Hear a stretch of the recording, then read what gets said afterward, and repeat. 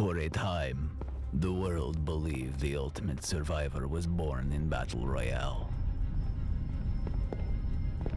But that time has come to an end.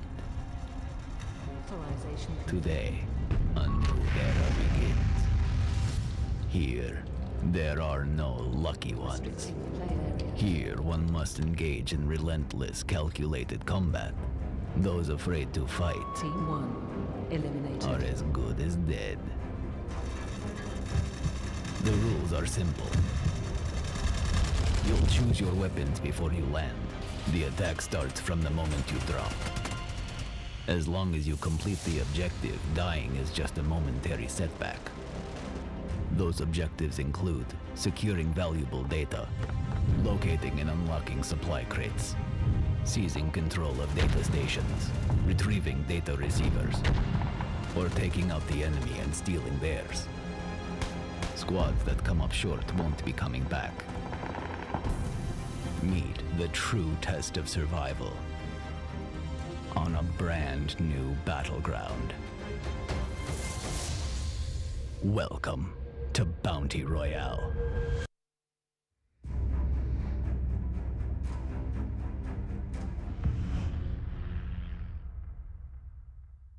Welcome to our new patch report, where we'd like to introduce the exciting changes coming your way in update 24.1.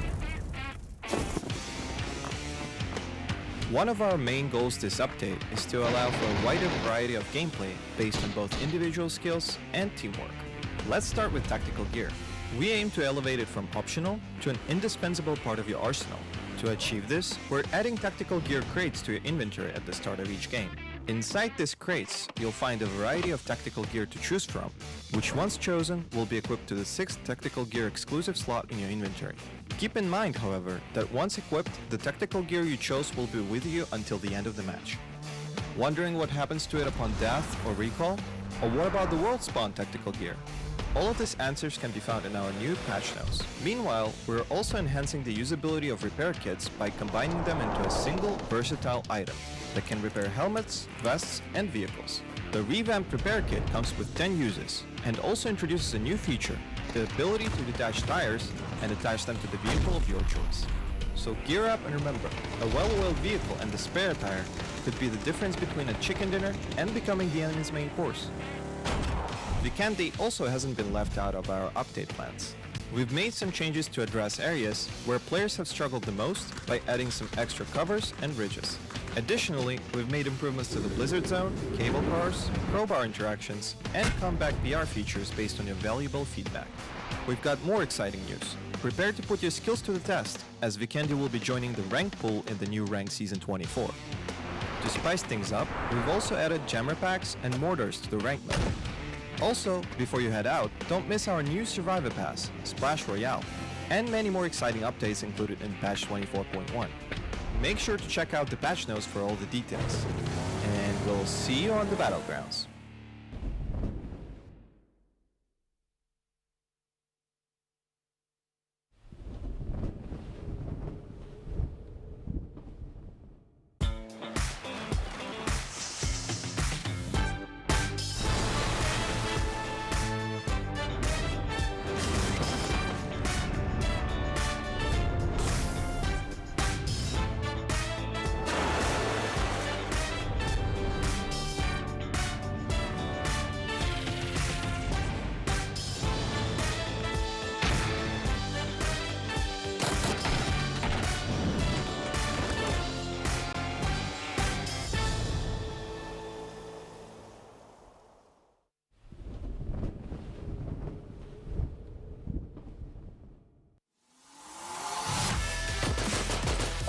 Jump kill on the bicycle.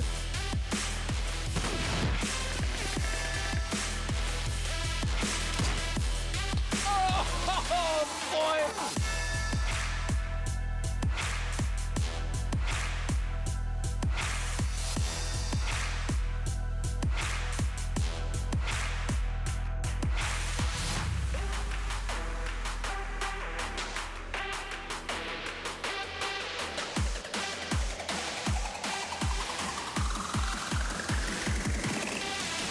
Don't screw up the landing. Roger, Red! seat swap. Uh-oh. Deploy parachute. Thank you, PUBG.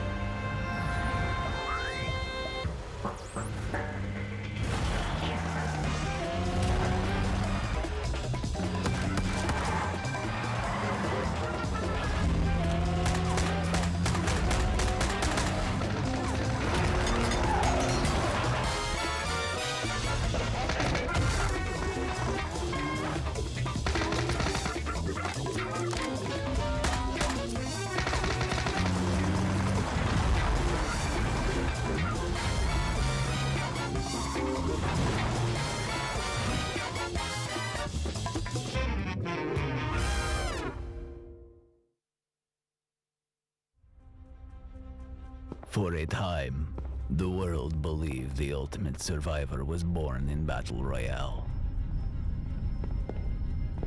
But that time has come to an end. Authorization. Today, a new era begins. Here, there are no lucky ones. Restricting play area. Here, one must engage in relentless, calculated combat. Those afraid to fight Team 1 eliminated. are as good as dead. The rules are simple. You'll choose your weapons before you land. The attack starts from the moment you drop. As long as you complete the objective, dying is just a momentary setback. Those objectives include securing valuable data, locating and unlocking supply crates, seizing control of data stations, retrieving data receivers, or taking out the enemy and stealing theirs. Squads that come up short won't be coming back. Meet the true test of survival on a brand new battleground. Welcome to Bounty Royale.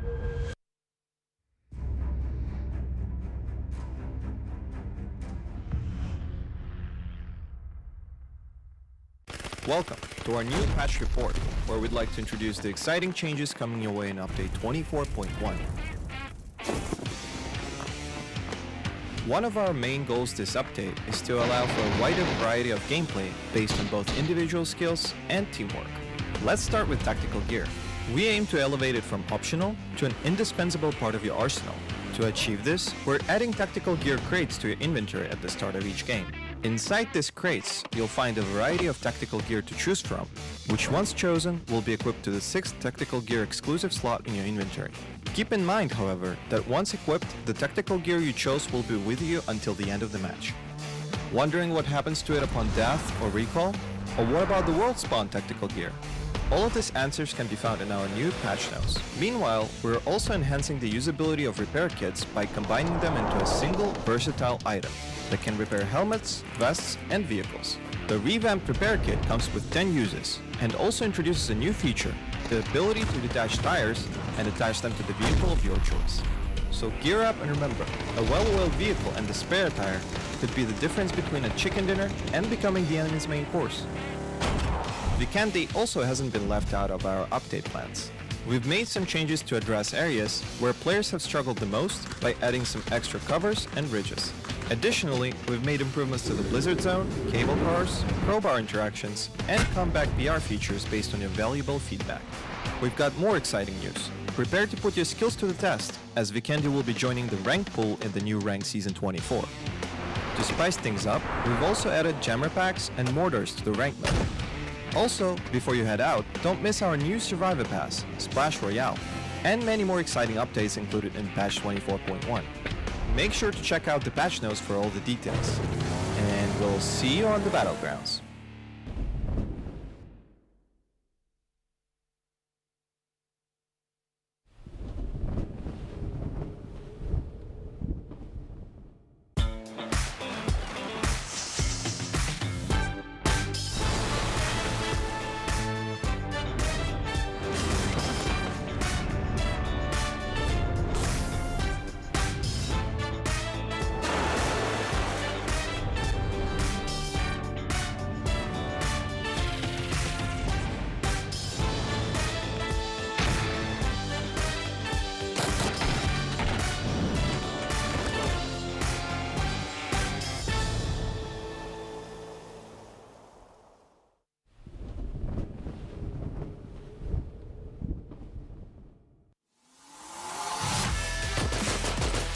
Jump kill on the bicycle.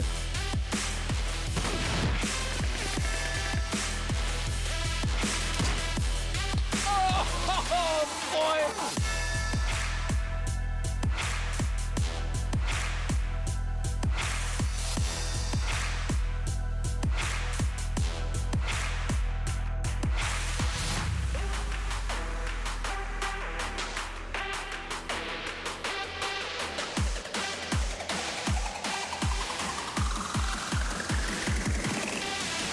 Don't screw up the landing. Drive your rep. swap. Uh-oh, deploy parachute. Thank you, PUBG.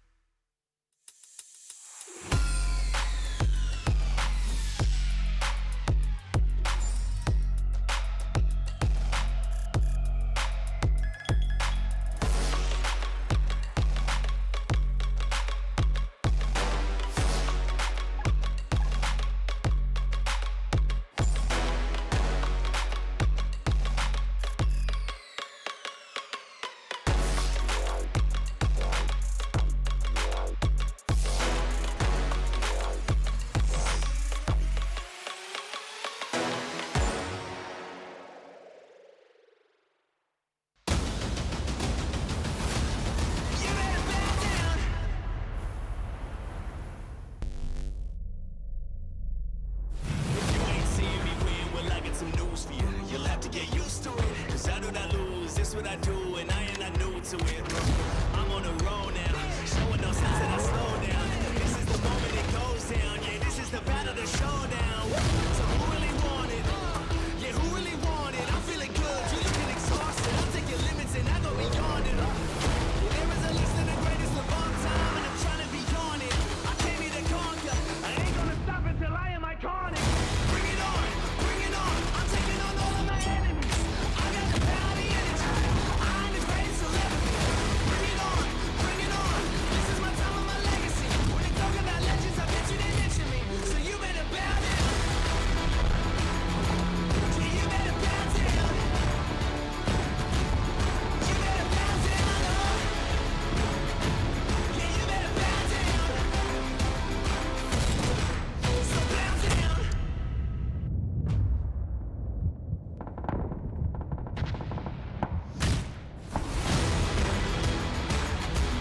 Yeah, you better bow down. So bow down.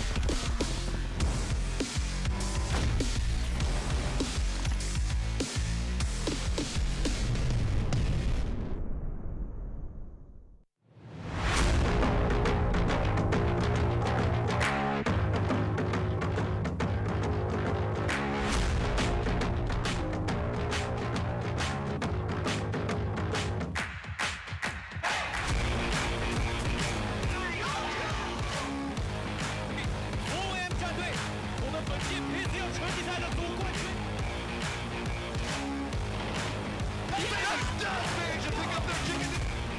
PGC champion Chen G.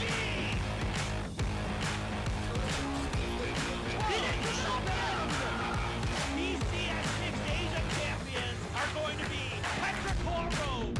PGIS champion are the Sonics.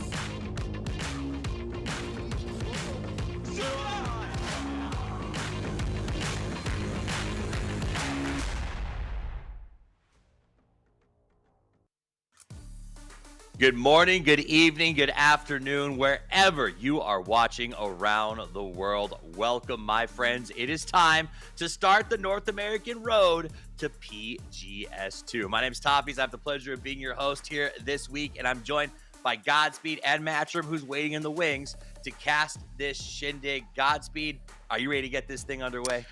I could honestly not be more ready to get this underway. This is the first time we have shifted a meta this much in, I mean, I can't even actually remember, maybe the introduction of Miramar, but this is going to be exciting, man. There's so much new stuff that we're going to cover. I'm looking forward to it. Literally that. I just tweeted, hey, we're starting the show, and then I was like, oh, and I'm putting new map, and I was like, but also new items, and also new rosters, and also new players. We've actually even have NA teams importing some of the top European talent pedigree-wise from the past here to play. I'm excited to see what these guys bring to the field. In just a few minutes, we're going to go over everything you need to know. If you're curious about the schedule, if you're curious about the format, the PGC points that are on the line, we're going to break all of that down for you. But the real tale here, Godspeed, is that this is where the rubber hits the road. This is PGS 2. There's not a lot of chances to start putting those points on the board. And if you're in North America, it starts now. This weekend, North America, we play 2 days. The top 8 teams advance. Next weekend, Latin America, 2 days, top 8 teams advance. And then we're back on 7-7 with the big 16 to determine who gets the PGC points and goes to PGS 2. Yep, and again, the thing that's so crazy about this, as you just mentioned, there's only 12 games in order to qualify from your region, right? So LATAM will only have 12, and we will only have 12. That's a single big yikes, simply because, again, there's just so much new going on.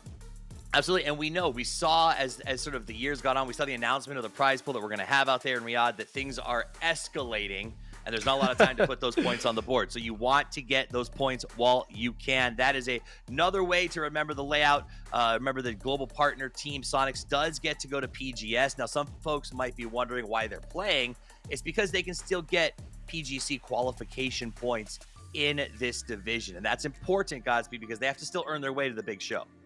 Correct. They still do need to make sure that they earn those points in order to get to the big show. And so going, whether it's through the qualifiers, even though they don't have to play, or, just doing really well at PGS 2, that's exactly what they want, even as a partner team. And when we do get to that final on the 7th, we'll explain to you exactly how that goes. If they don't make the top 4 positions, who gets it instead, though I doubt that's going to happen. Now, road to PGC, the points that have been earned so far. Right now, the highest earner is LG with 300 points, Godspeed. Yeah, LG have looked phenomenal, obviously starting and ending last year. They have been kind of the thorn in Sonic's side as far as winning every event throughout the last couple years, and they actually look very good this year. They want this year to be theirs, and they want to surpass the Sonics internationally as well, I'm sure. So we'll see. And with all these points, you can see right there, first place, 200 points. You can easily catch up to LG and try to close that gap. But I will say this for our top teams we saw on that last screen, Godspeed. When it came to PGS 1, the best performing NA team was my fantasy team, as I was able to win there. But none of our teams could seem to actually put together the gameplay that we expected out of them at an international event. And this is a big comeback opportunity, I think, for those 4 teams, or those 3 teams that we got to see out there for trying to perform. Yeah, and at the very least, look, Sonics did at least manage to finish in the top 8, right? Of a very stacked tournament. So we have seen them obviously have a lot of success in the past. PGIS, do I need to mention it? But, we are also looking for Sonics to go forward and actually find that success yet again. Top 8 is not a bad finish at all, but we all know that the Sonics want to at least shoot for top 3, if not winning. So we'll see what happens with them. And then I'm also very excited to see LG once again on the international stage. Absolutely. Very excited to see them on the international stage and sort of picking it back up. They had a really rough go at PGS 2. 3 of their players got sick. Here's the map rotation, though, Godspeed. Erangel. It's EET. EET. Tell me more, baby. What is this about? The introduction of Taego. It has been an absolute blast watching this map in scrims. I can't wait to see it today. Okay, real quick. We're not there yet. We'll talk about it before that match, but give me your 10-second take on Taego. My 10-second take on Taego is it's got a lot of interesting points of interest, a lot of bridges, and quite honestly, a lot of open ground to play as well. So I'm curious to see how these teams tackle that. And adjust. Here's my big thing. I want to talk about the start of the show.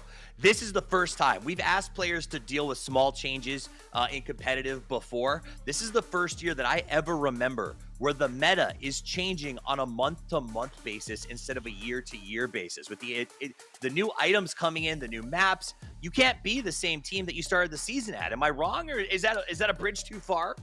I don't think it's a bridge too far, especially with some of the new weapons like the Mark 12 or the Ace 32. We obviously have like blue zone grenades now, which have been a game changer in pushing those compounds.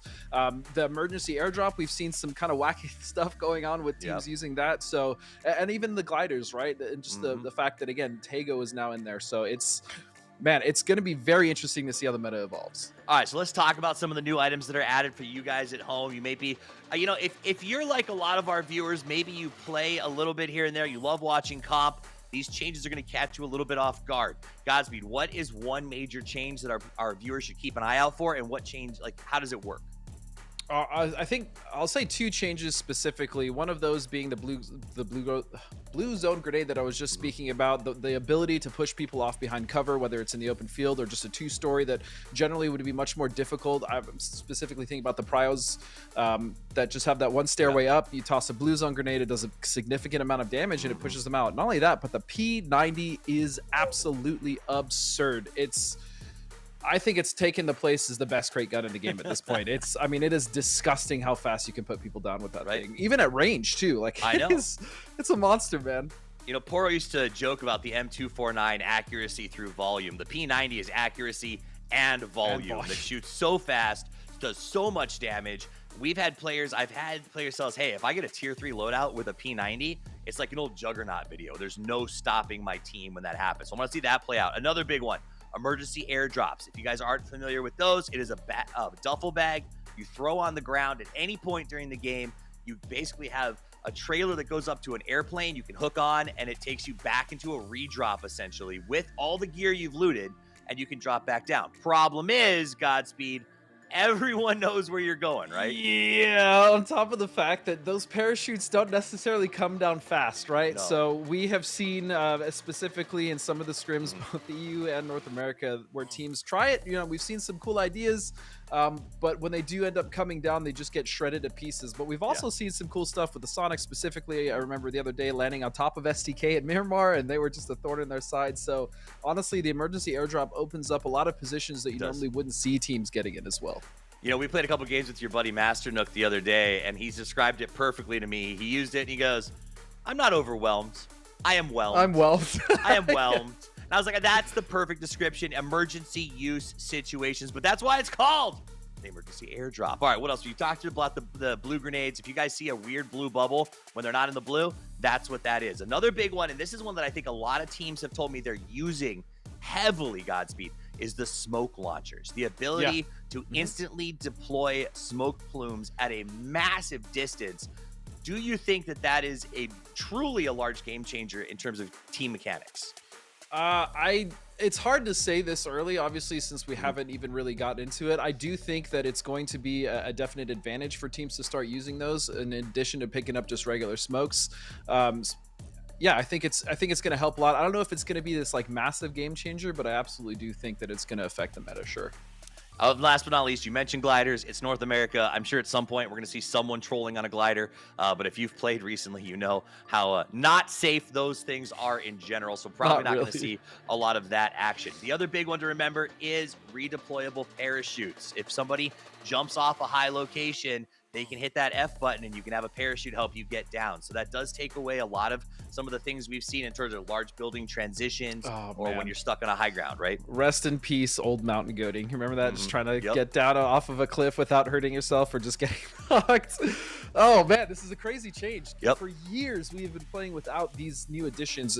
I mean, Taego aside, right? Let's not even talk about the new map. Just all the other new additions that we're getting in Erangel and Miramar. I mean, this is going to definitely change the way that we're playing this game, and I'm all for it because I think over the last couple years, you know, or I should say over the last 6 years, really, we've had a fairly, you know, established meta, and all the teams have been able to kind of figure it out and find their footing in it and how they want to play it. But I mean, this shakes things up, and I think it's very exciting, man, especially because I'm a relic of the past, as are you. You know, we've been a part of this game basically 6 years, 2017, bro. So it's man, this is an exciting change. I just can't wait to get into it. And then aside from all those changes, we have Taego, so it's gonna be great. So we've got new guns we'll get into, we've got new rosters, we've got new teams, and we're gonna get into all of them in just a few minutes when game number 1.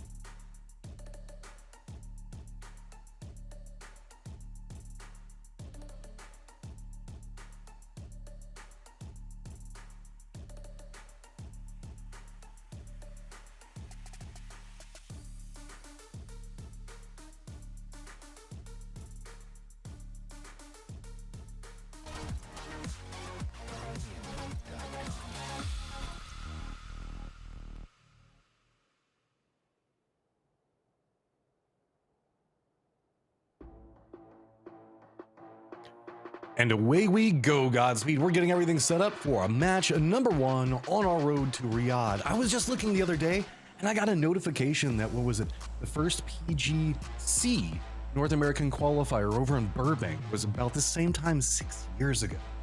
That's... Man, that actually makes me feel super old. You're welcome. This is Because what I was there, right? Oh, man, I was there with, actually with Trigger Happy at the time. Oh, Gunner, Shraded, man. Names of the past. Fear Me. What a good team. What an awesome group of lads. But here we are, the very first match. New sweeping changes, Matt. So much to talk about. What's the one thing that you actually find yourself most excited about coming into today? It could be anything, whether it's rosters, weapons, new gear, potentially go, well, not potentially, when we do go to Taego. Define excited, because, you know, for me, I like stupid stuff a lot. So like having... You do like chaos. I like some chaos here and there. So, you know, like, there's so many small aspects. Like, I think that the smokes are going to be a large technical thing that we're going to be looking at. But I just want to see the meta develop on Taego whenever we get there. And Oh my! Starting it off on Millie. Woo, okay. You know, that's one way to do it, I guess. So a lot of these teams, obviously, there's only 3 currently on Millie base. We'll see how these rotations kind of play out. We'll see if we see any gliders, potentially emergency airdrops. I mean, these are all new things, new tools that these teams have available to them. Specifically, I remember in the past, a lot of teams hated Millie circles. I think that's probably still the case for some teams, depending on where they drop. But, I mean, the game's changing, Matt. We got to evolve with it. I know, and we often talk about bridge camps and what's going on with the ferry and stuff, but you hit it. With the ability to just essentially drop a balloon and get yanked into a different section of the circle to redeploy and land, Millie circles are going to be very interesting to watch how this is going to evolve. I 100% agree with what you guys were talking about, how, like, we've been kind of in a place with PUBG for a while that's very, very familiar, right? Now we're finally starting to branch out. We're starting to get new metas, new flavors, and we're right here at the cutting edge of it. And this is like just such a fun time to be watching PUBG Esports. I could honestly be just more thankful as well. To be a part of this game for 6 years has been incredible as a caster, as a player, as an observer at some point. So it's been crazy to me that this game has been out for 6 years, and I've just been a part of this journey, and to see these teams still competing, some of these names that I've been competing against from the very beginning, like Hwin. I remember competing in Hwin in like 2017, 2018. So it's exciting, man. And then just even that, let's talk about some of these rosters, Matt, right? So we do have quite a few shakeups. Obviously, Elevate is one that I very much want to talk about, with the core of that team being Ethan and Gats, now adding the old core of Yahoo / Dignitas, which is Punage and Shinboy. There are so many change-ups. I know that one of the biggest ones that everybody's going to be looking at is what happened with the coach shift, and whenever we saw SDK's Gunner switch over to a new team. And then we had also Vegas drop out of shoot to kill after that change that came into play and been replaced by Adam, who was on Third Eye. So there's a lot of, I don't want to say nepotism, and I don't want to say inbreeding, but kind of both of those things are what's happening right now. Well, also just to kind of point this out as well, I believe Adam is like an old school SDK. I mean, the very first iteration of that team was like, I believe it was like Adam, Uncivil. I'm trying to, man, I feel terrible, but not remember the other 2 members, but he is a mainstay. So this is actually really kind of neat for me to see Adam rejoin this roster of SDK. And honestly, from what I've been hearing, they've actually really been enjoying having him on the team. Things seem to be good. I really actually like that he also is that kind of former IGL for Third Eye. He brings that new element to kind of help out with calling or just anything to Purdy and communication. So I'm excited for that too. And don't sleep on Third Eye right now. Yes, there's been some change-ups with their roster as well, but we were talking about this yesterday. They're kind of that perfect level of aggression. They know to exploit everything at just the right moment, and so they're not overcommitting, but they're also not being very passive and undercommitting. And I'm really excited to see how they do this. Yeah, I'm actually I really like this roster. Balefrost, Oldless, who's also was calling, I think, towards the end of Adam's reign with them, and then Richie B, Vox, just a solid all-around team. And then we talked about Vegas, and we should definitely mention him because he's back, right? So he's going to be playing with probably one of my favorite team names that we've ever had. Shout out to Honey Badger for coming up with that one. That's going to be the Dragon Tiger Barrel Showdown, right? And that team is going to consist of Cowboy, Greg Shot, Honey Badger, and Vegas. Oh, and they are going to have the tag that is what, M762. M762, which is the designation for the barrel. I just don't know. Maybe they couldn't shrink all of that massive name down into something that fits. So why not just go an entirely different direction, right? I just want to call them like Dragon Tiger Action Belly Showdown Super. It is so sick. I'm excited for that as well. Looking at rotations though, so we have obviously got underway. We're excited. We're talking about everything going on, but a lot of teams have already actually made their way onto Melee base without any issues, crossing both the west and the eastern bridge, just straight up, as we see Sonics as well driving right across. Yeah, taking the more cautious approach, and that's no surprise given the fact that we have no idea what's going to be going on with this. Most of our teams that were dropping into the north, remember, because of the plane path, we did see Shoot to Kill not even opt into dropping into George Pool, which they normally go, instead went Stallberg. So a lot of our teams that are very far to the north right now are in no inherent rush. They realize that they're going to be coming into this pretty late. LG going ahead and getting a bit aquatic, but they're going to be able to make their pass around. I believe it's Wit that's going to be down to the south, and depending on how they brought. They can go through Novo with little contestation, maybe somebody that's playing around Radio Tower, but it's all about how LG wants to take the pathing.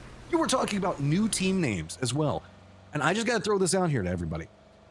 Whenever we reference those guys, we're not being derogatory to a team. There is a team called Those Guys now. Yep, Those Guys. They're probably one of my favorite teams to call when we were just watching scrims the other day, and anytime they did something, we're like, man, those guys had a really cool player. Oh man, those guys just got wiped, you know. So it is probably also one of my other favorite team names. Shout out to them. And then we have Train to Go right here. This team actually seems to be one that I'm actually really excited when it comes to team fights. They've kind of made a mess of things from what we've seen so far, and they, you know, they're a scrappy team, and I actually really enjoy watching them fight, specifically when they do get into those compound engagements too. Oh, here it goes. Oh, look at this. It's got to be a team named Rats going for this for our first team, right? It's just the way it's going to go. Okay, so we're going to go ahead and see the balloon pop off, see where they come into play. Also looks like Dynamic took a similar pathing as they are now parachuting in. They're going to be the south part of Millie Island. We'll pass the airport and everything like that. Actually, closer to the southern coast more than anything else. Yeah, so they're going to be hunkered down on the south side. I do like where Dragon Tiger currently is set up on that radio tower. They're going to have a lot of information to gather, as well as just full control over that hill, which is going to be very strong, especially because the circle is pretty much centered up. So there's a very good chance that this goes towards them and they get a nice shift to hold that. And then you also have on this south side as well a Friendly Fire who's going to be in these bunkers. Again, another very strong position, especially with their vehicles being hidden. So we'll see how this one plays out for them. I mean, a team with Cage, Roth, Pixel, Sharpshot. I mean, being in a very firm defended position with good firing angles. Yeah, that's pretty good for them. That's a very strong team. Again, those European powerhouses coming over. So I'm actually really looking forward to seeing how how much more aggressive Friendly Fire might be, or maybe they might be a little more measured, because obviously that team in the past, long history, we've seen them be very aggressive. Roth loves those splits. So I'm very curious to see what element those two are going to add to that team. A few teams that we don't have coming in right now are Tilt Town, Shoot to Kill, Old and Young, Sneck, and Rats. Oh, look at this, Matt. Oh, Dynamic. Speaking of splits, Friendly Fire, they're going right in. Going for a dynamic entry, and they're not going to like that one. Pixel's just got the lineup. Roth's going to polish it off. That's going to be Dynamic being our first blood of the event. And now these two have to decide whether they even want to bother with this mound or just kind of go somewhere else as a two-man. They know that it's split by Friendly Fire, and at the very least, they should have vehicles to try to get out. Oh, this is not great, though. It's not a good start for Dynamic at all. That was a really nasty trap set by Friendly Fire. Yeah, so with this Dynamic's going to live across that wall. We know it can provide a lot of safety. I think there's also a gatehouse right over there on the angle that they're running, so I think that's where they're headed to. Not too much else really going on. As you can see, the teams that are trying to rotate in now. This is going to be Tilt Town. They're making their move in just a second. Also did want to give a shout out to a team in Sneck. I really enjoyed watching Sneck play yesterday, and we haven't had a chance to really watch them so far, but I would keep my eye on them. I've been pretty impressed with the way that they're playing. Yeah, you want to talk about a really solid roster? Tater, Keegan, T-Sock, and Hooligan. I mean, and they've been involved in a lot of fights, and they've been doing very well as far as what we've seen so far. So, speaking of which, are you kidding me? All three of these teams are intersecting. SDK is just to the south of this. So we've got Oni and Sneck that are going to be bumping into each other. Icon just on the opposite side of this hill. This is a very early circle, so this blue's not going to hurt too bad. No big concern, but this should close out in just a few seconds. It's going to make it more complicated. So new circle pops and surprise, surprise, stays on military base island. It cuts out the western side and Novo, but that's really about it. Now, how sneaky is this trap going to come up for Icon? He's playing this real patient. He's also really alone, though. Yeah, he's very much isolated. And just to kind of point back on the team of Snek, that was funny business in PAS, right? And they had actually really surprised us with some of their play. They made a push towards the top 3, but ultimately failed to qualify. But yeah, that's definitely a team now with the addition of Hooligan that I think could again make a really nice push. Hey, I don't think you want to do that, Third Eye. A couple other teams have tried to make that strategy.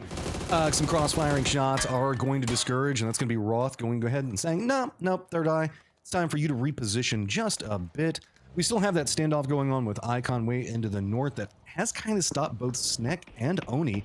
SDK's already made it down to the bridge, so they've got separation away from that. Now it's just going to be about how these come into play, and 7-Up DD is going to go ahead and get the down on to T-Sock. And the rest of Snek are going to respond to this pretty quickly. This is a very widespread coming out from Oni.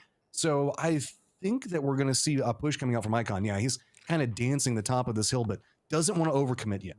This is just such an awkward fight. They're still so far in the blue on Pachinki Hill, fighting for a position that obviously they know doesn't really matter. Both teams need to get in, but they're kind of trapped, right? They've been engaged after the scouting incident. Now Old and Young is just trying to fight this as 3, and Snake, I'm curious if they're going to just kind of dip out or try to fight this. It does look like they're wrapping in on the north side to try to maybe get a different angle. This is a very dynamic place to play. We all know this area around South Pachinki Hill, right? And the chaos that can happen inside of this one. Should be noted that Snek did get a res back onto their player, so back up to 4.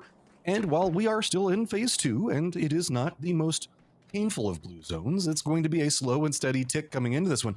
Old and Young has been bumping into shoot to kill a lot in some of the scrims that we've been seeing. Yes. This is a different team that they're now having to bite into, and well, sometimes shoot can kill can kind of retreat with discretion being the better part of valor. Snek not necessarily prone to do the same thing. They think they can outshoot you.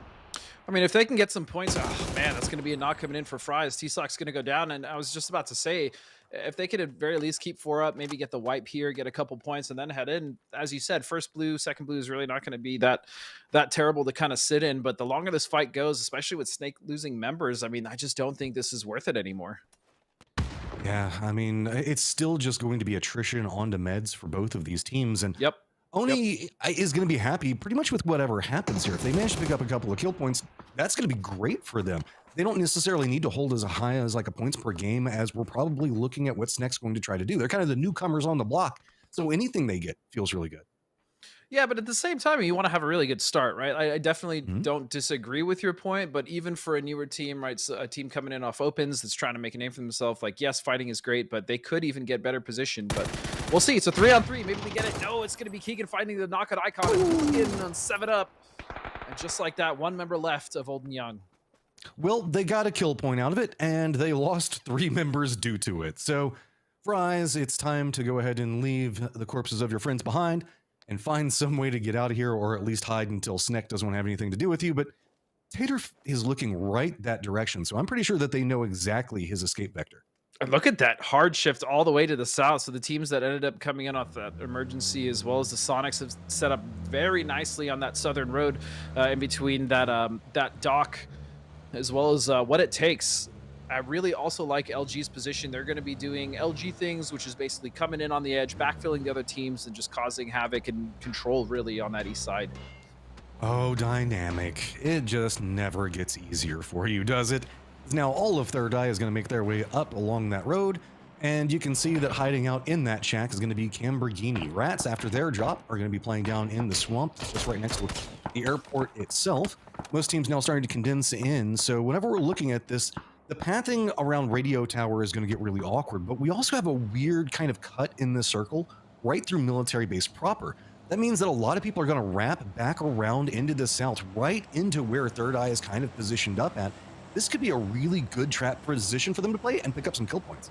It can be. The only thing I do worry about, though, with Third Eye is the fact that they are in a bowl and that massive ridge is right to their back. So if a team like LG was to come and maybe pour over and peek at what's going on, they could potentially shred them up. But I feel like Third Eye is aware of that and could potentially be ready for something. But look at this. As you said, that trap is going to be sprung. They're going to find Joshi, and Savage just barely gets away with his life. couple of shots might be coming out from range, but really not even that. It's just Third Eye harassing Tilt Town as they're going to be a little bit tilted on that rotation, but find themselves a gatehouse that they can stop at that we were talking about just one moment ago. This is a very mixed circle with a lot of cover to be had to the north of the road and very minuscule amounts to be found to the south. Yeah, plenty of cover, as you said, like in the broken down plains / swamp area, just south of Millie Base proper. Again, as you said, Millie Base proper is also in, so some teams might use that maybe to wrap around the north and try to get a position on that west side, but they're going to run straight into STK if that's the case. And meanwhile, Rats is actually just fine sitting where they are. They have a nice little 2-2 split here, plenty of cover to play with, but if this does shift south, as you said, there is not as much cover down there, Matt. Yeah, this is, and it's got that feeling that it's going to go south, right? I want to give an update on Sneck. They did finally give up on their hunt for Fries and are heading into the circle right now. Fries still alive, find himself a vehicle. He's going to be heading down into here. This has gotten to be a very kind of attrition pick battle right now. Nobody's making an overcommitment. Everybody's waiting to see where this next circle goes because the teams that are in the north know what's going to suck if they have to rotate the south, and nobody wanting to get entangled just yet. And I mean, 55 alive, the circle can still support that. It's going to be the next one that's going to suck. Yeah, this circle is fine for now. That next shift, depending on, I mean, it also could, if it goes hard north, I mean, it's just going to cause more problems because, yeah, all the teams currently would be saying, oh, it's actually going to shift to the west. Okay. Rats again in a nice 2-2 split. They'll probably end up consolidating, I can imagine, but this is going to push all the teams on the east into an uncomfortable rotation. Sonics, though, kind of feeling pretty good. They've got themselves that fortified compound down to the southwest. And the rest of the teams like you're talking about. So what we've got Wit, Third Eye, LG, Dynamic, Dragon Tiger Barrel, TTG, all probably coming in that angle. If Elevate's wise, they will just avoid it. We still haven't even seen Sneck or the last member in Oni manage to make it in the circle. And here we go. It is going to be a Dragon Tiger Barrel going to be rolling right next to Friendly Fire. I wouldn't be surprised if they just kind of jump around this and try to use it for cover, but maybe trying to do some scouting as well. They're going to abandon post and see what's going on ahead of them, and I don't necessarily fault that. No, not at all. On top of the fact that they could technically actually hold out the second duo of Friendly Fire, right? That other mound that they're split in is not in, so Pixel 1K taking the shots. It's going to be up to Roth as well as Page to kind of come out of that bunker and try to create some pressure so that they can get in. But speaking of pressure, those guys, Peak Soar is going to go down. Elevate now fighting here at this open silo. Hard time for those guys right now, as it is going to be Elevate that is going to have a good pathing into this one. There are two members for those guys that are playing to the east, as this is just one of those tried and true positions that you can play around here, but Elevate using the missile silo to give themselves some cover. Smoke's already down on one side of this one as well. They should potentially reset into that as, oh, with all of our conversations, we forgot about bikes. Oh yeah, we also have bicycles. I totally forgot about bikes. Super fun, much louder than I remember my Schwinn or Fat Boy, but you know what? I like him nonetheless. Oh, they just have the trading cards in the tire, right? That's what's going on. That's why they're so loud. The trading cards. Oh, Pudich to your left. Oh, what you gonna do? He's kind of caught out. He's got to make a commitment, so he just walks up into the thick of it, eats a Molotov to the face. But that means the fact that Orion has it too. Elevate's just gonna use this opportunity. They're gonna jump in, goes for a spin around, and Orion is eliminated in a peculiar firefight. The cat just rolls in on his Schwinn. I love it. Man, I love those bikes. They're kind of troll, but they actually are very useful as well. It's just so funny to see someone riding a bike into a fight, and Rats are going to find the last two members of Snake, and they'll go out in 13. This is already everything that I want North America to be. I'm loving everything. So now we've got Dragon Tiger Barrel Showdown, looking into what's going to be going on with Third Eye as they're going to have to make a move into this. Don't forget Lamborghini from Dynamic is right next to him. Sneck is in some trouble, and it does get a little bit. So we'll see that happening in just a second. Here comes the move coming out from Third Eye. Very few places that they can move, so they're just having to run through the gauntlet. There is a smidgen of a hill on the opposite side, and they're at least a 9 vision from LG right now, because LG has Wit that's coming up back behind them, being a distraction. So this was the perfect time for Third Eye to try to make their move, and they're managing to get away with it pretty clean. Yeah, they are, but I still worry about them specifically when LG is going to deal with what it takes and then turn around to deal with Third Eye. They have the high ground. They do have the advantage here, and they even got that shift. So Third Eye has a good position for now, but it's really going to be, it's going to come down to how LG and what it takes, or what their fight is basically going to result in. There's the remnants of Dynamic going to go out, and so with the circle now positioned the way it is, shifting back over to the northeast after a hard western shift, that means that Sonics and Shoot to Kill are now going to have to move, but friendly fire in their alcove, their home, their little hobbit hole that they've got over here. They're feeling pretty good. They're right along the edge, and while there's not a lot of cover in towards the center of the circle, they also kind of have Dragon Tiger Barrel Showdown protecting them.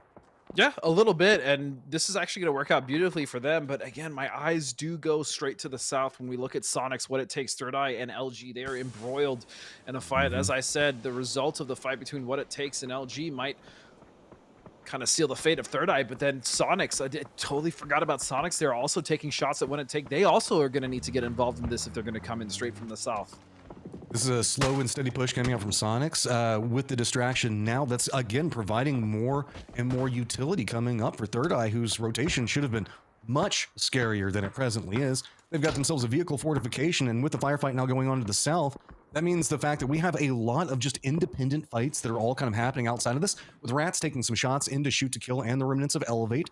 We still also have those guys right up behind Elevate, and really kind of depends on what Shoot to Kill wants to do. Or do they want to take some shots into those guys, or do they kind of want them to go over there and mess with Elevate? Yeah, I was about to say Shoot to Kill is going to have to make a decision here as well. We do see Penta just on the edge towards that first plane right in front of them. That might be viable cover, but they still have to deal with Elevate as well as Rats, and then those guys.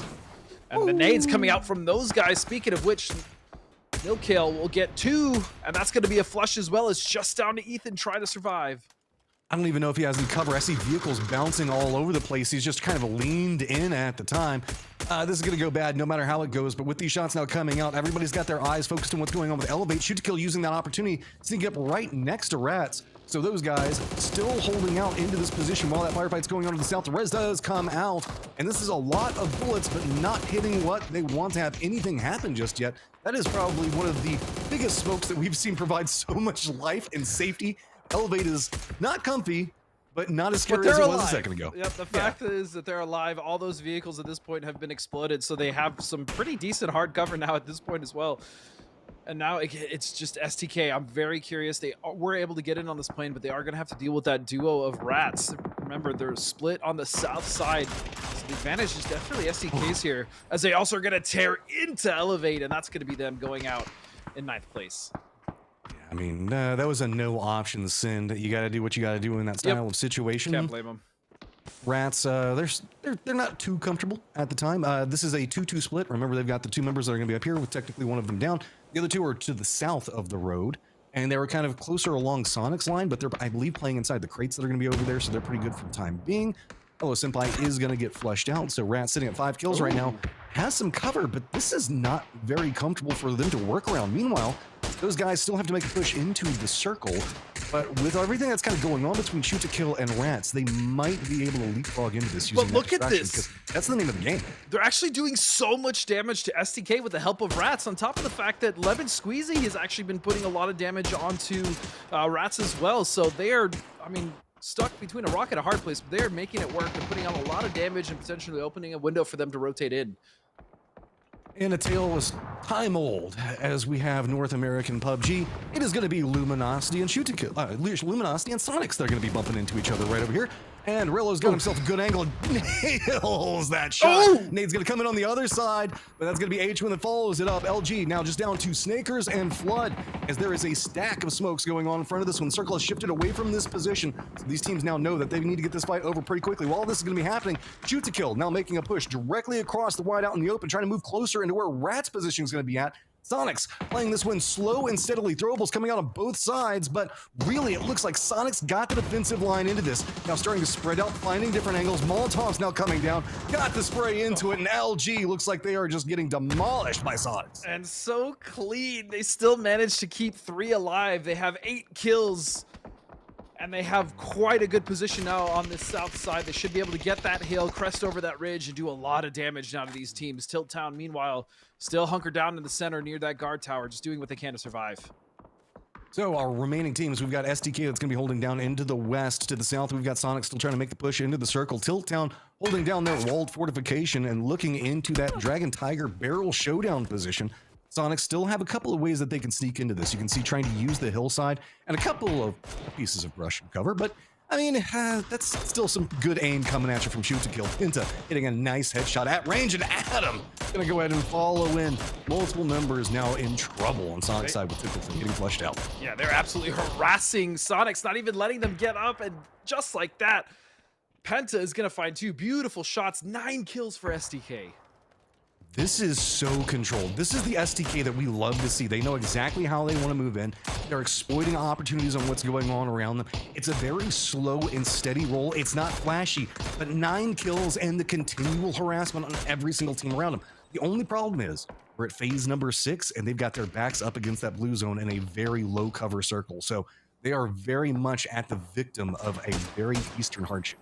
That being said, though, Matt, they do have, I mean, yes, we just saw Adam get knocked, but they've put so much damage onto these teams, and they do have some form of cover ahead of them. If they can either get a smoke wall or just get a vehicle up, they actually should be able to potentially put more pressure on these teams and even take center circle. But the circle shifts, keeps Tilt Town, as well as the last, I believe, last remaining member up for M762, as we like to call them, or they like to call themselves, Tiger. Is it Dragon Tiger Showdown. It's so long, man. I'm going to keep messing it up until I get it. That's why I keep saying it 5,000 times. Make sure I get it in my brains. You know, I will say, though, if SDK isn't able to even get in for whatever reason, 10 kills, 3rd place at the very least, hell of a start for those boys. Tiltown doing a good job on surviving in a very weird position. You got to give it to them. They don't have to move much, and they have fortified cover, but SDK trying to do their leapfrogs forward as it looks like we've seen the feetsies get spotted out. Shoot to kill, seeing if maybe they can polish that one off. But M762 with their 2 members now, just trying to play this one as slow as, I don't know. What do you do if you're shoot to kill right now? 2 fortified teams, and you got to move. You have to try to get knocks, maybe even do the leapfrog action, have a couple people drive while one sits back, you know, going for the bait, trying to get the shots, the knocks.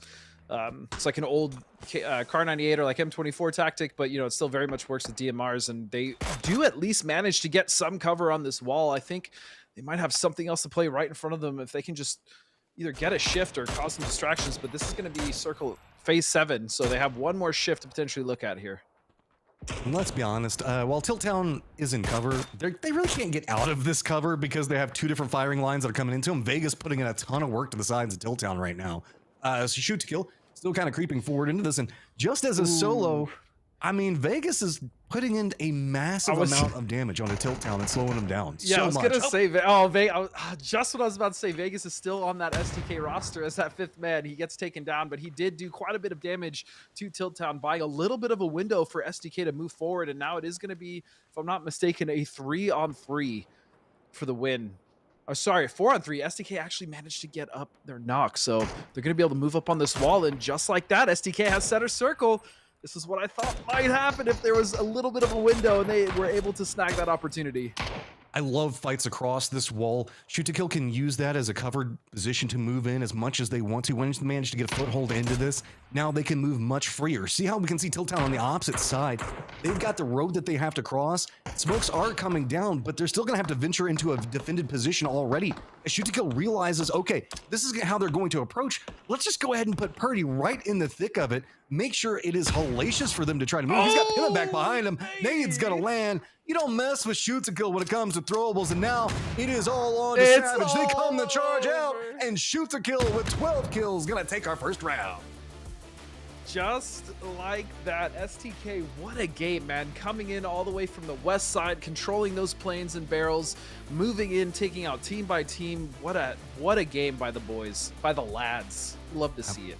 We were talking about the fact that, okay, how much more methodical, how much more planning is going to be coming out now that they've added in Adam to this as well.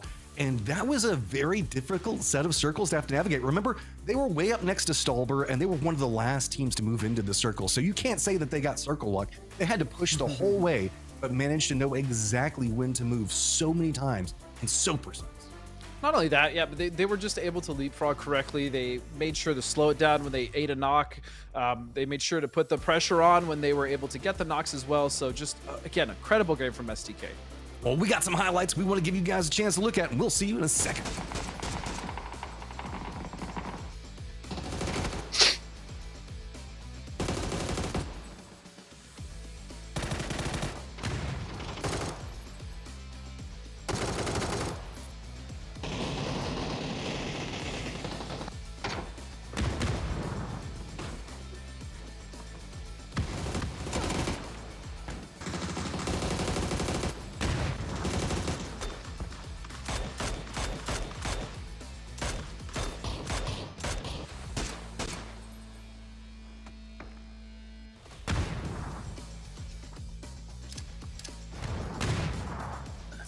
Well, their acronym may sound like steak, but tonight it's chicken as they come out big with the first win. STK comes up huge, takes a big start. For me, matchup, this is a big win for them because I expect them to advance, but there's a confidence that's going to come out of taking that first game.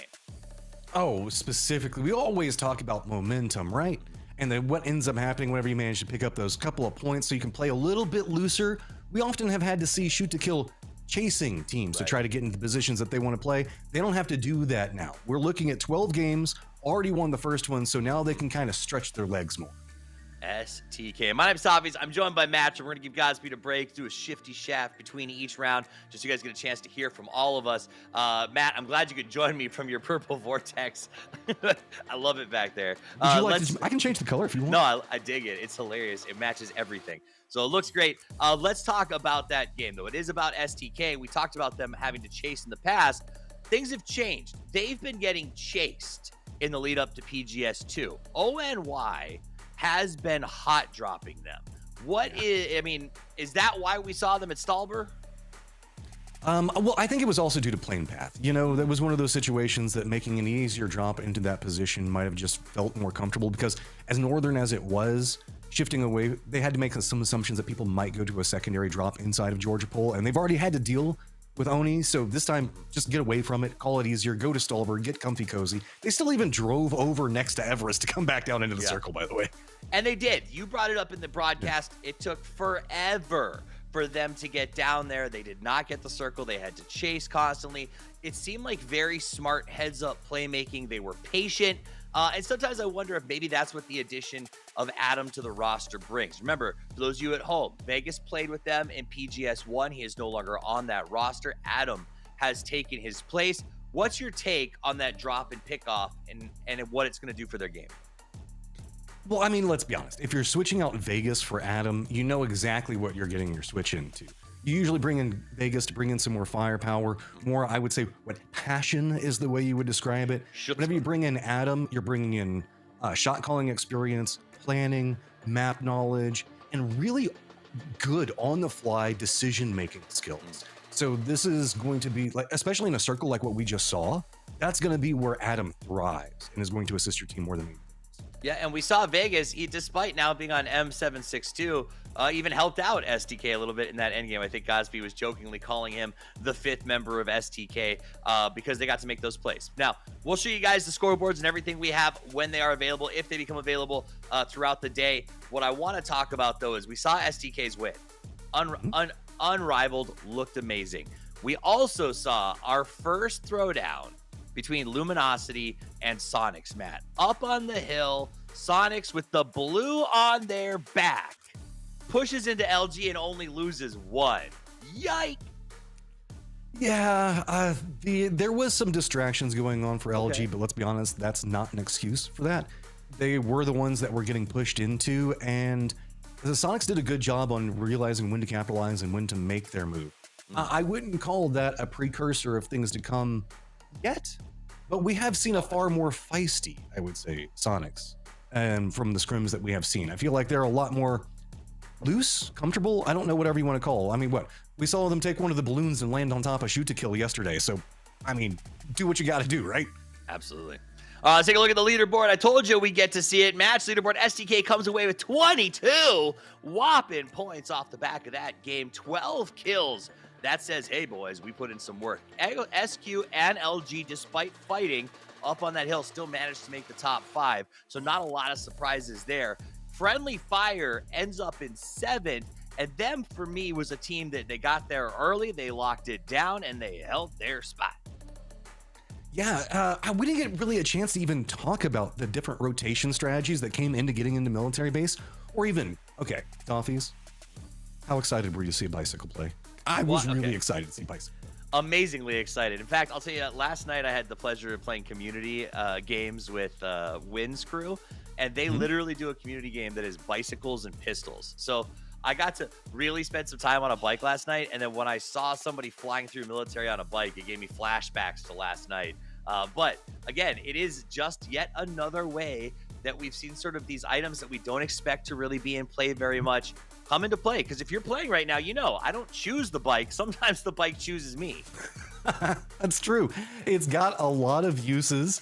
I mean, you saw the acceleration. He managed to cut across that so fast and just jumped up. If it hadn't been for that Molotov, he might have been able to take on all three of them. But, I mean, Molotovs do Molotov things and kind of rectified the problem of being hit directly in the chest with a Molotov and dropping the fire back down on your teammates.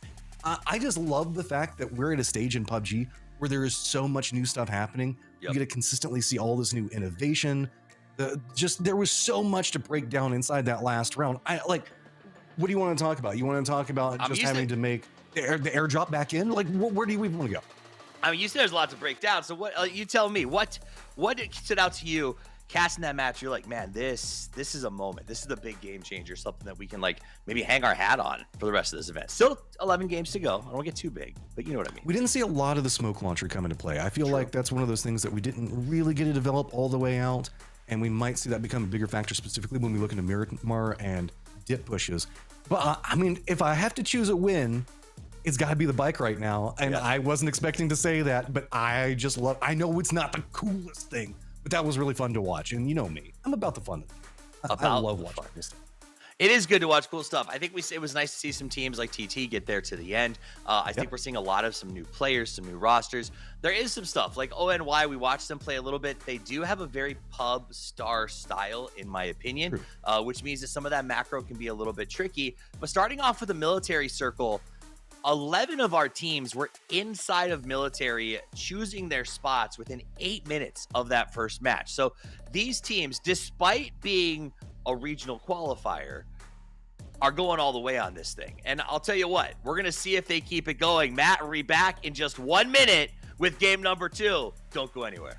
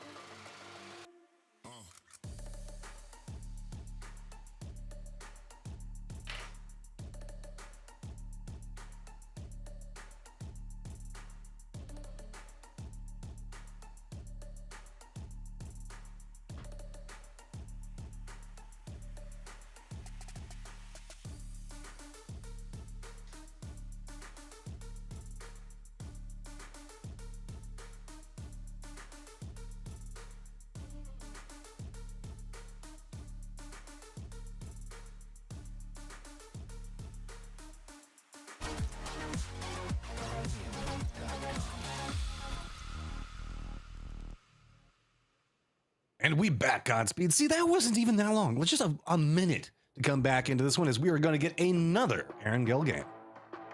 Yeah, I actually really love how fast we're getting into these. Again, 6 games today, so I do like that we are just getting in and out of these bad boys. But yeah, first Erangel game was fun. It was a military base.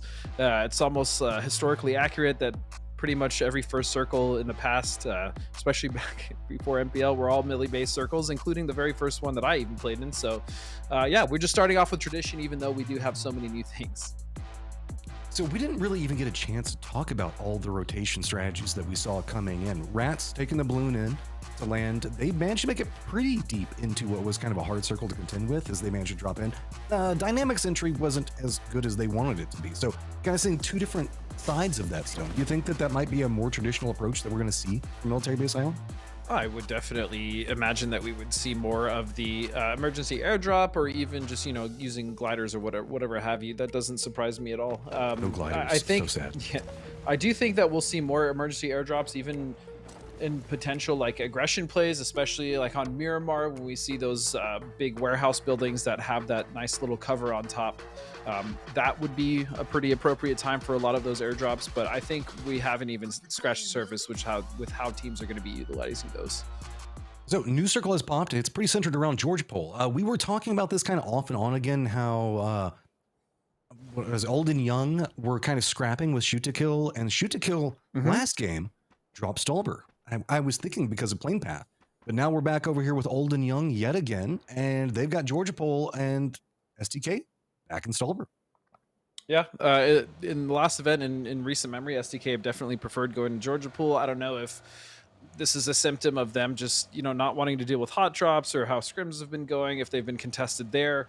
But they're just perfectly content with going Stalber. Maybe this is something new they wanted to try. I like it though. They have avoided contention. They obviously have the ability to rotate off of any point in the map as far as Erangel or Miramar is concerned. So I'm fine with this. I think this is great. Obviously worked out for them last game as they got that nice little dub for themselves going all the way from there to Millie base. So I'm a fan. Train to Go's Devil Vibes, one of the, I guess, active components and what we can say whenever we look at TTG. Usually the guy that's playing their side flanks, so definitely one to keep an eye on with them.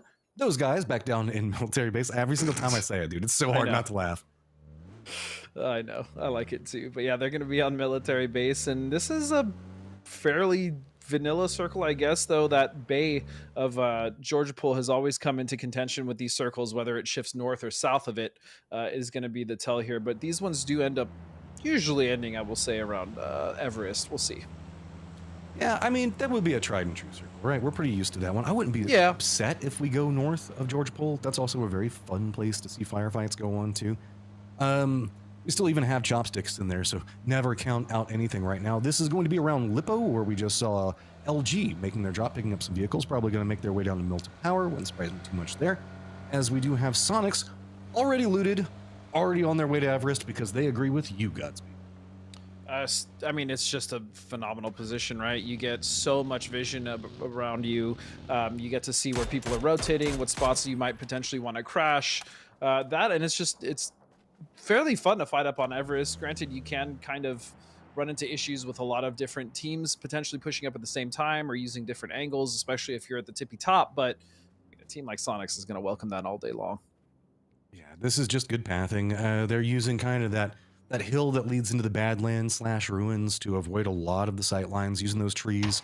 They've already kind of got a path pretty close to the position that they're, I don't know, they might choose to stop this compound, but with Grant Lannis taking some long-range shots at the top of Everest, he's really the only one that's up here right now.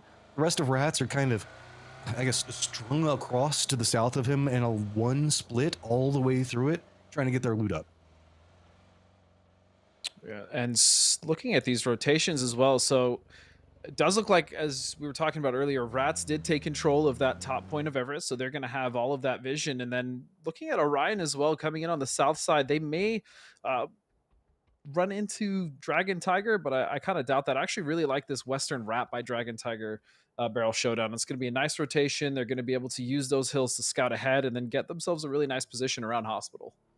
Well, as I said a second ago, it always feels like it's Devil Vibes. The guy that's kind of cutting a path, doing some scouting. Snek does spot him out, so they're going to retreat away from that one. Rest of Snek are kind of regrouping. They're going to be one of the few teams that are north of Georgia Pool right now. Back over there, next to the 4-pack, whatever you want to call it, the quads. Just to the, I guess, kind of the north and west of that, they've got themselves that ice cream hut that's going to be pretty close to position. Third Eye making their rotation right now. Going to have to deal with Sonics, and that was a good shot coming out from Tickleton. Going to go ahead and remove Vox from the game, making him first blood inside this one. And that's really kind of about it. Nobody else is even pulling the triggers right now. It's a little unfortunate. Good night, Sweet Prince. That's a really awful way to lose a member. I'm sure Fox feels bad, but nice shots coming out from Sonics as they hold that those little twins there, just off to the southeast of where they have that other split. And that's a pretty common split. It's very strong for them as well. And obviously it's working out for them. You have Dynamic just above them, and then Third Eye is obviously kind of stopped to think about their next rotation, especially after losing Vox. It always makes me sad whenever Elevate's playing the low ground. It just tilts me. It's like, no, your name is Elevate. You should be on top of Everest, not the base wheels for it. Never changed, Matt. You saying that doesn't bother you ever? Not really. To be honest, I didn't even really think about that until you mentioned it. But yes, their icon is a mountain. So congratulations, it's in your brain, and you get to be on this trip with me for the rest of your life. Every single time you see Elevate playing a dip next to a mountain instead of being on the mountain. So come down this path with me. Shoot to Kill did leave Stolber and have just recently left Saverny and changing out some vehicles, probably due to gas. I would just be safe. There are no teams near them. I guess the nearest one almost a kilometer away in Snek. So yeah, not too much going on there.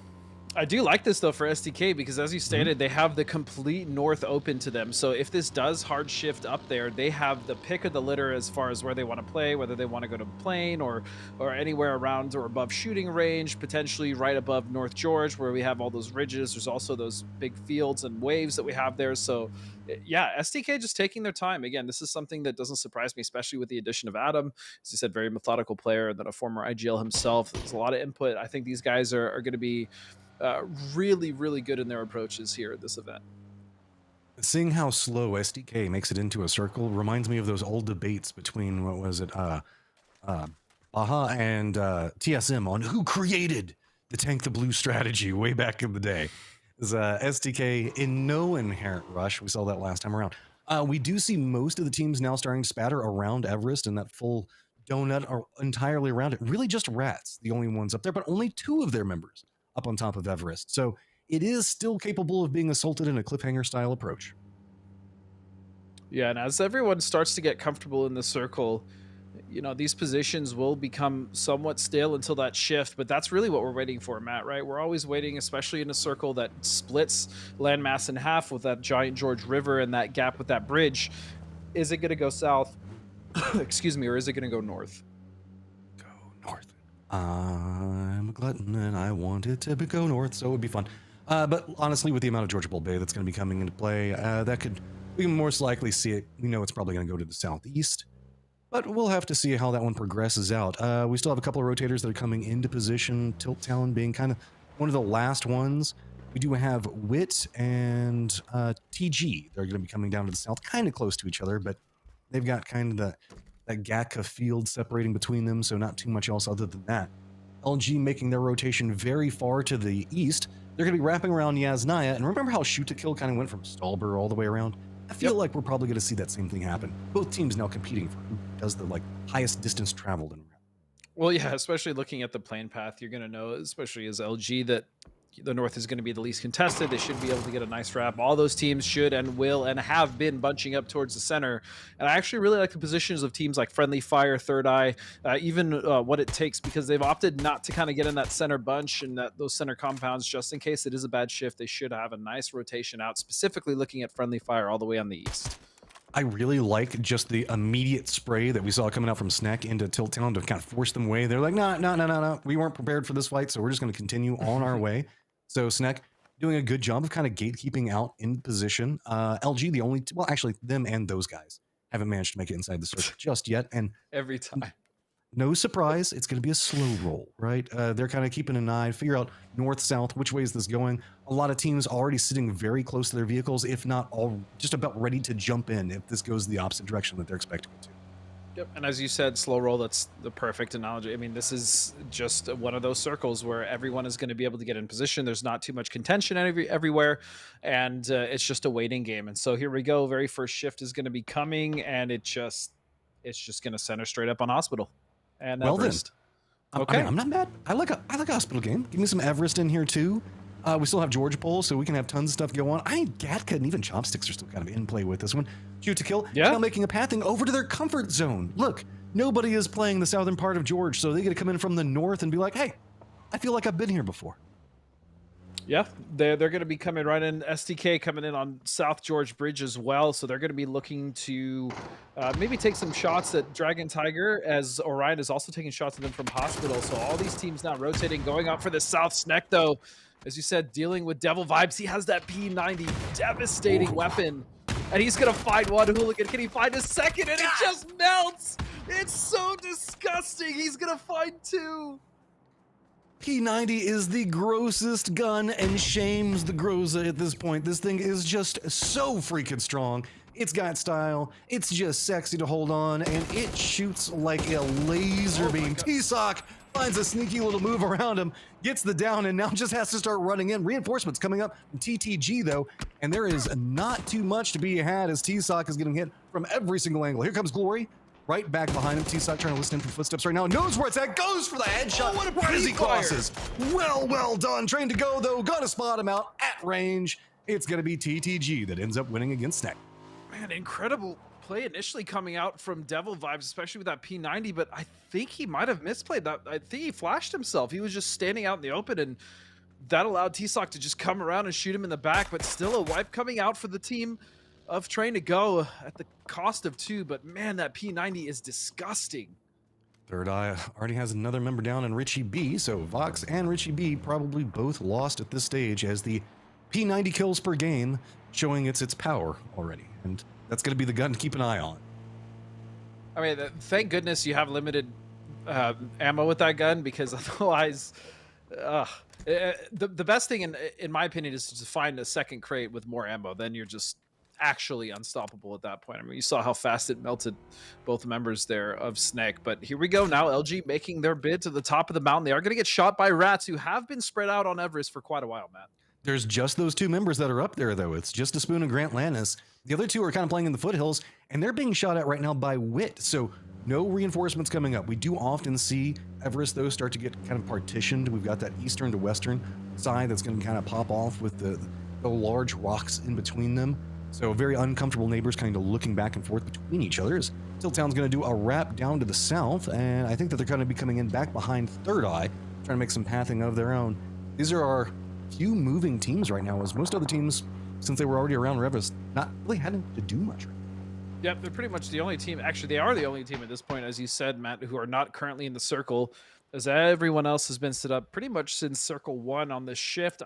I am kind of worried about the teams in the north, specifically like STK as well as Young and Old, if this shifts south, especially because it might, just based off what we see with the land ratio and everything. So looking for that shift is going to be coming in right about now. And what do we have? Boom. Yep. So it's actually going to shift to the west, cutting out most of the teams, including Sonics, Friendly Fire, Dynamic, Train to Go, and now Third Eye also trying to rotate in on the south. That's going to be a busy southern edge right there, Matt. Train to Go knows that it is time to go. They can maybe make a cut through this one, but LG is going to be right on the edge of this new zone. Going to be interesting to see how they opt into maneuvering through this one. Dynamic's going to be coming and pathing right in between potentially them and Sonics. That's not going to feel too good. TT is going to be coming in back behind this one, still following Third Eye at distance. Third Eye can kind of wrap around, go into those fields that are going to be to the south of Hospital, just to the west of Gatka proper. And let's not forget that Elevate is holding down that compound right on the edge. That it is Gatka official, right? It's going to be that set of buildings. So there's a lot to be had here.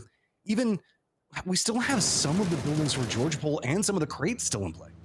Yeah, the thing that does worry me, though, about Elevate is potentially Friendly Fire coming in and trying to push that duo, because they are split, and that is a rather wide split.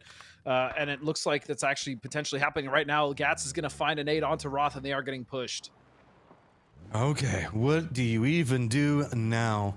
Third Eye looks like they're trying to find some type of pathing into this one. They're about, since they slowed down, though, TT should get vision on them in just 1 second. Balefrost, though, he's not going to be too scared. You know, if you take shots at Balefrost, he's going to shoot back at you. That's just going to be the way he rolls. Dynamic, making their rotation. Elevate, I mean, this fight between Elevate and Friendly Fire is popping off. I mean, 2 nades now coming in the way of Pixel, or excuse me, 4 Pixel and Page, Ethan with those frags. And they did end up consolidating that. Wish we saw that fight. There we go. Now just making the full-on push. Friendly Fire trying to defend up. Shark Shot takes a ton of damage.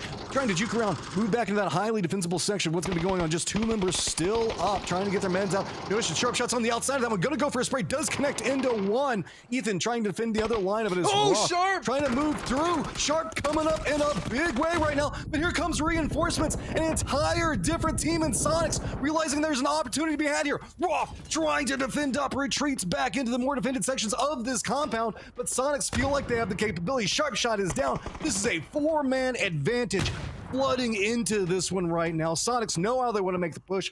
Roth trying to find the angle that is going to be safest to defend from, and he is not going to find it. And what an absolutely insane fight at this combat. It looks like a war zone. Vehicle smokes everywhere. And what presence of mind. Sonic saw their opportunity to go in right after that fight happened.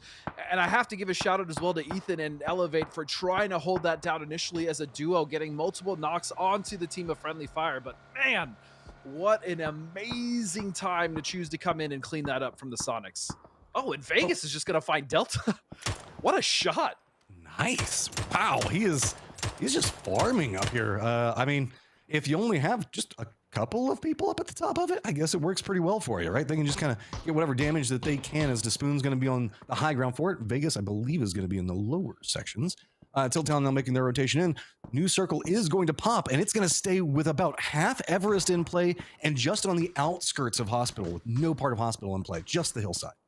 Yep, and I mean, we called it, did we not? I said it's probably going to end at Everest. The circle, for whatever reason, always tends to shift to the south, and that is going to give a team like LG so much confidence, especially because they were able to come in and backfill that top of Everest. Dragon Tiger Barrel Showdown making their push down the hillside into poor old Ice Tech. Not much that can be done. Well, technically, they've got two different duos, opposite sides. They can pinch this however they want to. No big rush coming in. Ice Tech is inside of a vehicle, and I mean, I guess use whatever cover you've got. Gonna see no big commitments wanting to come out just quite yet because there is STK that's back behind what's going on with M762, and there's the push. Just gonna make it real fast as it's gonna be Cowboy. Cowboy coming in. Getting that nice little. We did see STK get a knock as well. The split is kind of dangerous though, especially with a full team like STK on your west, but then you also have young and old who potentially might make a play depending on what this next shift does. And so all of that is causing a little bit of a bunch up here on the northwest. And I'm also looking at Orion with actually a nice position here on the west edge. So everyone getting established. The only team that's really looking for a spot to play right now is going to be What It Takes, as well as Tilt Town. Those guys just desperately trying to find anything on the edge. Oni and Shoot to Kill have the exact same pathing on almost every single game. It's ridiculous to watch. M762, aka Dragon Tiger Barrel Showdown, doing a good job on taking down Toast to give them some more breathing room right now. That does mean the fact that this is a 2-1 for Oni and trying to deal with what's going to be going on. But now making their move down to the south, as you can see, not going the best, but still alive. Right now, it's just them and Tilt Town that are going to be having to move. But Shoot to Kill using this hillside is going to be a terror for everybody else, guys. Yeah, they have been doing a really good job. We saw them yesterday in the same position, Matt, and we wanted to see how much damage they could do from this position, and the answer happens to be quite a bit, especially with the split. I do understand what Dragon Tiger Barrel Showdown is trying to do. They're trying to make sure they at least have that dip, and they do have at least a little bit of pressure here coming out at Old and Young, so they I do see what they're trying to do. I just worry that STK is going to start to tear apart that second duo in the dip. Sonic's going to get eliminated as it's going to be Rats still holding on to this high ground that were kind of fighting them as they were trying to hold on to the low ground just below LG and them. That means the fact that the Rats duos can finally regroup a bit more. Issue is they still have to deal with LG that's back behind them, and we know that LG is probably going to find a way to push this in just 1 second. TTG is going to be to the north of LG's position. That's going to force them to continue to play along Everest, at least for a little while longer. Look at the shift, Matt. Did you see it? Oh my god. It has shifted direct center onto pretty much just open terrain. There's going to be some dips, trees as well in that area just below Everest, but this is a very open circle otherwise. And now that split from Dragon Tiger is showing its advantage there. If they can just consolidate the other two members of Honey Badger and Vegas somehow, they can maybe get a foothold on Everest. But again, as you said, LG and Rats are still also up there, potentially watching this. And then you have TTG up to the northeast. Sonic still needs to find a foothold in as they move over on this ridge. But that dip, this is what I'm worried about right here. They are going to be within nade range. So they're going to make a directed push right down in this to try to regroup. This is going to be right at the edge of the zone. They're not even in right now. Oh, I think they're destroying their vehicles now, potentially. I guess you can, but I don't think he realized that was a nade. I was like, what? Ooh, that's a bad time for a technical errors. We still have some friends that are going to be coming in. Honey Badger just trying to scare some people away. LG can't really take shots into this right now. They want to, but it's actually going to be TTG that's taking some pot shots up into their direction. Oni in no rush to make a move just quite yet, as Orion, one of the few teams that have a fortified position just to the south of Shoot to Kill, means the fact that we've got kind of a fish in a barrel kind of situation with a lot of these teams coming in. No Dragon Tiger Barrel pun intended. Yeah, so they are able to at the very least recover that little oopsie.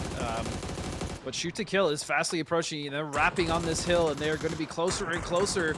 But Red Rider, Orion actually helping Dragon Tiger quite a bit, and they are stuck. STK is stuck in a terrible position right now.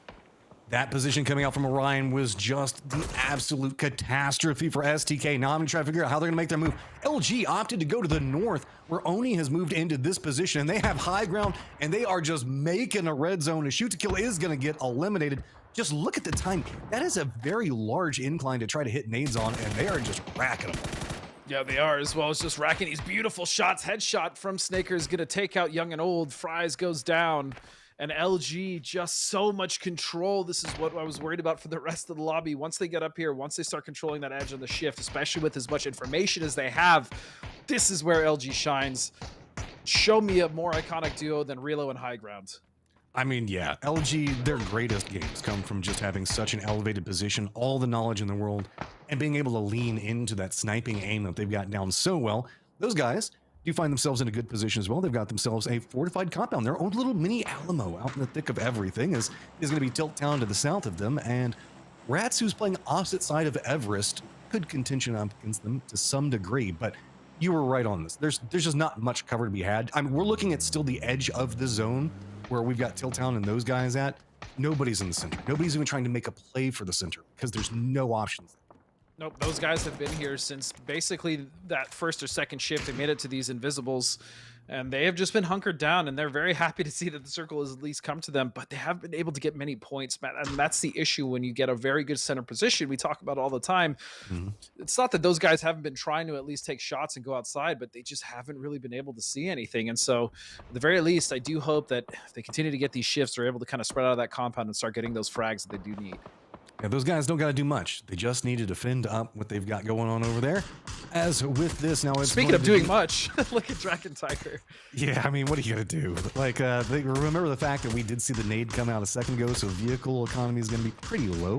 Orion already shifting in ahead of them just to the south, and at least is going to distract the remaining members of Third Eye and kind of create its own kind of defensive line. But with LG now playing the low side of what's going to be going on in the northern part of Everest, that means that Rats moved back up to the top of Everest, and it's just soon time. Vegas has got goals, comes in, hits one of them. Red Rider, the rest of the team's just trying to defend up. Are we going to see the rest of M762 trying to make a play into this one? Greg shots going to be following up. No cover, just a destructible shack. Nothing to be had. Does hit the shots on the run. He's at least trying to get whatever point he can. Here comes the next ascend up. Everybody's just hopping in the vehicles, making the approach into this one. It's going to be Rats. Opposite side trying to defend up. Hello Senpai all by his lonesome, and it's going to be Tilt Town getting eliminated, and that was so damn well played coming up from Hello Senpai. Damn, Dragon Tiger, Tilt Town immediately erased, but man, Vegas coming in with the Tokyo Drift to get the knock. I was rooting for him. I thought he'd maybe get that second knock on the shack, but no. And now those guys finally spreading out. This is exactly what I wanted to see them do, starting to take control and try to find those frags and points. Yeah, this feels kind of like the only way I can say this is going to France, where we have LG and Rats that are just on opposite sides high-fiving each other while they're looking at the rest of the teams that are in between them. I see. So now we've got Orion that's still going to have to make a move, and you can see trying to run out. But guess what? Remember that moving LG a second ago? They could probably get vision on them in a second. Yeah, and I mean, I'm just going to point it out. As you see, most of these players are all using the Mark 12. Absolutely disgusting DMR at range, especially. Oh, look at this, Fitta. Speaking of which, he's going to find it in a trade back to Spoon. Rats at 10 kills right now. That is absolutely ridiculous. This is going to be a great game for them. LG sitting at 6 as well.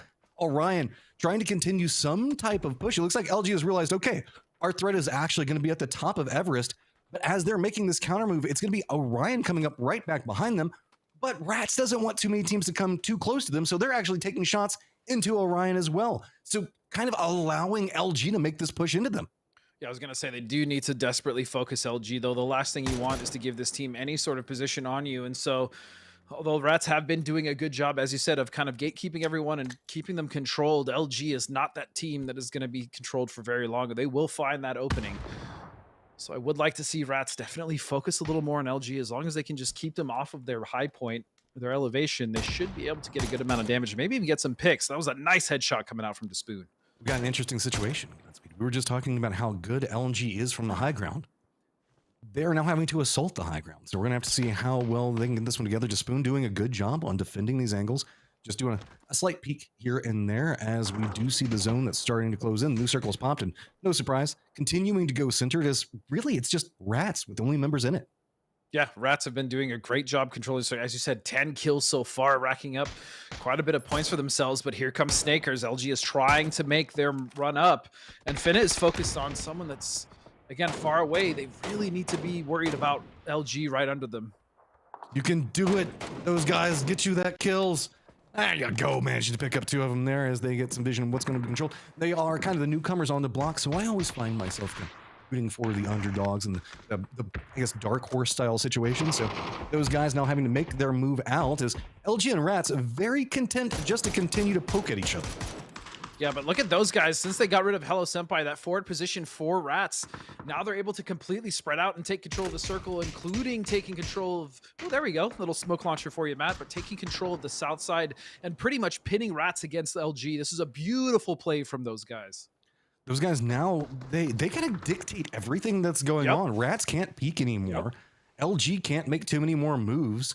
This is a very slow progression. Toffee said the fact that they're kind of more of a pub star team. Well, this is a great pub star strategy. Keep control over a territory. Don't let anybody get close to you. Play for the late game. Play for those position points. Play for the win. This dip that they've got to work around is just so strong. Flexy's going to find out. He's going to go down. Now just down to 3 teams. And really, if you think about it, it's kind of a 5v4. Kind of, I guess. But the one thing I do also want to point out, what we were just talking about, is I'm so happy that those guys actually spread out and made sure to get that control right. Oftentimes, Matt, we see these new teams coming in off wall of fires. What a grenade from Snakers to find Grant. And it's just going to be the last member now of, my goodness, Rats coming in. But yes, I'm so glad those guys actually came out. They're not, you know, they hunkered down. They got the circle, yes, but they're spreading out and they're getting that control. That's so good to see a new team do. Yeah, we often see just so much passive play coming out. Those guys, they don't believe in that. They want to try to at least get what they can, and that's the way you got to play it. Grant Lannis is going to go down. Just one solitary rat. No Z applied into it. Never mind. He can go hang out with his friends in the underworld right now, as it's going to be those guys now lined up against LG. You've got control over the circle. Nice spread. I mean, come on. LG doesn't have very many options that those guys cannot see.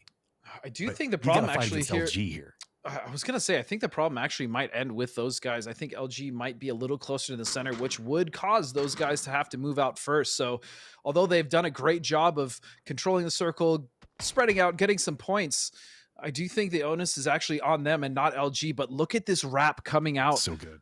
From one of the members of those guys. I really like this.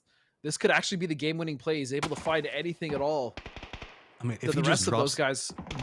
If he just drops a nade on top of him, he can find anything. Pixor is going to get spotted out. Lemon Squeezy trying to make some plays around. LG sitting at 8 kills right now, feeling pretty comfy. And okay, now starting to creep up. Is Kickstart's pretty focused in on what's going to be happening in the low ground. They might have thought that they have control, but Miguel already been spotted out. Now going for the spray into this one. Does drop a nade on top of Rello. That is going to be big. Those guys have their opportunity. How are they going to want to make the push into this one? Look in, has a pretty good idea on where Kickstart's going to be playing. Preps up the other nade. The other teammates still playing on the edge. No aggressive push coming out just quite yet, as this is respect for LG and how they're going to be playing this one. Those throwables are coming out, not really connecting though. I do like how active Milkill is trying to be, though. He's trying to get different looks, give them different positions. Obviously, they know that he's on that rock, but they were able to get the res. I feel like that's a little bit of a misstep, focusing too much on Kickstart and trying to getting those nades up there instead of trying to go for the flush, but still very much winnable for those guys. This is a 3-on-3, and the position advantage is now with them. They have circle going for the Sprayman kick. He's going to find Nilkill. All of a sudden, this puts the fight in the advantage of LG, but wait, those guys, no flags, find another knock. Oh, that is I don't think that we're going to win this shot to try to pick up the last kill point that they can. Lemon Squeezy trying to make this as easy as he can and hoping the fact it's not going to end up as orange juice, but it does look like he's got some ketchup on top of him, as it is going to be Luminosity with 11 kills. They don't care if you've got circle control. They'll find a way to take it back. What a sick back and forth from one of our new teams. Hats off to LG playing that amazingly, coming off the west side, rotating all the way in, dealing with Rats and all the other teams on top of Everest. And then shout out to, honestly, to those guys, man. They got that circle early. They got a lot of shifts, and they didn't really have to deal with a lot of the nonsense of the rotations. But man, when it came time to spread out, they did so. They got themselves at least 6 frags. They took a nice fight to LG and potentially turned it into a winnable situation, that 2v2, but love to see it from both teams. Great game. I've been enjoying Erangel, but guess what? It's Taego for Taego. We're going to go ahead and show you some highlights and see you in a second.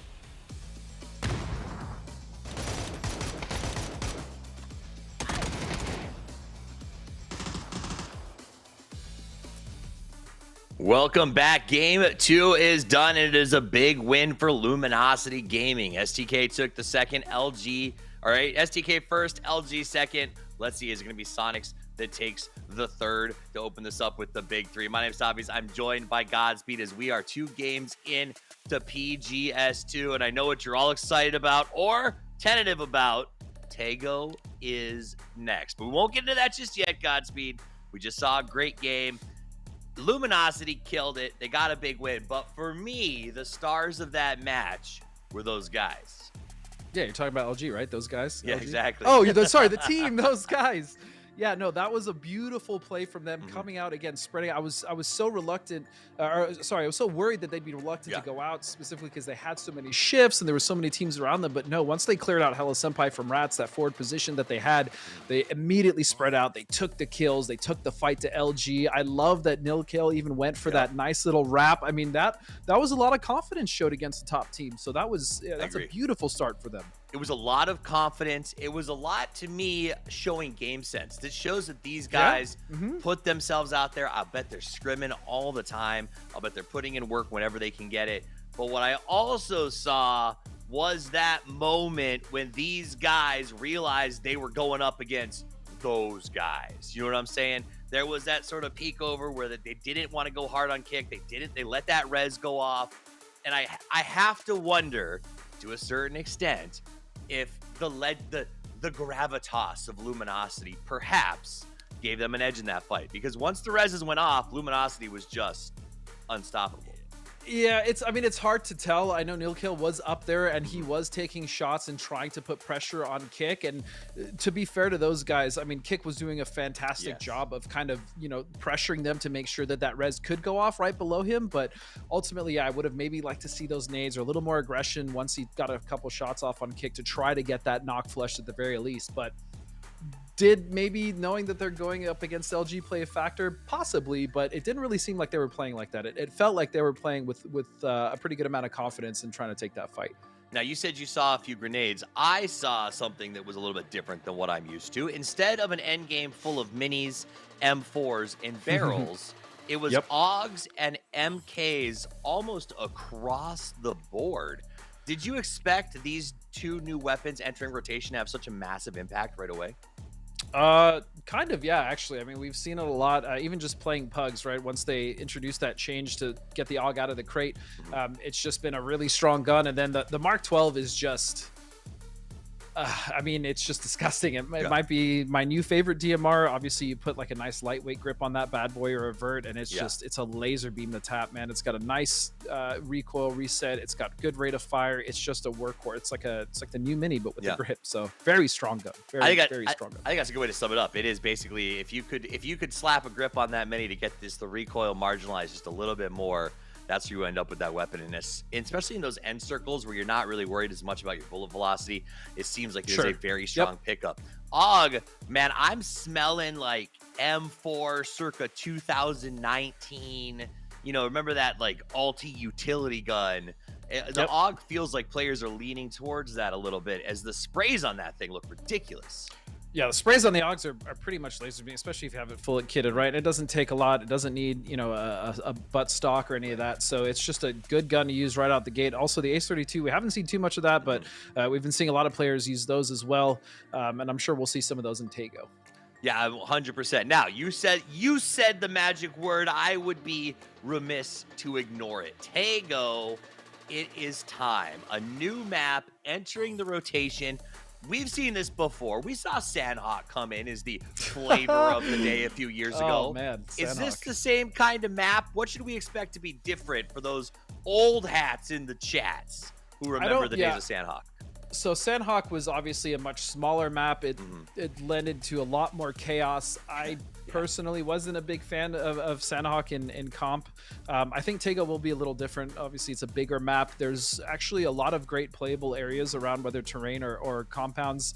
And just like the building density is different, the buildings themselves, the layouts are different. This is just going to be a whole new experience for competitive. And yes, we've been watching these teams play in in scrims and watching Europe and North America, but ultimately it's completely different when we get into a tournament setting, right? These teams may not do what they're doing in scrims. They may do something else. Or it's just going to be a bundle of surprises, and I'm very much looking forward to it. I can't actually wait. I just want to get this started because I've been very curious to see how this is going to play out in competitive. I feel like that should have been the official announcement for PGS 2 today. It was like PGS 2, Taego, a bundle of surprises. But as far as surprises go, or Taego, what do you think? If there's anything you'll point to and say, like, this is to watch for, this is going to be a big game changer, teams are going to be hyper-focused on maybe location or something in particular, what would you be keeping an eye on as we go there to Taego for the first time? Probably just initially just the drop spots, right? You have some really good positions like Palace, Buxan, Terminal, Hosan, just areas around the center of the map, because the circles that we've seen so far in Taego as far as scrims have been pretty wild. It's not connected to any plane path. They go pretty much wherever they want, and just the landmass of Taego itself is pretty interesting. There's multiple bridges. Rotations are going to be something that I'm looking for as far as like camps. There's a lot of great ridges and those rice paddy fields around the roads that teams can absolutely utilize to try to get an advantage on rotation. So I mean, it's just different. It's different, Steve, and that's something that we haven't seen in years in PUBG. So I'm excited. I'm looking forward to it, and I want to see exactly how these teams are going to evolve the meta, not only in our region, but as well as LATAM, Europe, APAC, Asia. This is a big sweeping addition for PUBG Esports. Do you know what I'm excited about on Taego, Godspeed? Can I tell you? You want to hear? Yes. I'm excited because for the first time that I have ever seen, since I'm talking PUBG Online Awesome period, there are going to be drops on this map. That means airdrops are going to be coming in. That is right. I forgot about that. There are going to be clusters of airdrops. And we're not talking, oh, here's a red and blue package with a gun and a tier 3 loadout. We're talking Taego drops. For those of you who haven't tried it or found one, it's one red, blue, and a whole lot of bonus kits. I mean, we're talking extra P90s, extra tier 3 vests, extra tier 3 helmets, the scope you've always wanted. And do you think, right? I know. Do you think teams are going to, because like right now, I think if you added drops to Erangel or Miramar, people would go for them when it's convenient. They do. It's not that big a deal, but these drops are insane. Well, the other thing about these drops that I guess super I think drops. I should clarify, it's the first super drop we've ever seen in competitive. It is definitely a super drop, but again, remember how spread out the drop can be. It can also provide cover. There's actually an element of using these drops, especially in end games. Let's say it's in an open field, you see these drops, that's potentially cover for a team or a player to use to their advantage. So on top of the incredible gear that you're going to get, and then multiple instances of gear because of how many drops come down at one time, that can also change the way an end game can be played, specifically based off of cover and terrain. During the opens, we got to see Gibbs and the boys play what's in the crate all the time. Now that we're gonna have to play what's in all the crates because of the way the Taego drops are going to work. Match leaderboard: LG comes out 21 points and a massive 11 kills. But honestly, Godspeed, that's an end circle that if you are a pro team, you are deeply familiar with. And I'm not shocked that one of our veterans came out with such a good performance. Especially a team like LG, they find themselves up on Everest quite a bit. Again, they love that high ground. Relo is known for getting that team into really great high ground positions. I'm thinking specifically on Miramar, just above a couple of the cities when they take those really, really high ground positions, and they are just dominant from there. So surprising, not really, but what did surprise me again is how good those guys managed to take the fight to LG. Let's take a look at the overall leaderboard after 2 games. LG in first, STK in second, but it is close. Rats up there in third. Those guys are going to be in fourth after the back of that last game, and then we see Sonics, Tailtown, Orion bringing up that top 8. Third Eye, a little laggardly, but it's only 2 games in. I wouldn't worry about that. I will also give a shout out to Train to Go, more importantly, Devil Vibes Godspeed, for giving us a demo of the P90. Yeah, he got 2 quick knocks. Again, I think he might have flashed himself, which is what caused him to not get that third, but I thought for sure he was just going to get that wipe. Regardless, that just shows you how disgusting the P90 can be, especially in the hands of a good player. It just melts people. Absolutely dominated. Now, we do see Elevate down there in 11th. That's an interesting one for me because we did talk about sort of the Yahoo mailed it in. They're done. They broke up as a team. And 2 of those core members went over to Elevate to create what I think is going to be a very strong roster. And I want to see if they continue to pick it up. And we are going to see if they can. Godspeed. Game number 3 is just a few minutes away. We got a short break so the players can get a hold of themselves. We'll be back in just a couple of minutes with game number 3. And Taego, baby!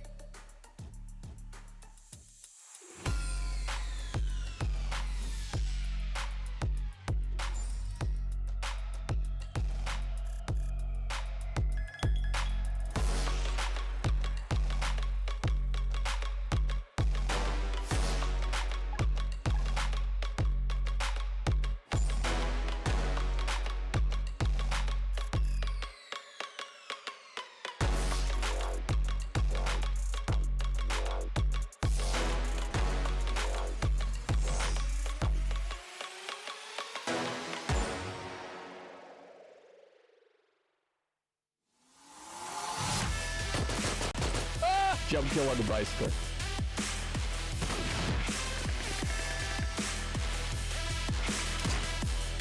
Oh, boy!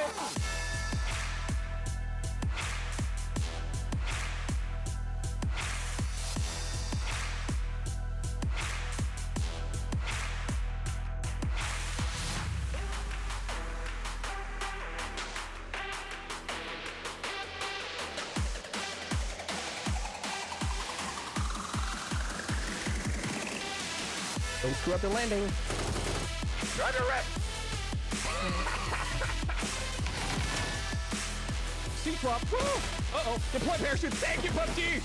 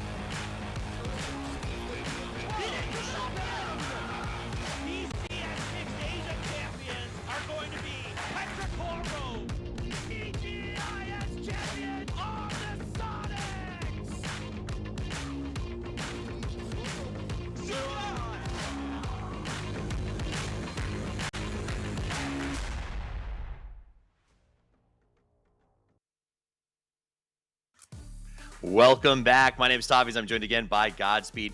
And I know I promised a game in 5 minutes, but the players, this is for them to get away from the computers for a second, stretch their legs. They're getting into lobby right now. And as soon as that is ready, we will get it out for you guys so we can get into game number 3. But just pretend it's us just really drawing out the cliffhanger, the excitement that is the new map, Godspeed. Yeah, I mean, I'm kind of upset we're drawing it out because I also want to see the new map, but you know what? That's totally okay. We were talking actually about a couple of the rosters. Specifically, we were talking about Elevate and Third Eye actually. So Elevate, as you said, is that new core of old Yahoo, as well as the same core of Elevate. And I do think on paper this is a very very strong team. And then looking at Third Eye, Balefrost, Oldless, Richie B, and Vox. I mean, again, very strong team. Balefrost coming in for Adam, young gun, very talented player. You did also mention something though, and that was that you weren't too worried about him after only 3 games, but I kind of am, in the sense that there's only 12 games in this. They do not have like a long series set to kind of figure things out, especially with Taego added in the mix. If they don't have like a really good Taego game, they don't really have a good day 1, that could affect them tomorrow. Yeah, I think Third Eye really does need to get that momentum under them. As a good point, it is only 12 games. And I will say this, because I know that we saw a little bit of this going back and forth in chat. 12 games, is it enough? And I think that's a tough line to walk. Our grand final will have additional games. Remember, this is not for a winner. This is for a top 8. So I think for me, on a personal basis, as analysis, when I watch these, I say, you know, is it perfect? No, but not everything can be. However, I stand by this. If you can't make the top 8 in a North American tournament in 12 games, there's zero chance that you'll be making the top 5 when we put those 2 regions together for the grand final. Just how I feel. I feel like if you are a team that should be in that end, you'll make it there in the 12 because you only have to get to that top 8 position. Now, my question is, do you think teams take it with a different mentality because they're shooting for top 8 and not, say, first place money? Not necessarily. I do think, though, that it potentially gives them a little leeway and comfort. But we are going to get right into this very soon. We'll be right back with Taego. Let's go.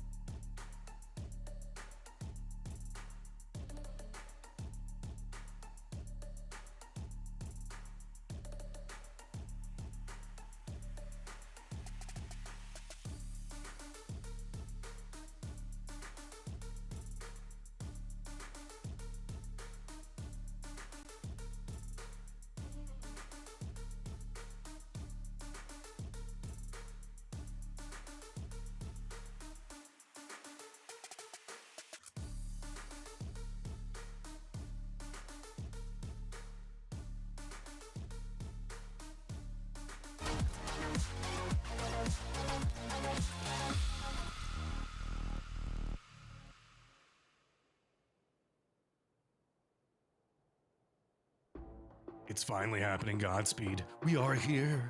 We are at Taego, and I cannot wait for whatever is about to happen. Oh man, it's been years since we've added something new, specifically a whole map. Last time we added a map, it was it was a much smaller affair. So I'm ready for this. I'm very ready for this, Matt. Hyped, but a little bit nervous. This is like the first time in years I have no idea how things go right off the drop. Right, and I mean, obviously, we've been watching them play and practice and scrims and other things like that, but it's just completely different when you finally do get to the competitive environment, and this is exactly what that is. We did see some hot drops quite a bit over the last week. We'll see if those do continue here, but it does look like what we were watching with Oni and SDK is actually... Oh, wait, SDK is actually going backwards towards them now, but this is just a completely new experience for all of these teams. Yeah, and with a very eastern playing path, a couple of our western teams that were more comfortable in those, they're not going to be able to find them. We do have, it looks like Savage going to close to whoa. All right, that's a hard shift. That's a starting circle. This is actually a really fun circle, though, and the reason I say that is because there's, if you see that massive mountain range up on the north, there's so much different playable terrain in that area that this is going to lead to a very, very fun game. Elevate already hopping in the DeLorean. I know it's not called a DeLorean, but it's called a DeLorean. That's what I was going to call it. It's called a pony, right? I believe yes. that's the pony. Yeah. I mean, come on. We all It's a DeLorean. we all I'm know calling this. it a DeLorean as well. There's no reason not to. Look again, Snack, and I guess it's going to be M762, the only teams that are kind of inside the zone for this one already. LG is going to be right on the outskirts of this. We do have most of the circle kind of being right on the dividing line of that river that bisects Taego, so that's going to be interesting to keep an eye on.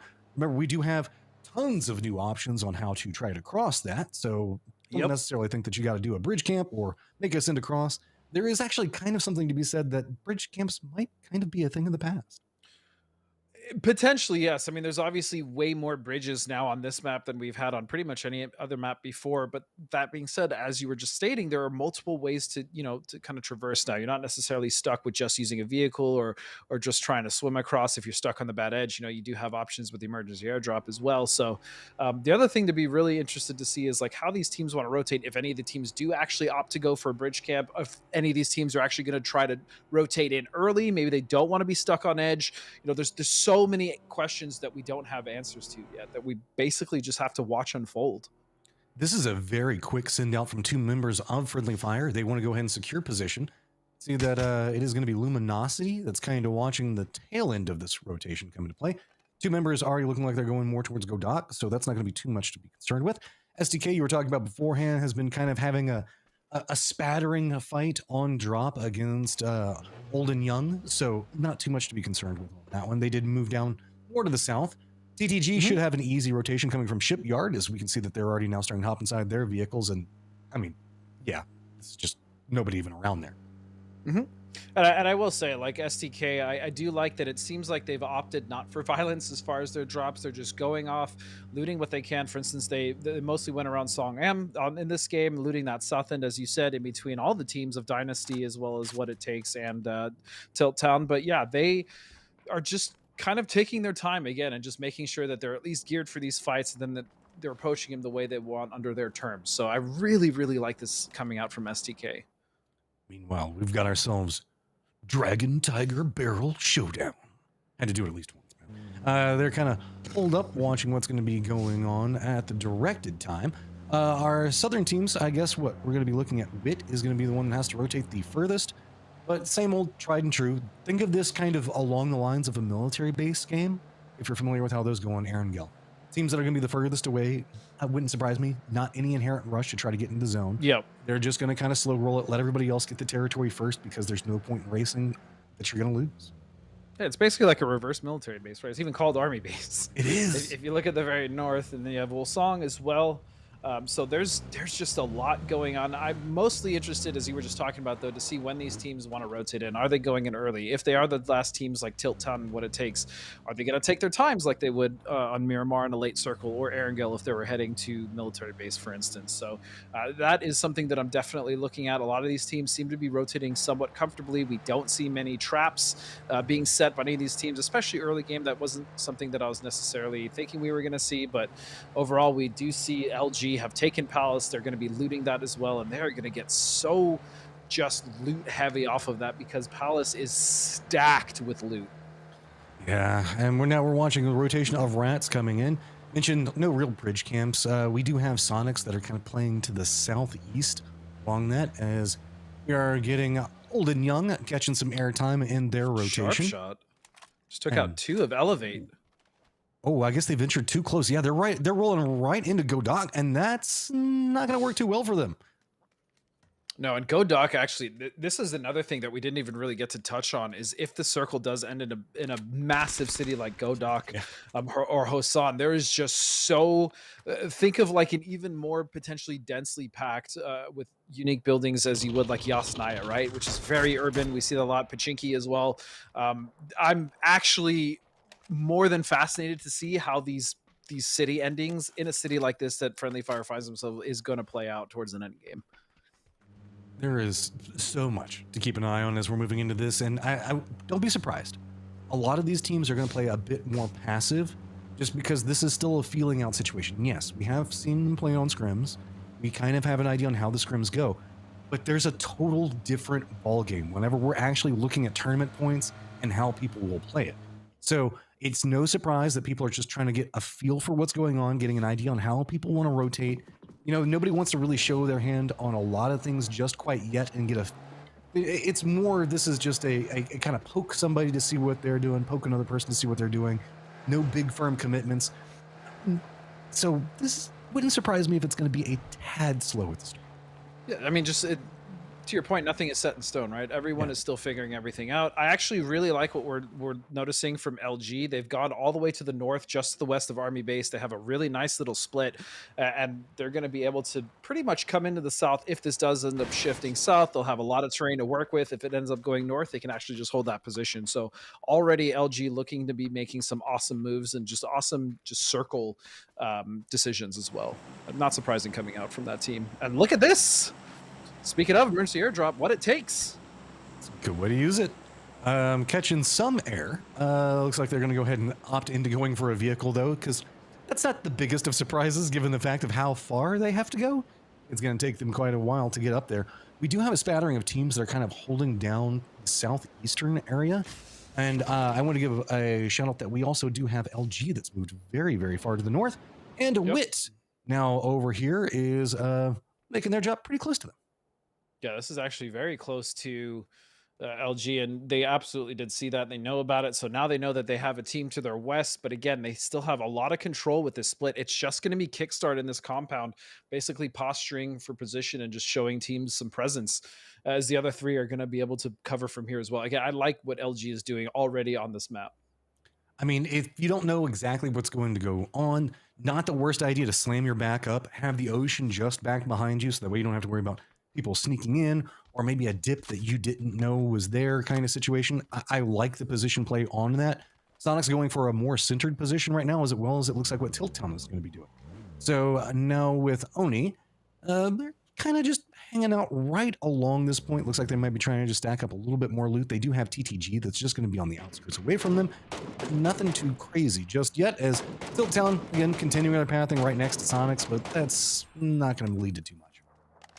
Nope, they're just going to take some shots, but again, Sonics with a nice, as you said, pretty central position above them.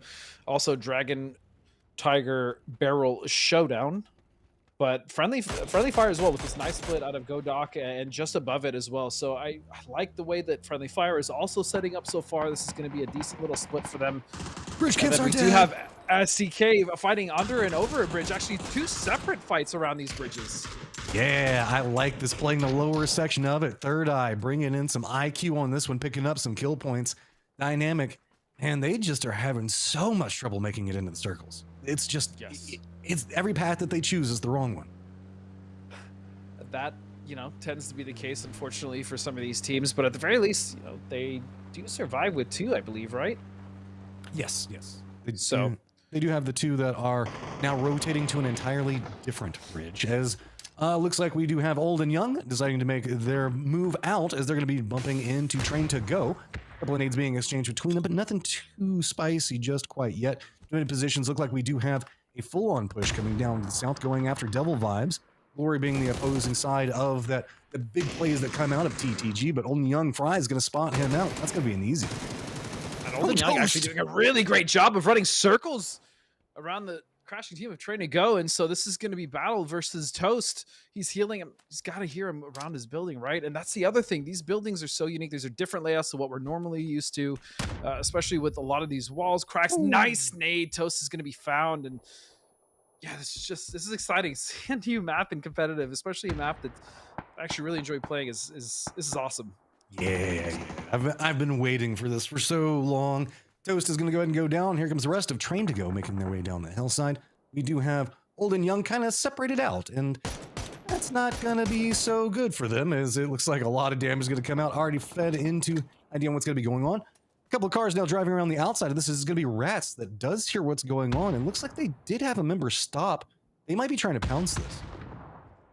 Yeah, they might be trying to clean up this fight, but I mean, again, it is difficult. There's a lot of dips, buildings. So I imagine the sight lines for Rats probably aren't the greatest. I almost also want Old and Young to potentially pull off this. They got their 2 kills. They didn't suffer any casualties. Yes, they're on the edge. they potentially could get a better position ahead. Or you know what, if they can somehow figure out a way to wipe these two, I guess that'd be fine. But I like this. I like just repositioning, regrouping, potentially going for a 4-on-2 or just pulling off completely. Just get out of there. Hop in the car and go. If you can get it up to 88 miles per hour, you'll be safe. Sorry, 3-on-2. They did lose one. Yeah. But looks like we are actually no. He's gonna pull back out and then send it back in. Maybe trying to go for a pickup on his teammate. So TTG getting control over the northern part across from the road, but it is going to be the other members of Old and Young, the South, just trying to regroup this a bit more. You do notice the fact that Rats did shift off as well. They've now moved into the west, just going for position as we do have this a very, you don't even want to call it a mountain, but just a huge hill that is just going to be the north of where we're at right now. That is going to be the center point for most of our action.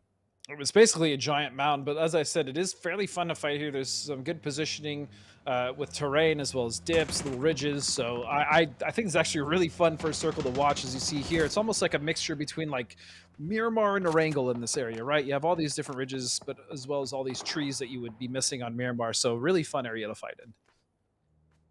Luminosity now realizing where Elevate's at, as this is just going to continue to be a carry through from Tiltown. They're going to end up close to Friendly Fire, who's got some sights set, but Kickstart gonna have some help from Flood. Boonage is gonna go down. Elevate. You got a lot of friends around you right now. You've got Friendly Fire on one angle, Sneck on the other one. Tiltown just kind of running through. Friendly Fire gonna try to take the shots into Joshi. Narrowly survives. No! Is gonna go down to Pixel. Pixel, absolutely disgusting. It's actually really cool to see him and Paige as well over here competing in the Americas, but Friendly Fire doing a great job stacking up 4 kills and putting up quite a bit of control in the central area here. So we now move to those guys fighting with the last couple members of Dynamic.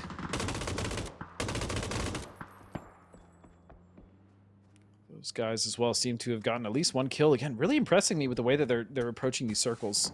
Yeah, Dynamic just in some trouble. I was gonna say they just cannot find a pathing that works for them in the slightest. This is a tiny circle now for the amount of players that we've still got. 49. Yeah, it is. This is. Although I did say there's some good cover, there's also quite a bit of open terrain here as well, Matt. So this, this is what I find most interesting about Taego is when we do start to condense and head to circle, you know, phase 3, phase 4, phase 5. With the number of teams alive, I just, depending on where this bad boy lands, there's really not that much playable area. I mean, even less so, I would argue, than on some of the other maps like Erangel and Miramar. So this could be an all-out bloodbath, especially on this next shift. I mean, there's also 3-4 teams that aren't even in the circle yet. Do note the fact that we did see Shoot to Kill come in on parachutes, so they're going to land pretty centered. Going to feel pretty good about their position, as well as Old and Young still have their friends that they've been dealing with in TTG for quite a while now. This fight just going to continue to roll. Looks like they are finally getting the dominant position inside of it. I'm going to go ahead and flush them out with TTG now just having 1 member up, and they know exactly where he is, but 3v1, pushing a compound that you're not the most familiar with can be dangerous. Is that a blue zone? I couldn't tell if it was a blue zone or a regular nade. It was going to be a smoke. They're going to get a clean wipe. It was a little blue zone grenade for the first one that we do end up seeing, but yeah, that's going to push him out. Old and Young going to clean that up, only losing 1. Beautiful stuff. Looking in, that's going to end up that fight. So that is going to be Old and Young now capable of making their way inside the zone. One of the few teams that's not inside the zone right now. Those guys kind of separated out down to the south. That's about it. We do have What It Takes or Wit that is going to be playing to the northwest. They've got Sneck pretty close to them, as well as Third Eye just to the south. LG also making their pathing kind of close to them. But again, this hill is very, it's almost more like a golf ball. There are so many little dips all over it. Yep, kind of. And here we go. One of the very first, in fact, the first drop we have. This is the multi-drop that Steve and I were talking about on the desk. Plenty of loot in the right situation, even a decent amount of cover depending on where you are. But that is going to give Orion a nice bit of kit there moving forward into the circle in this game. And a pretty, I guess, comfortable pathing into this. They do have Friendly Fire that's kind of close to them.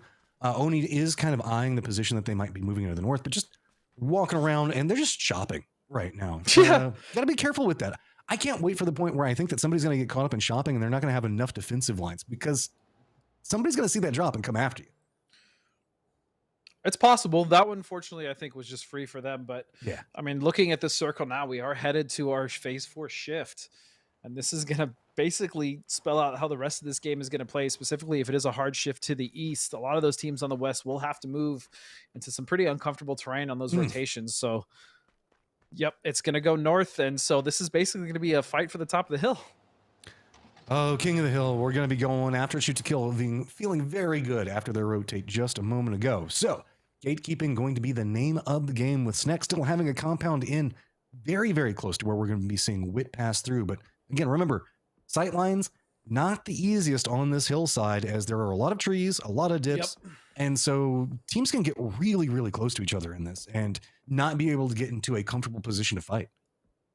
There's also, as you said, so many different sight lines. I mean, you could be fighting one team, think you're actually safe from a separate angle, and you just get shredded. So it is dangerous. You have to be very aware of where you're fighting, especially on these ridges, on these hilltops. But Orion actually making the move. If they can get up here, that would actually be a really disgusting play onto STK. Slow creeping up into this one right now. Not a lot really happening, as we're going to see Sonics make a couple of sneaky moves in through this one. Nothing too creepy for them to have to deal with just yet. And this is kind of just using the terrain like we're talking about. It's the best way I can describe it is it feels like a Miramar game happening across this hillside right now. Yeah, I think this map, again, does a really good job of mixing elements of both Erangel and Miramar while also adding its own unique flavor. Shots coming out from Red Rider. Trying to get the knock on to Fries. Is not going to get it, but look at this. Fries now returning fire, getting a nice bit of damage onto the Babbler. And so now coming out, we'll have to see how Old and Young wants to handle this one. Icon does connect into one. Fry's going to connect onto another one, but Fluxy gets the knockback onto Icon. 7-up DD trying to figure out exactly the best way to handle this one. Blue Zone's coming in. I like this. Trying to move into the gatekeeping position, force them to come into you. They're going to go down with some assistance at range. But also, while this is all happening, Third Eye is getting demolished by Sonics.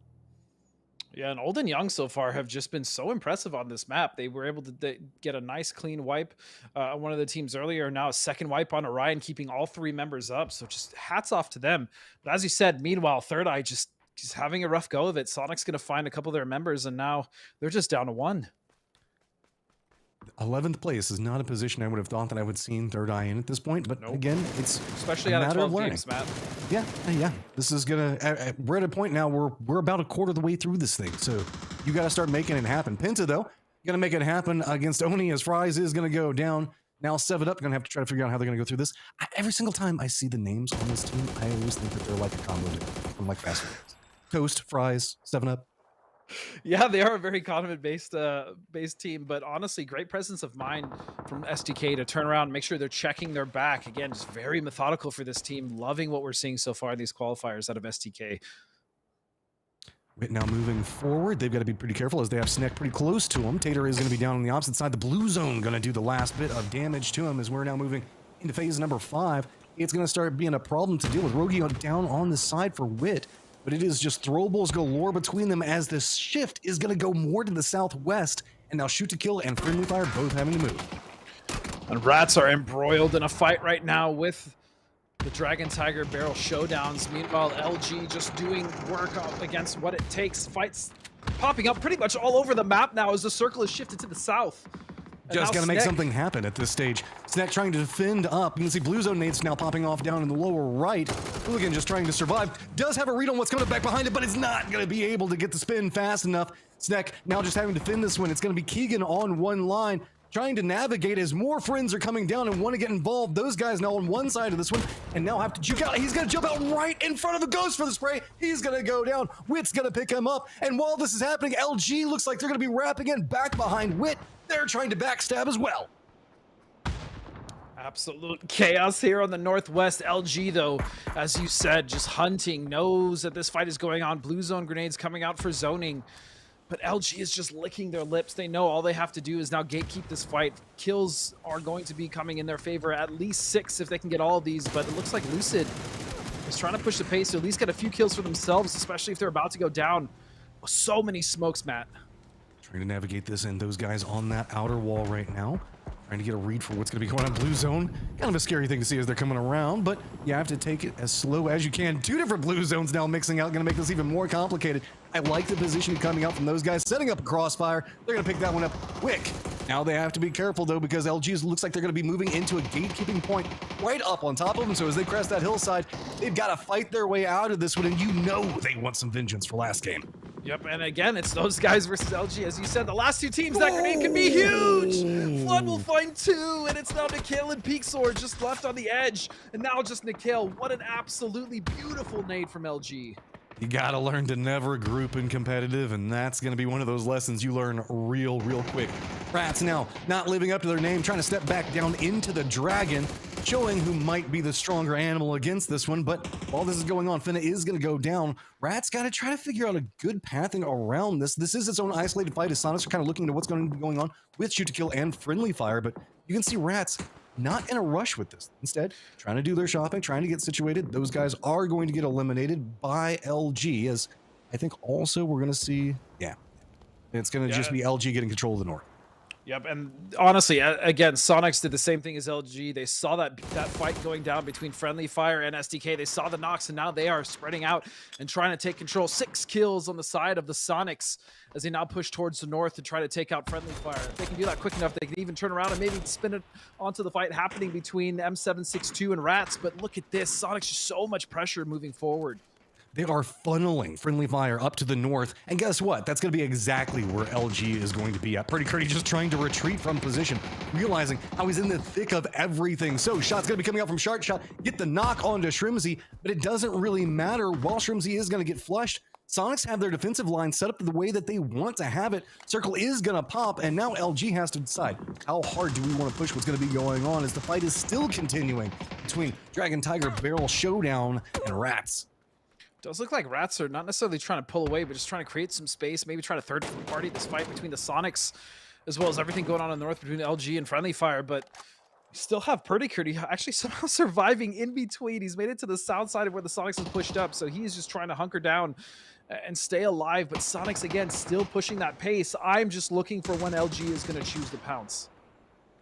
It's just, they're playing this so cautiously right now. Mine has spotted them out and taken a couple of shots into them. SDK's Pretty Curdy also has now realized where Rats are, and that's going to reveal his position. He's going to go ahead and go down.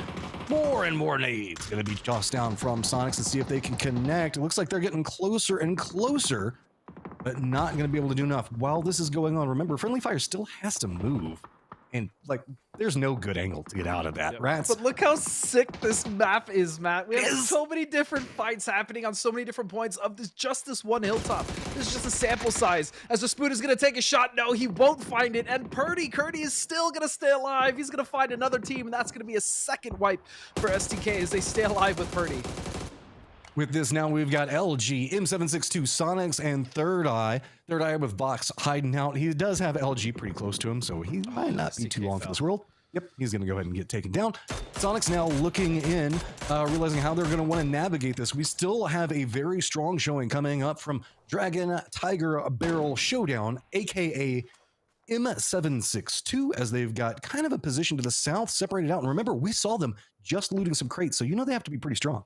Yeah, not only that, but they did a really great job of helping dealing with the Rats. And so at the very least, they do have a good amount of gear. They have 4 up and they have a solid position. In fact, they actually have basically center dot. So this is going to be on to Luminosity and Sonics to kind of figure out how they want to fight this. If they are going to wrap towards the north on each other, obviously at this point, I do believe all teams know where the other ones generally are. And so this is just going to be a war of attrition and who's going to make the first mistake or who's going to make give themselves the best advantage by opening up a knock on one of these plays.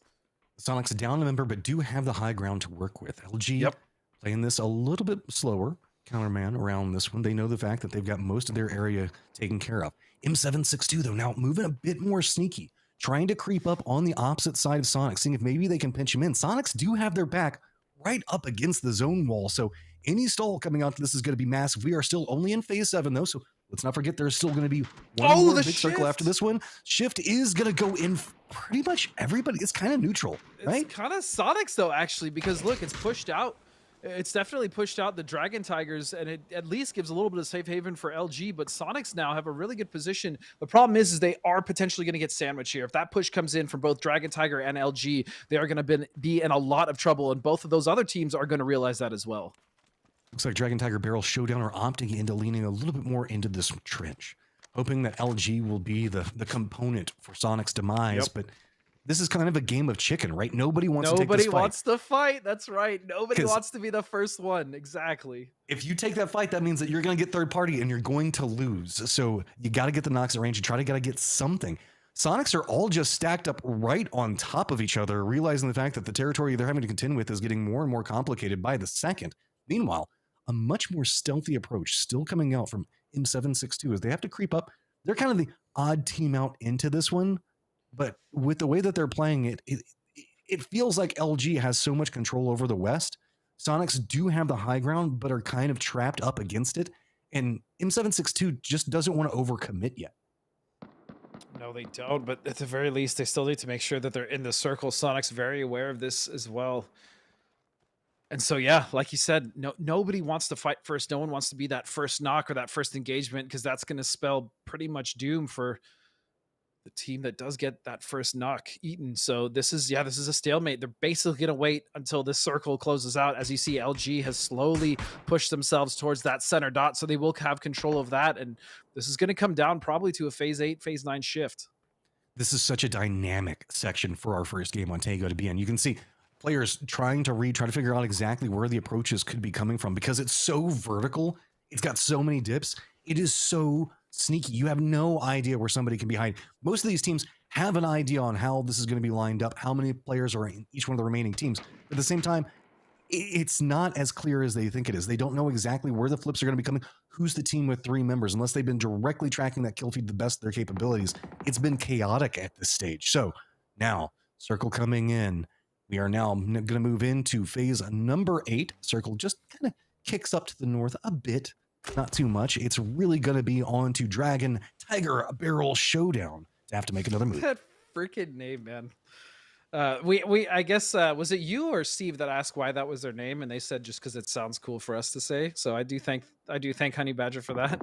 Yeah, love them. But just, I mean, again, this is just, oh man, I know it's slow, but this is actually so interesting to see how both LG, Sonics are trying to posture, maybe get a little bit of positioning, try to look for the members of Dragon Tiger, because they do know that they're going to be off in the south and potentially cut off from the circle. So this is just a very methodical, slow burn. And just, if you are looking to see how to play an endgame properly, especially in a situation where it's like a 4-on-4-and-4, or 4-on-4-and-3 in this case, watch this game. Watch the way that LG has been rotating both from the north to the south, keeping center.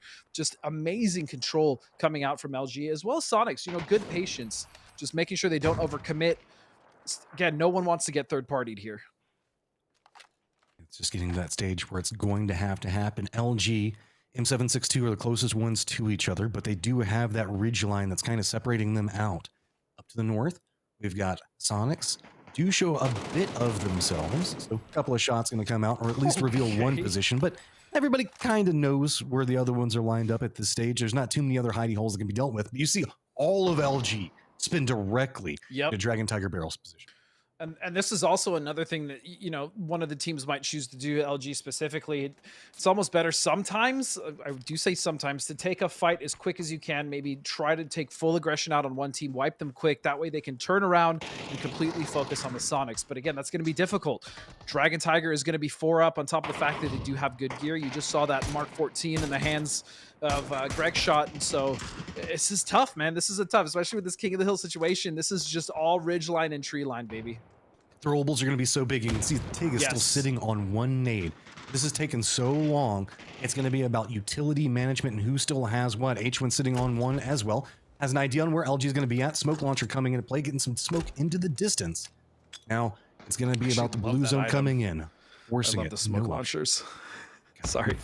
Got to creep forward into this one. You can see it. A lot of the eyes have been turning back into M762, but it does look like the exchange is starting to come out between Sonics. They've just kind of gotten too close to that firing line from LG. Backs up against the blue. They don't have a lot of options. It's going to be Dragon Tiger Barrel starting to make the moves in, trying to use the hillside. Quick exchange between the two of them. Now retreating back and away from it. Grenades now starting to come out to see if they can try to slow down anything that's going to be moving. Looks like Sonics now making the commitment down into LG's position. It's going to be Mime that gets its knock into this one to start off, but Flood gets 1 as well. That's 2 members now down for Sonics, trying to cling on to it, but the damage has been done back into LG's position. It is just going to be Snakers and Rello up. Here comes the Dragon Tiger Barrel Showdown, looking for a showdown with LG, but that nade was huge!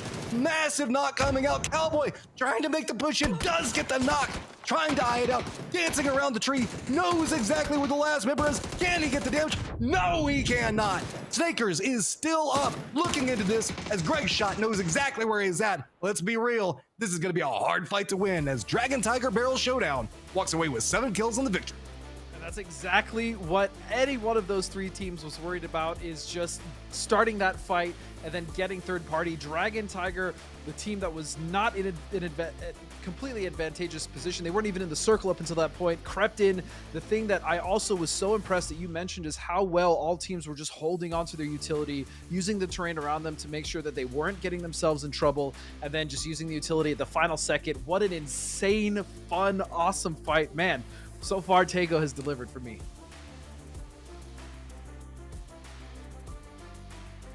Why, yes, Matt, I agree. You are very handsome and talented, and what an absolute game. But M762. That was just such a phenomenal game. The way it all flooded through there. I love to see the layup for that one. We've got the highlights ready to go. Let's go ahead and take a look at those.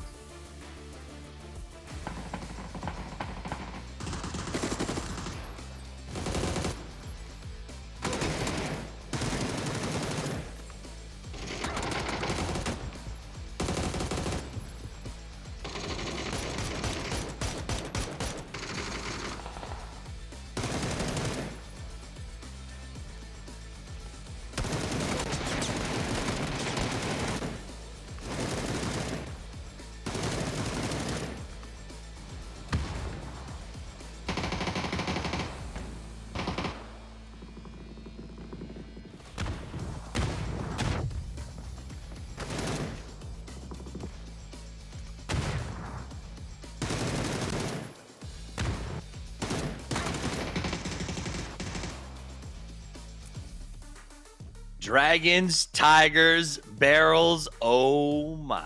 As they come out with a chicken dinner to get that win at the end. They had multiple ghillie suits. They had Augs coming out of both arms, and they waited. That's what it came down to me. My name is Sofis. Matchum is here with me. At the end of that Matchum, I think you said it best. This was a quote. This is a game of chicken, you said. And yes, it's a game about winning chicken. But that end game really was about playing chicken the right way. Yeah, and it was so back and forth between the players. That one, I'm not gonna lie, I got some stress going on inside of that while I was casting it. I can only imagine the pressure on the players. New terrain, new fight. You know there was some nerves specifically involved in that, but three great teams handling a very, I guess, pressure point situation so well. Great teams with experienced players going into that situation. And again, they played it very carefully. It was reminiscent of the early days of sort of everyone crawl on Sandhawk, but for very different reasons. It wasn't just drop your bag and hope for grass. It was more of a, we're moving uphill. And if you guys have noticed, when you play Taego, the higher the elevation goes, the more the tree cover sort of becomes an issue for high ground teams. The trees, they all have most of their sort of leaf cover at the top. So if you are playing a high ground spot, it is often a lot harder to sort of peek down, whereas the team that's pushing uphill can see sort of knees and shins running around up there. And so teams do have to play that very careful. There was a moment, Matt, when that grenade went off on M762 on the rock that I thought that was the end for them. But nevertheless, they persisted. That was such just a great fight on so many different levels. This is like the epitome of PUBG to me. Like teams instantly trying to react, trying to get information, trying to make sure to not overcommit, but at the same time, as things start going wrong, just a do or die attitude coming up, saying, okay, there's a chance I can hit this nade, I can turn the game here. And that's what you want. You want in those type of situations, the players to be fighting with the entirety of their heart in what is, I guess we're going to call it a military base circle. Is it a military base circle? What do you think, Doc? I mean, it was up north. I'll say the entire Army world bases saying, let's see the first game of Taego. And the circle says, oh, you're going to see the first game of Taego, my friends, and goes all the way up there. We saw emergency E-drops used, what it takes, busted out to try to make the cross map. But let's talk for a second about our takeaways from Taego, as we do manage to go back to the original two maps for our last games here today. But Taego was interesting to me. It seemed like, I know for a fact, Orion and Friendly Fire both got super drops, but it didn't seem to impact their game that much. Yes and no. I mean, positioning I felt like was the biggest problem for both of them, because they were both kind of in that northern corridor where it was a lot more, I guess, rotation heavy. A lot of teams did lean into kind of playing more into the north to opt into a safer path. Well, at least our more frag heavy teams and that led to them kind of being sandwiched in different ways. I remember that specifically was the undoing of Friendly Fire.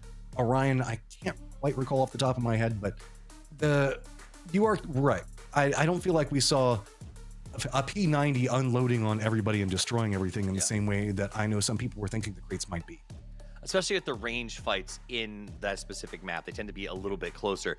An interesting thought that we had as we sort of watched it, as I will say, there's a famous Robert Frost quote that says, 2 roads diverged in a wood and I took the one less traveled and that's made all the difference.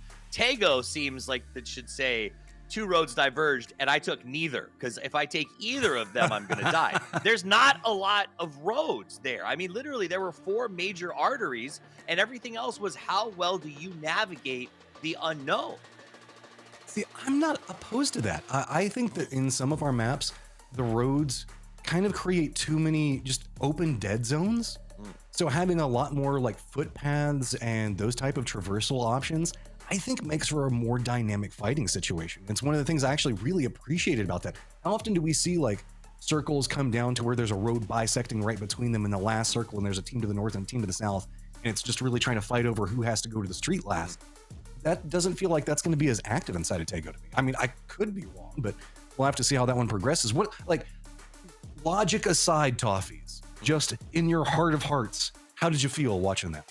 I mean, I'm a lover of taking the road. I like my rotations. I like long outside plays. Taego handed me all of these things, except I learned not to use the roads. Everyone who used bridge transitions got stuck somehow. Everyone who stuck to crossroads got picked off. But I did love how there was an ability for a lot of teams to pull off if they got shot at, find a place to stash some cars, reboot, recycle, and get back into the end game. And I did like those fights. Now, let's take a quick look at the match leaderboard. They are available. 18 points for LG. And I guess that's good news for everyone else because LG sopping up points, they're probably going to go through anyway. That means it's more open for the people struggling to make the top 8. Yeah, but M762, aka Dragon Tiger Barrel Showdown, having themselves 17 points, that's a good showing for them coming out on this one. That's going to propel them up the leaderboard quite well. Sonics, no surprise, walking away with 14 behind that. But Friendly Fire, they went out earlier to me, but they still managed to rack up some kills in a very good position.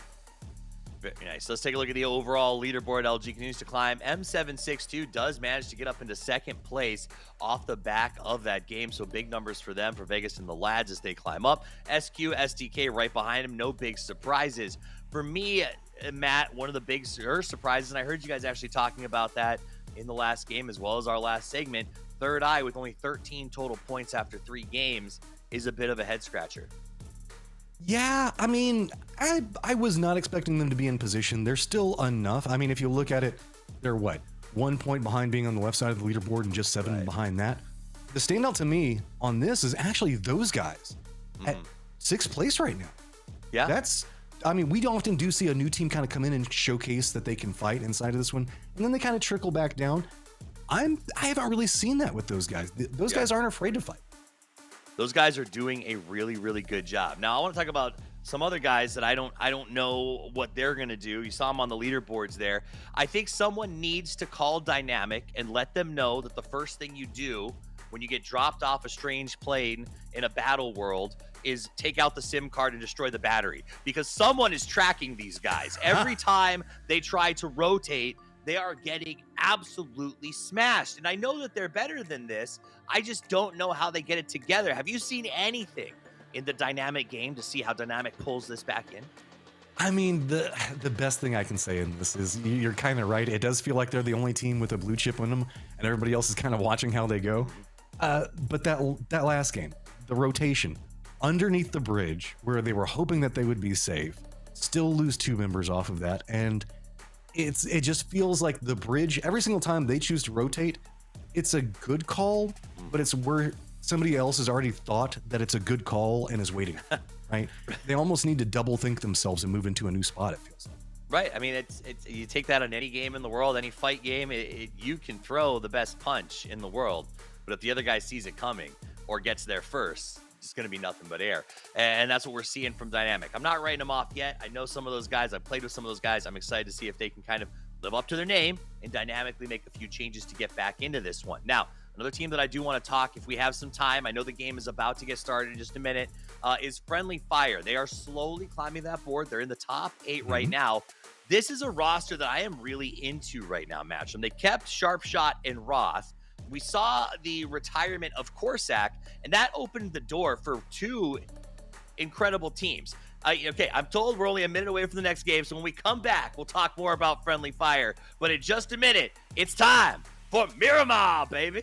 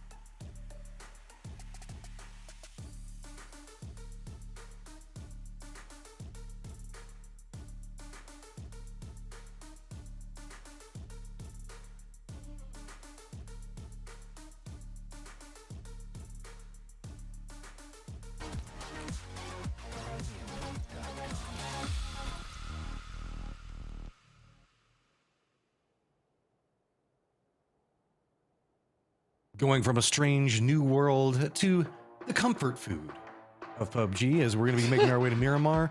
And this is going to be a lot of kind of what we were seeing inside that last firefight, right, Godspeed? But on a bigger scale and much more brown. Yeah, I mean, it's definitely a lot more sand here on Miramar, but still, as much as I enjoyed that last Taego, I actually really enjoyed that last Taego finish we had. The map overall has been fun. Miramar's like my vanilla ice cream, even though that technically that distinction would go to Erangel, but I love Miramar. It is my favorite map. It will probably always be my favorite map unless somehow Taego kind of overtakes it, but this is just a classic for me. Obviously, some of my best memories in competitive have also been on Miramar, so special place in my heart. I mean, I'll come back here any day. You're known for dropping in Chumacera in the Church of Los, so this... But I also really love this map. I love casting this map. Taego, though, was like... I don't know. It's that new fun, you know what I mean? know. It's that new goodness. It's exciting. I think we both really enjoyed that last one. But yeah, this is going to be an interesting northern plane path. So not too much of the south. Obviously, Sonics have been able to go where they want, but Circle is actually going to post right there on Cruise Divide. You know what's inside the Circle, Godspeed? It's not Trailer Park. It's Oasis. Thought you gave up on that dream, man. No. See, I gave up on my dreams until we got Trailer Park Game, and now my dreams are all reactivated. Shouldn't you move out of the trailer park? Shouldn't you be like, I don't know. I've left the trailer park behind. I got you can what I take wanted. the trailer park. You can. Oh, what's the saying? I messed it up. It's too late. Never mind. But, you take the boy out of the trailer park, but you can't take the trailer yeah. park out of the boy. Yeah. There it is. Anyway, so unsurprisingly, Sonics, Picado, most of these spots are pretty much going to be taken. The one thing that I actually did notice, though, again, SDK has been dropping very much on the western side of the map. We're so used to seeing them around Hacienda, but those guys are just relentless. And I do mean those guys, the team, not SDK. So they've actually taken that spot from SDK, and they're now looting Hacienda proper. So here's the question. Those guys or Dragon Tiger Barrel Showdown, which is the favorite to say? I like the jokes around those guys, but those guys are just too solid. The jokes are just too good, especially when you're trying to like talk about them in another team. People are like, what are you talking about? It's a solid name. Solid name. I enjoy it. But speaking of Dragon Tiger Barrel Showdown, they're going to be on the east side here in El Azahar. So they're going to have a nice little rotation here. They actually could go all the way to the north or the northeast and find a nice little spot to play in those ridges above Tierra Blanca. All right, Dynamic, you're inside the circle. Step 1 accomplished. Step 2, don't drive into Orion. I don't know, you can drive by Orion. That one could be okay. Tilt Town and Orion being the 2 closest teams to them.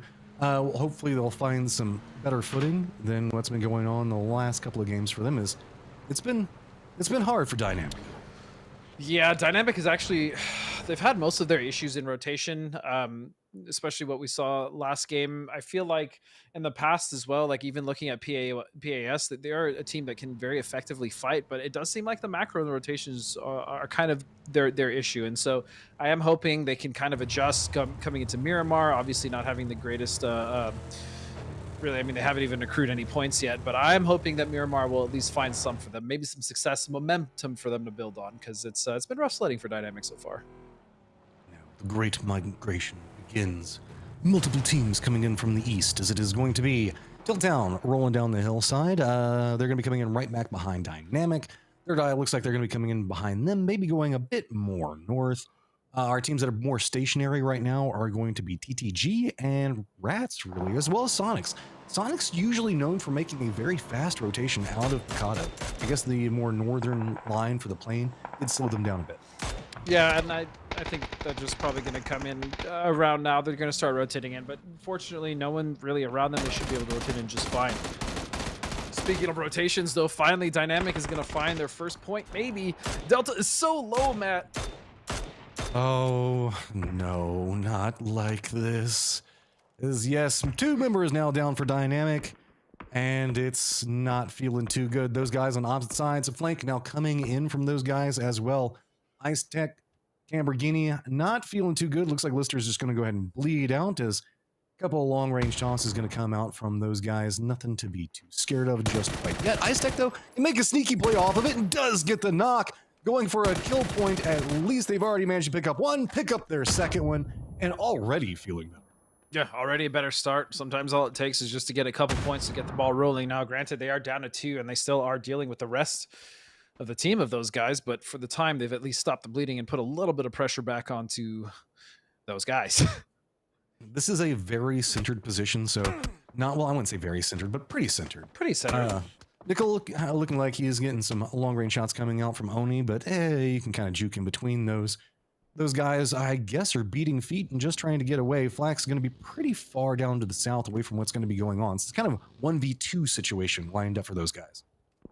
Yeah, and at the very least, when we're looking at a team like Dynamic, like as you said, they're at least in the center, so they can kind of hunker down as that duo and try to get some more points. Because again, it has been a struggle, but this is a better start than they've had in the last couple games with a couple kills under their belt. Yeah, this is also kind of interesting to watch the changes as you were talking about, where we do have Old and Young that made a more centered drop over here into this position, and Shoot to Kill having to play more to the west has been heavily rewarded. I mean, Oni's got a lot of control in what's going to be happening, but dude, how does Dynamic just have everyone around them all the time? Isn't it mathematically improbable at some point? I think they're just magnets at this point. But speaking, I do want to touch upon STK, as you said, finding a lot of success landing in the West. Is even when we were watching them a couple of the scrims the other day, I feel like their approach, again, just taking these wide routes, it almost reminds me of Old Tempo Storm. You remember how they would come in, especially like if it was a Stalber circle, they'd come all the way in from the West Coast. They would take their time, sometimes rotating even in blue, get up to that north side where it's the weakest side of the circle, and then just start to dominate and trickle down. That's pretty much what STK has been doing the last couple of games, and even in scrims, and it's been working out so well for them. It's good to see innovation come out from a team, because I often think that sometimes in PUBG, you can get a little bit too formulaic, right? You always stay you can get the same comfortable. drop and, You can, absolutely.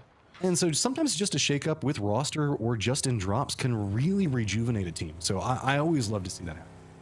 Yeah, and I obviously STK. I mean, I love those boys, and it's great to see them again, just finding new ways to be effective. Right, we've seen ups and downs in that. We've seen ups and downs, honestly, of all the teams at this point, even the top teams like Sonics, LG, STK, right, and a Third Eye at this point, Friendly Fire. So it is nice to see them kind of bounce back and just have a good tournament so far. Slow and steady is the race for most of our teams. Not too much going on other than Dynamic. Dynamic just getting bullets thrown at them left and right, or technically north, south, east, and west, I guess is a better way to say it. We do have Shoot to Kill that has moved into the north. TTG is kind of holding down the high ground. There's our boys Dragon Tiger Barrel Showdown, finding themselves a place that they can come in, find some comfort, get some rest and relaxation while we're waiting for the circle to close in.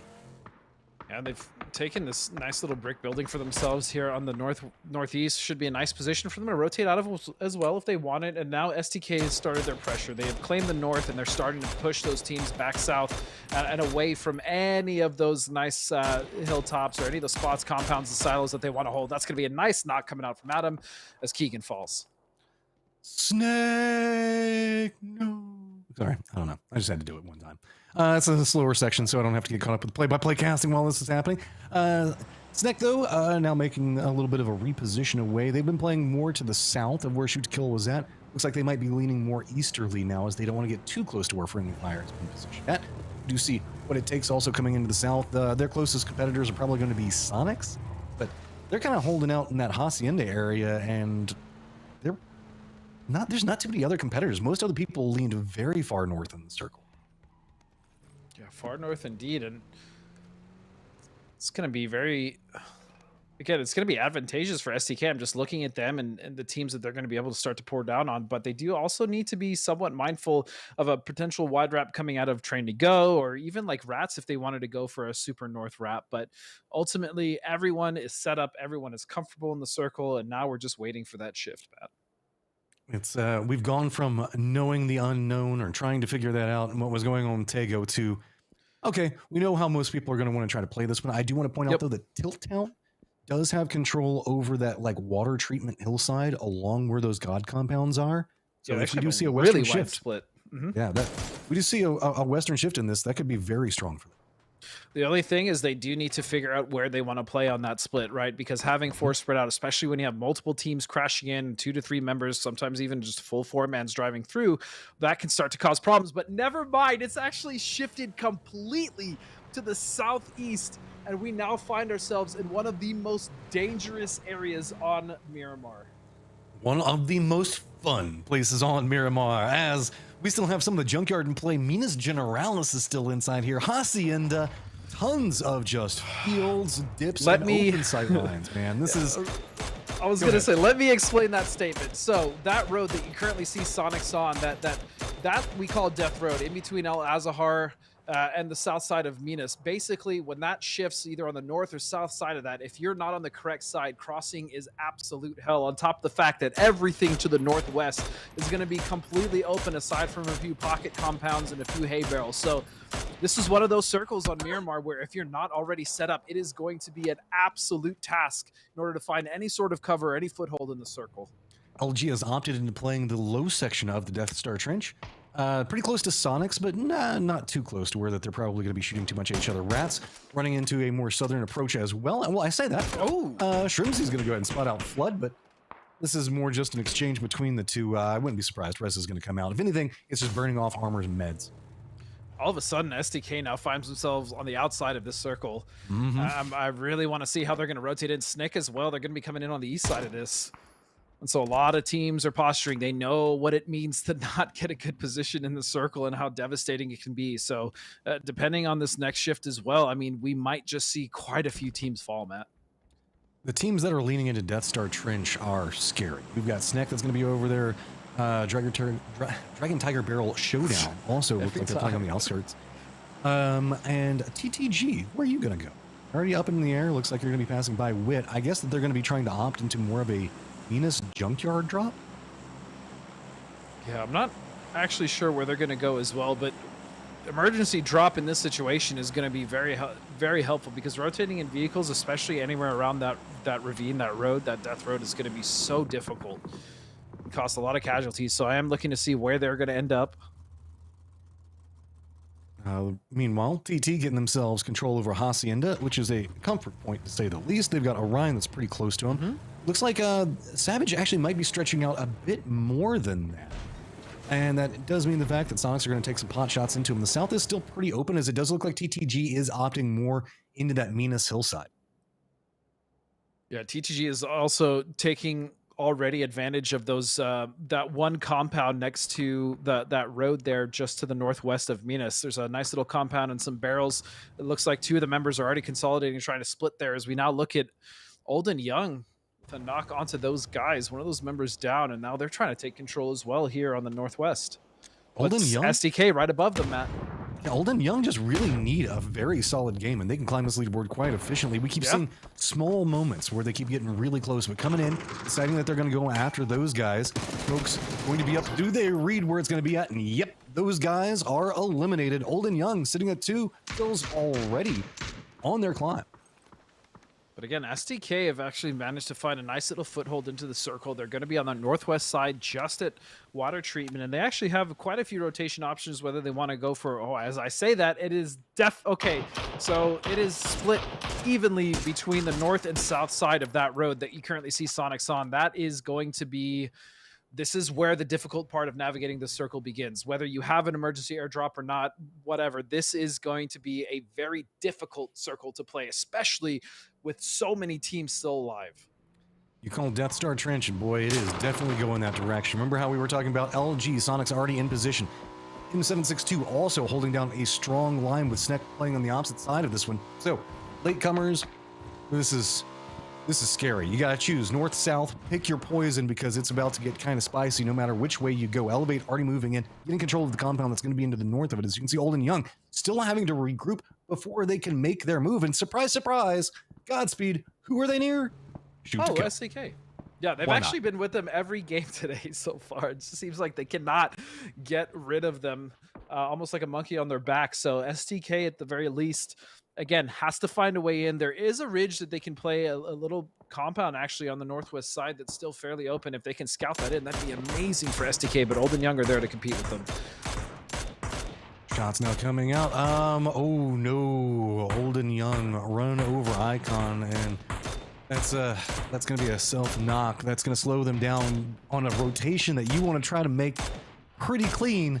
Starting it off in a bad way is going to make this even more complicated. Dynamic, though, don't count them out yet. They want their kills. They want anything. They're so thirsty right now that they will take any bit of water they can find.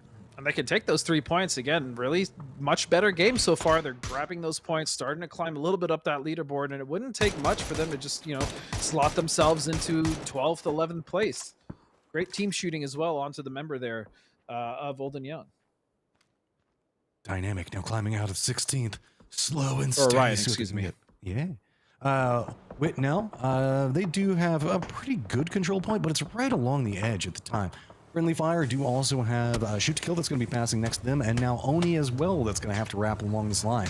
M762 moved up more from the north, separating away from what's going to be going on Death Star Trench, now taking some pot shots into Friendly Fire as it looks like Oni has made the commitment into the duo of Dynamic. Nade's at least going to hit some damage onto Lamborghini to get this started. Looks like Ice Tech has decided he's just got to go and try to make a play because he's got Wit back behind him. And oh no, yet again, everybody's got their eyes on Dynamic. Getting shot, he was going for the push. I like the aggression there, but unfortunately at range, he was getting shot in the back by what it takes. And now Young's Toast is like, all right, I see what happens here. As we move over to Honey Badger taking shots, Friendly Fire decided they did not want to be quite in that position. They were getting held out and shot by SDK. They're trying to drive in. They're going to take a lot of damage here from the surrounding teams as we have another shift, and it's still 50-50, Matt. Oh, my lord. Okay, so Friendly Fire, not a lot of options on anywhere to go, so they're just going to kind of send it, and that's going to be about all you can really do at this stage, right? Find yourself a shack. M762 now found themselves as the outlier away from what's going to go on. Remember, they were playing closer into Death Star Trench, stepped out. Now, Friendly Fire has kind of jumped ahead of them, and they have a very uncomfortable situation right over here next to Shoot to Kill. Orion still having to contend with Tilt Town, but let's not forget that there's also Train to Go just to the southeast of their position, as well as Third Eye just to the kind of northwest of where they're at. Yeah, and the south is just an absolute mess. It is a slobber knocker. There are teams fighting. There's TT, Train to Go, Orion. You also have Third Eye, Rats potentially looking at that. The south is absolutely packed, and there just isn't enough room in the circle for all these teams. We are going to lose at least 2 to 3 teams here in this transition. Tilt Town, yeah, this is not going to work out too well. So many teams. Friendly Fire is going to go down. Oldest got the shots in. I mean, this is going to be a precarious push no matter which way you go, because you're still going to have the potential for another team to wrap back behind you. Tilt Town's going to have to move into a very open sight line. And I mean, look at Third Eye. They just got vision for days up into this, and they don't really have to pay attention to what's going on in the rest of the circle. They just want to clear over here. Yeah, and they should. They should absolutely focus on the South. There's a lot of teams there on top of the fact that they aren't going to be seen by Sonics or LG as they are down in that ravine. And so they should have complete control over the South here as long as they can clean up these fights between Tilt Town as well as Trying to Go and Orion.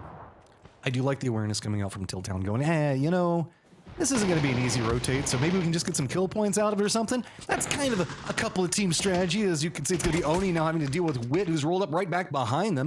Using this and using the information is going to be another team. It looks like STK might be separating out and thinking about coming this direction. Yes, making the foot push right back behind everything that's going to be going on as Babbler does take down Toast, but 2 members still alive for what it takes. And do they have what it takes to survive as they are being shot at from so many angles? So far, they're doing a hell of a job of just trying to survive and getting the points where they can. Meanwhile, STK is still pushing in from that northwest. They actually did see the compound was clear, and now they're using that as a foothold to push forward, and they are putting so much pressure on the rest of the teams that were around them on the west edge. This is just crossfire central. So many different teams now starting to get some iota of control of the territory that's going to be around them. We have our southern teams with tons of vision. Remember, that side is a little bit higher, so can take some shots into what's going to be going on. TTG just clinging to life right over here in the face of what's going to be a Third Eye. And keep in mind, Tilt Town still has one of their members alive. So with Third Eye kind of stretching out this direction, they might find themselves getting like attacked from the back. Oh, not only that, but you have to look at the teams on the east side of this fight on the south, right? Or the southeast, I should say. Oh my goodness, that shift is ridiculous. And now Rat, Snicks, and LG find themselves outside of the circle with not that much room to work with. Boy, that was instant from Third Eye. They're like, nope, there's no purpose of going this direction anymore. Let's regroup and try to get over here. Rats now trying to make Train to Go's life pretty bad. More nades going to come out, not quite getting anything. Just Finna fishing with dynamite and not really finding anything just yet. A lot of nades going out. Sooner or later, one of them's going to hit, right? Oh. No, doesn't look like. Just barely. Come on, you can do it. Just get it right in there. Glory on the outside. We see Battle on the inside as well. Rats have to realize that getting this wipe as soon as possible is going to be the play. Finna actually going to back out, opting not to do that. They do have vehicles, but even with vehicles, where are you going to go? Where's the send? Are you going to try to crash Sonics? Are you going to try to maybe go to the western edge that's already been completed by Third Eye? Do you go to the east where you still are just wide open LG? There are so little options for these teams and still so many players left alive, Matt. Welcome to the neon green section of the map. Here we have What It Takes and Third Eye almost up on top of each other, so make sure that you keep a differential between the two as STK is kind of watching what's going to be going on. Third Eye trying to make the push in, get away from this field and get some type of cover. Looks like, yeah, they're going to go ahead and crash right along that line as it's going to be shoot to kill, continuing to throw out what they can. Trying to Go is going to finally get eliminated, but Purdy nades, you know they're going to start trying to put some more into this one as it is going to be What It Takes getting eliminated, but Third Eye took a lot of casualties as there we go. Push now coming out as Rats were trying to make some type of move, but they couldn't find anything as it is going to be M762 that holds them down. And again, this is what I was worried about. There's just nowhere to go. There's nowhere to rotate, even with the vehicles, even with an emergency airdrop, which isn't even active this late in the game. It still would be impossible to just find a place to play where there isn't already someone occupying. On top of the fact that STK have done a wonderful job of controlling this west side, putting so much pressure on Third Eye. But Third Eye as well doing a great job of just staying alive. They have 2 knocked, but 6 kills. They're working for it as Purdy has been a thorn in their side. I mean, most of the rest of Shoot to Kill is just kind of caught up taking shots at people at range. They're just kind of letting them do whatever. We do have a rat and a snake down to the south. Well, I say that as it looks like there's going to be Rats get eliminated. Tilt Town doesn't look like they're going to be too far outside of that as well. Now it is just going to be, how does Shoot to Kill want to handle this mess that is Third Eye right down below them? Well, they can't necessarily overcommit here. They do have Elevate on the opposite side with potential sightlines, and so I think again this is going to be one of those situations where Shoot to Kill try to poke as much as they can, wait for the shift, and then see what the circle gives them. Yeah, and that's kind of the waiting game yet again. Lots of casualties early, down to 24, and we're going to be moving into phase number 6 as it is going to shift finally more to the north. So there's actually so many players alive for the circle, Matt. Yeah. LG has already opted into making a cross, so they're on the opposite side of the Death Star Trench. It's going to be Sonics. They're going to have to make their move, but they kind of have a path to work with. Now it's going to be Third Eye and Shoot to Kill stacked up next to each other. Sonic's actually has a really nice ridge on the south side. Their only real threat is if either Third Eye or SDK happen to see them when they're on that ridge, but they're going to be so busy fighting. The Sonics actually should be able to get something done, but that's going to be a knock coming out actually from Flood onto one of the members of the Sonics. Elevate's also done a pretty good job of getting control of the northern part of the circle. They've separated out. They don't want to really aggress too much in what's going to be going on with Dragon Tiger Barrel Showdown. So kind of letting them have their dip and letting them have to contend with Sonics and LG. You know, you take care of those problems for us and we'll get to you sooner or later kind of situation. But the catalysts are still what's going on in the West. Yeah, and Elevate with a wonderful position here. They have Ethan split in a 2-2 with Shinboy and Punage in the back, so they have all this cover. They should be able to see any pushes happening towards LG, but look at this. Look at this nice little push. Mime doing what he does for Sonics, creating space, going forward and creating pressure, and he hasn't been seen. I just worry if the sightlines are there for Ethan or the other duo that's with him. Sonics, this is kind of interesting to see how this is going to play. This is a good potential trap set for whoever's going to win. Balefrost's going to go down. This is a maximum point situation where they're just probably going to try to third party and get as many points as possible as they go into this. And it also managed to get them separated away from what's going to be going on with M762 as well as LG. Yep. And double wins coming out now as here come the nades. Shoot to Kill. This is supposed to be what you're known for, is LG trying to get something out of what's going to be going on with Third Eye. They've got the open angle into it, but Shoot to Kill still has a firing line and are trying to punish them, not let them pick up those kills, because Shoot to Kill, they sure as hell want them. They absolutely do. Shoot to Kill has been here for so long, just trying to find some sort of opening, right, so that they can push or just get rid of Third Eye. But now with the Sonics coming around, Adam is going to spot that out. The push is noticed, and now SDK know that Sonics is also on their side of the road. But with this, SDK can kind of creep in. They still have some section of this hillside that they can play that has some cover to it. It's not comfy cozy, but it's at least something to work with. While this is going on, there's just going to be exchange of shots. Elevate starting to get a bit more active in what's going to be going on with Shoot to Kill. Luminosity also now seeing what's happening with Sonics, taking some hot shots into them. Really, it's just Dragon Tiger Barrel Showdown sitting here kind of chilling. They do have one of their members go down, does get flushed out by the Molotov, but so much of the action has been going on around them. LG finally decides that it's time to get rid of the Thorn that's right in the middle of the circle. What an absolutely crazy circle it is, Matt. Just looking at Elevate, again, as you said, takes so much control in that north, but now they're starting to get shot down. Excuse me, that's SDK. They're starting these reds, man. Elevate with that top position. SDK now find themselves in a very rough position. But look at this. LG slowly starting to wrap towards the south side as well. They really want to get rid of the Dragon Tigers if they can, and then start to put some pressure on Sonics. Elevate has so much information to work with and so much harassing capabilities. They're going to go ahead and polish that off. Shrimps is going to go down and get flushed, and what was a fun tactic coming out from actually Sonics to try pushing Shoot to Kill's location means the fact that they know how to kind of move around through this one. But note, we still have Sonics members that are playing to the south, right over next to where LG is at, as they didn't commit all of their members in. So while there is just one member that's lined up over there, let's not forget that LG still has to contend with what's going on with the remnants of M762, who doesn't go down off of that. Nate is doing a good job of dodging everything, and now finally gonna have to deal with Sonics too. I was going to say, now Sonic's slowly starting to creep up on this south side, trying to potentially get the knock. That's going to open it up. Tiggleton is going to find Relo. And SDK still alive on that west side. Sonics knows this. They know they can't completely ignore that, as Elevate also just waiting in the north. Sonics feeling like this may be their opportunity, creeping in. Molotov now going to land. Fourth Robo's coming out. Kickstart doing a little bit of a dosey-do through the vehicles, but he's going to go down. Good shot's going to be coming out from Mime. All this happening looks like Shoot to Kill's trying to make the push into what's going to be going on with Elevate. At least getting a knock into him. Haven't opted into leaving just yet. And LG. Look at this. Woo.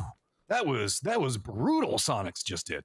What a beautiful wipe. I mean, just that whole play and that whole sequence from Sonic, starting out, going to the west side of the road, crossing, wiping Third Eye, then realizing they want to go back, putting pressure on the south, getting those wipe knocks and kills onto just the wipe in general. I don't know what I'm saying, onto LG has just been so impressive. Sonic's just in just top form right now. And they're feeling it. They still have to catch up to LG, but this could be a big opportunity for them.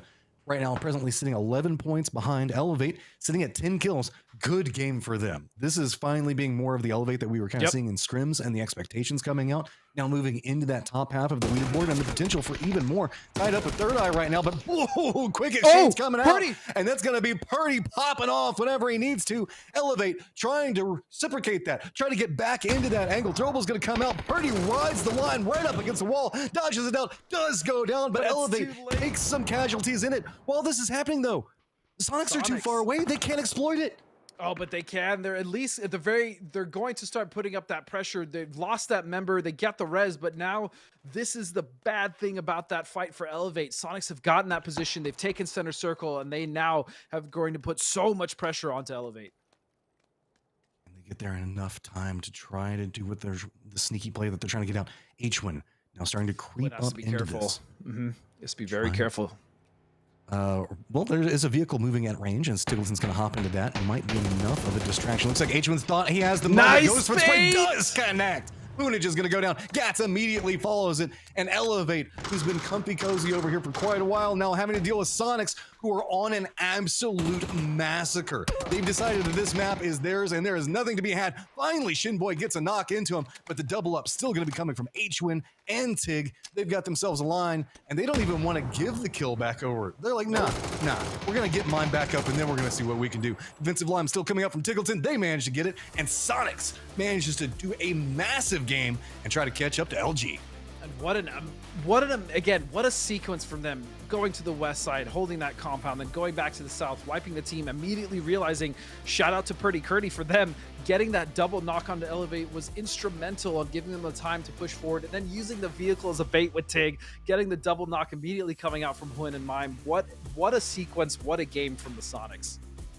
That was aggressive. From the moment they decided that they were going to move into shoot to kill to then to responding back into LG, so much to look at. So let's look at the highlights.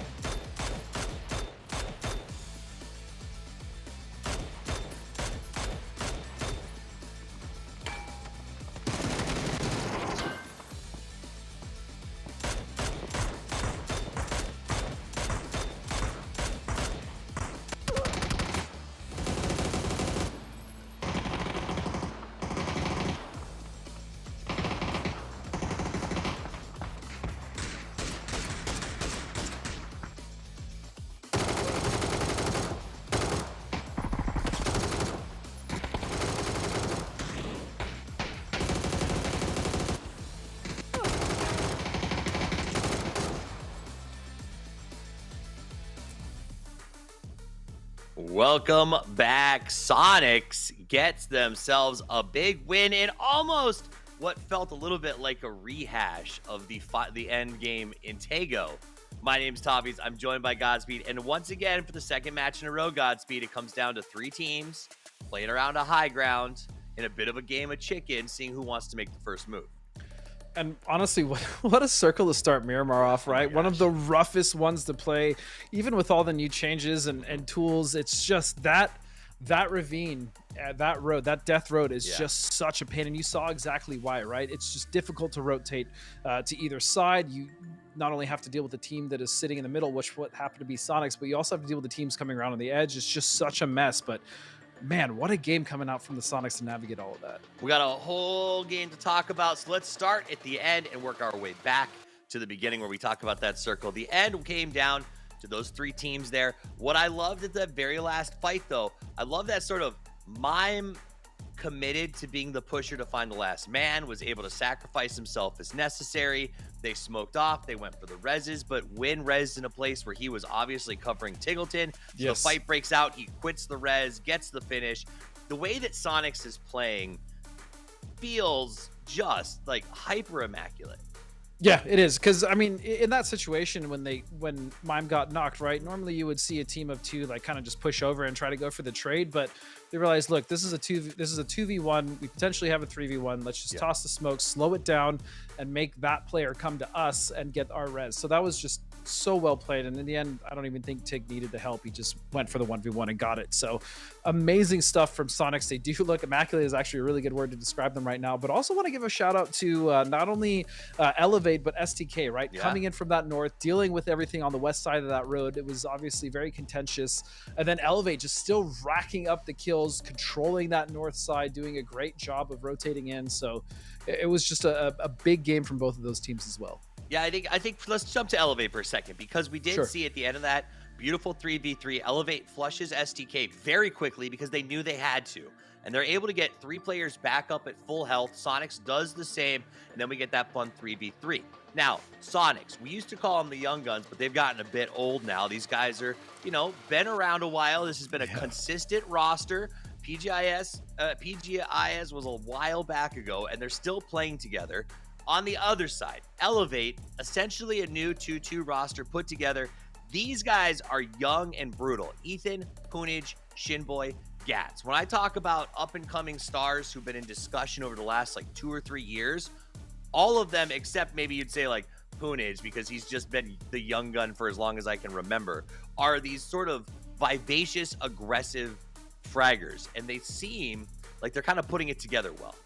And I especially like that. As you said, it's 2 duos, right? So we even witnessed it in that game. We saw Gats and Ethan together, and then we saw Poon and Shin together. Those are obviously 2 duos that are very comfortable playing with each other. So they had that split, and it worked out really well. They were able to get the kills. They were able to, control their territory. And yes, in the end, Purdy pretty much ruined them with that really nice double kill, but they still were able to recover somewhat before fighting the Sonic. So far, everything is pointing towards the fact that Elevate is going to be looking really strong going into the next couple rounds, and even tomorrow, and potentially if they qualify going into those grand qualifiers, but the final qualifiers going to Riyadh. Let's take a quick look at the match. Leaderboard, 22 points going to the Sonics with big 12 kills. Elevate, though, 6 kills, 18 points. Going to be happy with that. Remember, the goal here is to get to the top 8 by the end of 12 games. Elevate, I think, going to, no pun intended, rise up dramatically off the back of that game. Yes, they are. And then even, Dragon Tiger, who won the last game, managed to get themselves at least 5 points. So they're staying consistent as well. But again, SDK, LG, they're going to be right there with the Sonics. So not surprising to see those 3 teams, especially Elevate. I don't think there's any surprise of seeing them towards the top. Right. Obviously, we just talked about how strong the roster is. But so far, this is about what we expected, I would say. And then we did see, you're going to see a little bit more action. Third Eye finally kind of on the left side of that board as they continue to climb. LG holding that first place spot with 54. Sonics closing on them with 51. And everyone up coming behind that. We're going to go to the break in a second, but I said we talk about the start of the game. It was a hard north circle, and then everyone got whiplash as it cut south into what you described as a slobber smacker. Godspeed. What is that? A slobber knocker, I believe I call it. That's what it was. Okay, a slobber knocker is just it's just an absolute mess. Everyone's just kind of throwing hands. It's just a mess, man. That circle causes so many issues for a lot of those teams, even ones that are already established, right? Because you're so prone to getting crashed. There's really not that much to play, and it just causes havoc. And that's why that circle is it's rough. It's super rough. It is. I mean, and rough in the sense of, especially off the back of the first circle.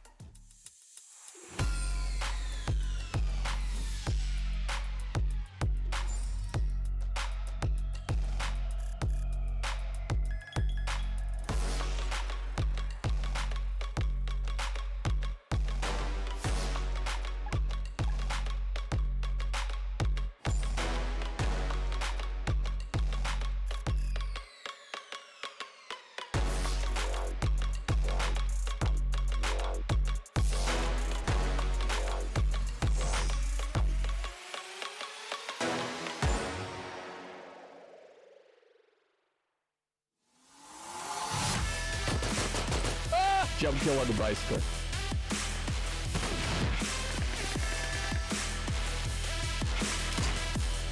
Oh, boy!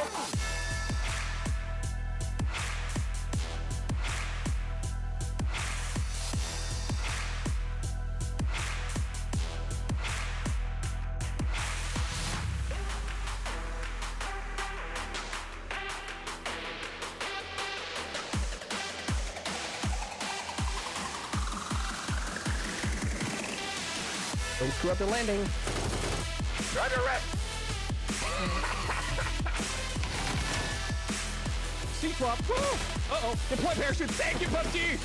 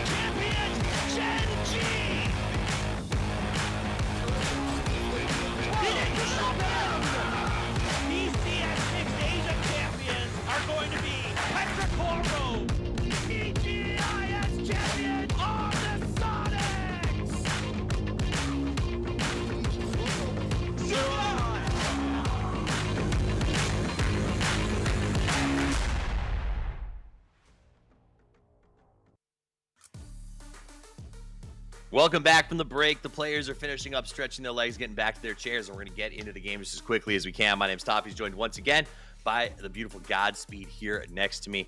Before the break, we were talking about just the brutality of that shift. It went so hard north on the first one and then just snapped down to Death Road that I think only 5 teams were even in the second circle when it popped, and everyone else were wearing neck braces for the next week. It's just a really tough transition for teams to make. I think you handled that very well when you described it as, what was my new word of the day? Hell. It was rotating into hell, I think it was, or it was just, yeah, it was Slobber knocker. Slobber knocker. There it is. But also barn burner. A barn burner, hell, whatever you want to call it. It was a clown fiesta through and through. Now, before our last segment ended, before the previous game, we started to talk about Friendly Fire. I promised chat that we get back around to that before the next one. Friendly Fire, we were saying Sharp and Roth are the remaining members of that roster who stayed on. Horsak retires, and they add 2 new players. Pixel, the Czech, And what I'm the most excited about, honestly, and I'm hoping to see something happen here today with this player, is Paige. He's played for the Finnish Nations Cup team. He was, if you don't remember, second place with Heroic at PGC 2021. This is a deeply pedigreed, skilled player to bring. I mean, it's kind of a coup, a win for us to sort of see him playing here in North America, in my opinion. Yeah, I was actually mentioning that during the cast, to see players like Pixel and Paige here now competing also with just such a strong duo in Roth and Sharpshot, right? Two other players who are very storied both internationally and regionally, who have had success in both. And so I think this is, on paper, again, a phenomenal recipe of success. As far as what we've seen with them so far, I think they're doing just fine. I do think that they've had a couple rotations and team fights where they have struggled a little bit. But again, this is just a completely new competitive environment. So I would not be surprised if we see that team starting to really pop off soon. It would be nice. And I think you bring up a very good phrase that we hear a lot when it comes to sports. But in the world of PUBG, it's almost impossible. And that's on paper, right? This idea that Luminosity on paper should have been top 3 at PGS 1. Instead, they finished where they finished. Third Eye beats them in that particular iteration. What is it about this game that makes on paper so difficult to really gauge when you're building a team? There's just so many different variables between whether it's communication within the team, whether it's, just getting a series of unlucky shifts. We've seen that happen to a lot of the NA teams, EU teams, as well as some of the Asian and APAC teams. Sometimes you just go into an event and it's just not your event. Things are working against you. Let's say your macro rotations that are usually so wonderful aren't working for you. Let's say for whatever reason your team fights, you just can't get it together the way you normally did. So there's just so many different factors. And, again, PUBG also being a very dynamic game, it's difficult to pinpoint all the time, what that issue may be, whether, again, it's rotations, communication, team fighting, what have you. Now, we talked about some roster changes with sort of the chaos, and maybe that's why these games have been the way they are. It's the most chaotic we've ever seen PUBG, Godspeed. The amount of changes over the meta are constant. There's a new Taego's added for PGS too. That doesn't mean a new map's not going to be added for PGC. Like literally every single tournament iteration, something is changing. Do you think rosters who've been together for so long, like let's say Sonics or Luminosity, has an advantage because of that sort of consistency in a chaotic environment, or do some of these fresh teams have more of an advantage because of new eyes? I definitely think there's some merit to saying that the teams that are already together and established have somewhat of an advantage because they don't need to figure out team dynamics as well, right? All they have to do is focus on tackling the map, how they want to rotate, what their set play may be, rotations of other teams, and how they basically want to approach that.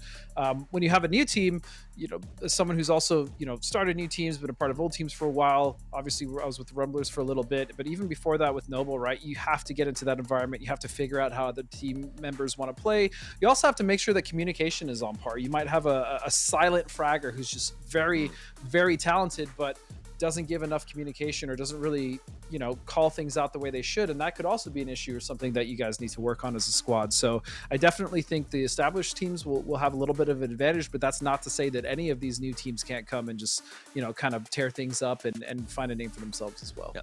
And I guess the upside for these new teams is that they do get to travel. I say get to very genially get to go through the open qualifier system a lot. They have to go through these elimination rounds. They have to go through this section here. They've just got to make these constantly sort of like just shoot for top 8. And I think that does give teams, especially with new rosters, a bit of extra elbow room, right? Yes. Because you can play and say, okay, guys, don't worry about it. That was 2 or 3 bad games. We don't have to win this weekend. All we have to do is figure this crap out and have a big 6 games tomorrow. So I do think that is something that we sometimes overlook with these new rosters as they go through this grind up and how valuable that time can be for them. That said, some of these rosters that are newish or put together or even just having fun, I harken back to Dynamic or ONY, you do have to put points on the board. 3 per match is not going to cut the mustard.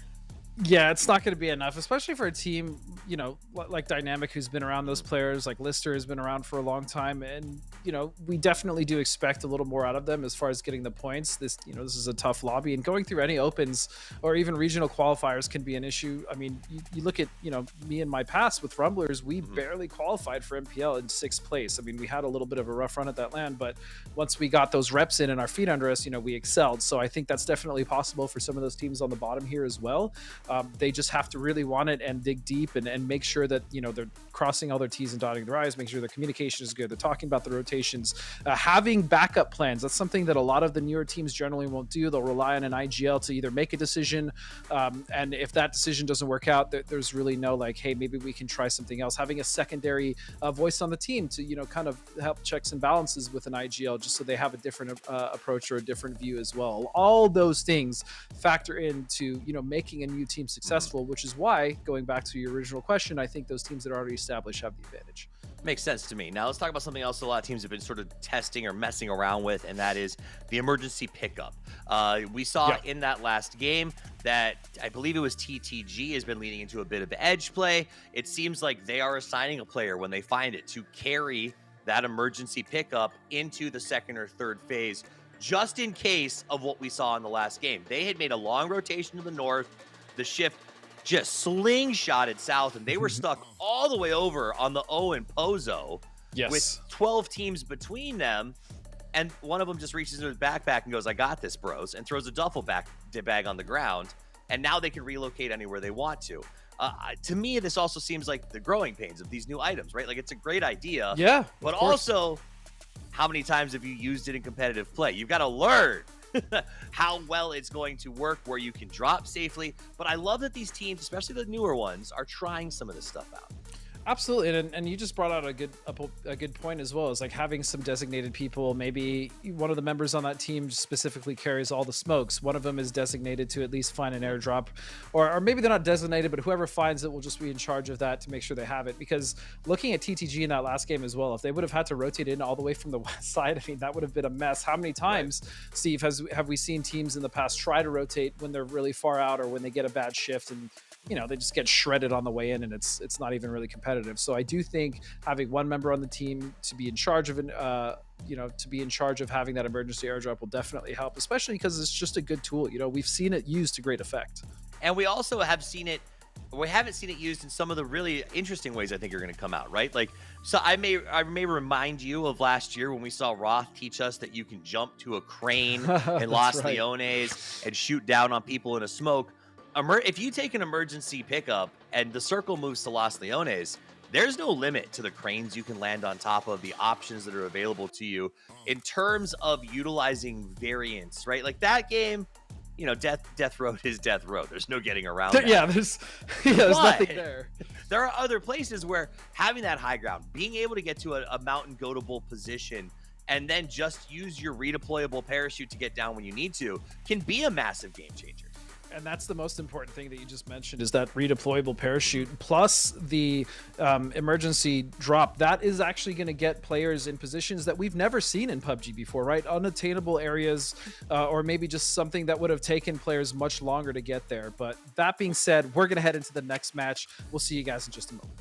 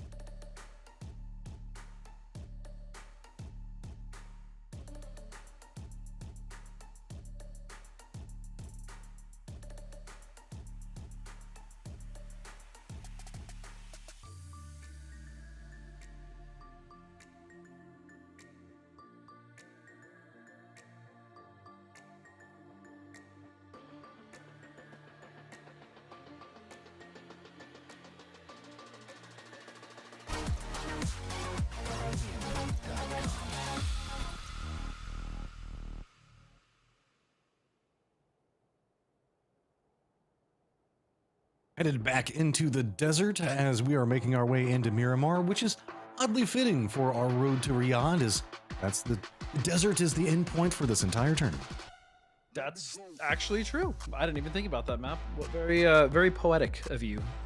Very This is on what I brand. do in the 5-minute downtimes whenever I'm sitting there listening to you and talking. I'm like, what can I say that's going to sound smart? There you go. Well, you sounded smart. You sounded great.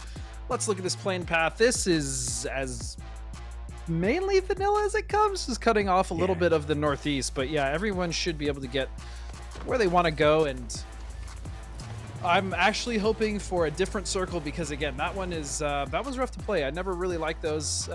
We would get them as a player, even when we had a decent position. It's just stressful as hell. And yeah, there's just not a lot of options. But again, what a series of plays by Sonics. Also, I do want to point out with this plane path, hey, guess what? Los Leones is back on the menu. So with that, shoot to kill, going back to their home drop. But let's not forget, Old and Young, who just cannot manage to stay away from SDK, are going to be dropping Los Leones right next to them. It's kind of crazy if you think about it, because SDK finally drops somewhere else on that west coast and they find themselves next to Old and Young. Again, Leones is going to be more than big enough to support those two teams. I would be kind of surprised if we actually saw them fight. So we'll see what happens, especially because Circle isn't even on Leones. So I imagine at least Old and Young or SDK would leave early. Yeah, most of our teams being inside this drop, it's pretty on plane path, so that's not too big of a surprise. We did see some love in this direction on a regular basis for America. As you know, this kind of, I guess, Western Circle is the home of Miramar for all of our NA players coming from the MPL days. Oh, the good old MPL days. Not quite an MPL circle, but Yeah, not close though. yeah, we've been seeing these a lot. I mean, we were over having a the years. conversation about this the other day, Godspeed. What technically is an MPL circle? Isn't it like more centered on Monty with La Drillia? It's that little point that we used to play when we'd rotate off Chuma to that that little compound over the hill overlooking Monty. That's like one of the best positions in that. Also, even in this circle, it's still a very solid position. I wouldn't be surprised if Friendly Fire end up going and is going there. It's just going to be just east of La Drillia. That's kind of where I look too. You know, you got to have a massive amount of that western wall in play. Maybe Del Mar too, but if we get that frisky, then we'll have something fun going on. Again, nothing too crazy. Do want to point out the fact that Sonics are actually doing a 4-man split drop. All of Picado is Tiggs, and the other 3 members are pretty separated out, and they're just looting the entirety of that low ground around. Yeah, this is just confidence and control, as well as just knowing drops around you, right? So Sonics are going to be pretty aware of the teams that are dropping around them. Obviously, Friendly Fire being to their south, Third Eye being to their north, and then, you know, what it takes going the west side. They know that they're at the very least good to loot this, and that's also just very efficient, right? Those guys are going to get geared very quick. All 4 of them should have their own vehicles, and they should be ready to go if they do have to rotate. But again, fortunately, they're going to be pretty much center circle right now. Do you want to draw everybody's attention over to the leaderboard? Just 3-point differential right now between LG and Sonics. Then a pretty big drop down, and just a 1-point differential between Shoot to Kill and M762 gets another drop down. And then we've got ourselves Rats, and then TG, Elevate, Third Eye, Friendly Fire, all just right in the thick of it. One squad wipe separating them all. And I think people are forgetting, you know, this is just 12 games. So after these last 2 games today, I mean, half of this qualifier is already done. So there really isn't that much room to keep slipping down the leaderboards, and consistency is really going to start to show for the teams that are actually putting up the points, because they'll be the ones moving. But it is also just top 8. You don't have to get top 3 or win in order to advance. It's going to be the top 8. So that threshold that Third Eye is at right there at 21 points, I mean, pretty much everyone is going to be able to open the door with just one good game. But that's where our logjam of teams are at, that are just a couple of points apart. That's the scary part about it, right? Is every single one of these points are about to become insanely valuable. We're getting pretty close to that 50% of the way through the tournament. Yep, and as we see Third Eye just harassing from this position here, just above on Power Grid, they're going to be taking shots at Elevate, who's now rotated in, trying to find themselves probably in that compound underneath, which would not be bad. But look at this. Again, Richie B just being just a pain. Hey, do what you do best, right? And Richie B knows what he does best, and that's annoy every team around him.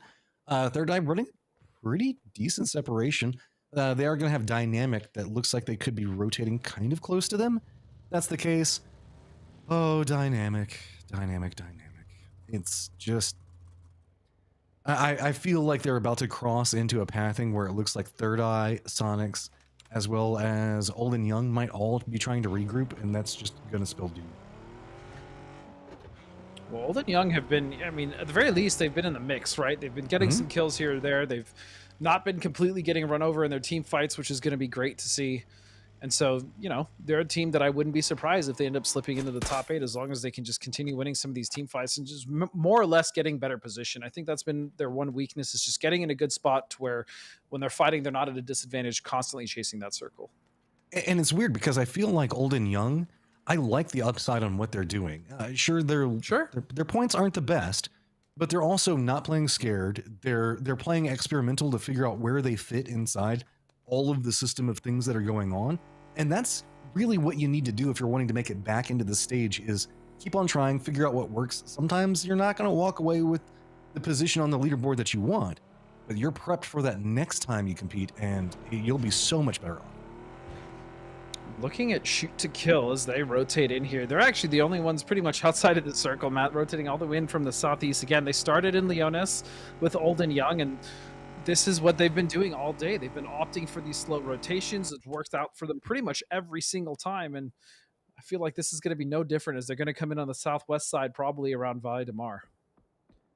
Everything's still pretty quiet right now. Just got to res your friends. Sometimes just take a tire to the face. Nothing too much to be scared of. Snek is getting control over the western corridor, something they can do with. We are going to see Shinboy be first blood for this game. But, I mean, this is just kind of that cluster of teams around the middle all taking pot shots at each other. Yep, and once again, with this circle, fairly still, a lot of these teams are just going to be waiting for that shift, getting their position with, again, only a few teams not rotated in, and being Dragon Tiger, Barrel Showdown, as well as STK. Pretty much everyone else is just jockeying for position and just trying to peacock now. Yeah, I mean, we did see M762, a.k.a. Dragon Tiger, Barrel Showdown, end up pretty close to SDK on their rotation, but they're now separating. So there's the end of the potential fun that could be had there. Instead, everybody goes back to their general hobby that they do during the first circle, and that's shoot at Dynamic. Poor Dynamic. That's what all the cool kids do. At least Dynamic, again, finds himself in a good position right there in the middle, so they, you know, don't have to deal with too much as far as moving once they're getting shot at. But look at this, Adam now. Is he going to actually notice Honey Badger? He is. He's going to hear the bike. Do you have the shots? Ooh, looks like the answer is no. Those are hard. Those are hard to hit. I Yeah, definitely those will are. not be hitting those, so I'm not going to give Adam too much. But we'll also notice, you know, this change happened a while ago, but it's interesting to see what crosshair players are using on their 4Xs. I've seen some use the cross. I've seen some use the circle dot. Some using the one that we just saw Adam using. But I think I prefer the circle dot, actually. Either that or the cross would be my favorites. If we're talking specifically on the 4X, I think it's circle dot too. Circle dot's solid. I actually saw Alo hit some nasty shots with that the other day too, so I think he's onto something. Plus Alo's also just pretty disgusting. Yeah, I mean, he's just an amazing player. Looking in, we do see that it's going to be TTG taking some shots into Orion. They're kind of north of Monte Nuevo. Everybody's kind of playing in that no man's land. That's kind of the southwest of Picado, you know, just south of Power Grid itself. We got some people that are kind of taking up residence around Shumasera and your old stomping grounds, but no real big contestants. STK is kind of along this pathing, but they moved into where Tilt Town was at. Didn't feel comfortable about it. It looks like they've retreated, as Tilt Town is kind of holding down what is the old split that you guys used to, right? Kind of, yeah. The other thing about STK as well is I think they're posturing to just rotate more to the west around Valle de Mar, which is a better option. They're going to know that team of Dragon Tiger is going to be taking shots. They'll probably hear that, and they're just going to try to wrap. Again, this is something that they've been doing all day, wrapping around, going to the least contested side of the circle, and then moving in from that edge and taking control, which is also honestly something that we see a lot of what LG does as well. We've got those guys making their rotation. Looks like they're going to go ahead and do a stopover in Picado. Tilt Town, as we talked about just a second ago, in that Shumasera area. Looks like they're going to be stretching out and could be bumping into Old and Young as the new circle is popping. We're going to see how this is going to line up. Tilt Town Savage, I don't know if this is exactly the way you want to be doing this. He is at least going to make landfall, but this is just kind of an awkward place to be at with where we see Oni. Yeah, I'm not really sure if he knows about Oni. 7up is going to be taking some shots at other members there of Tilton. He's going to catch one to the face.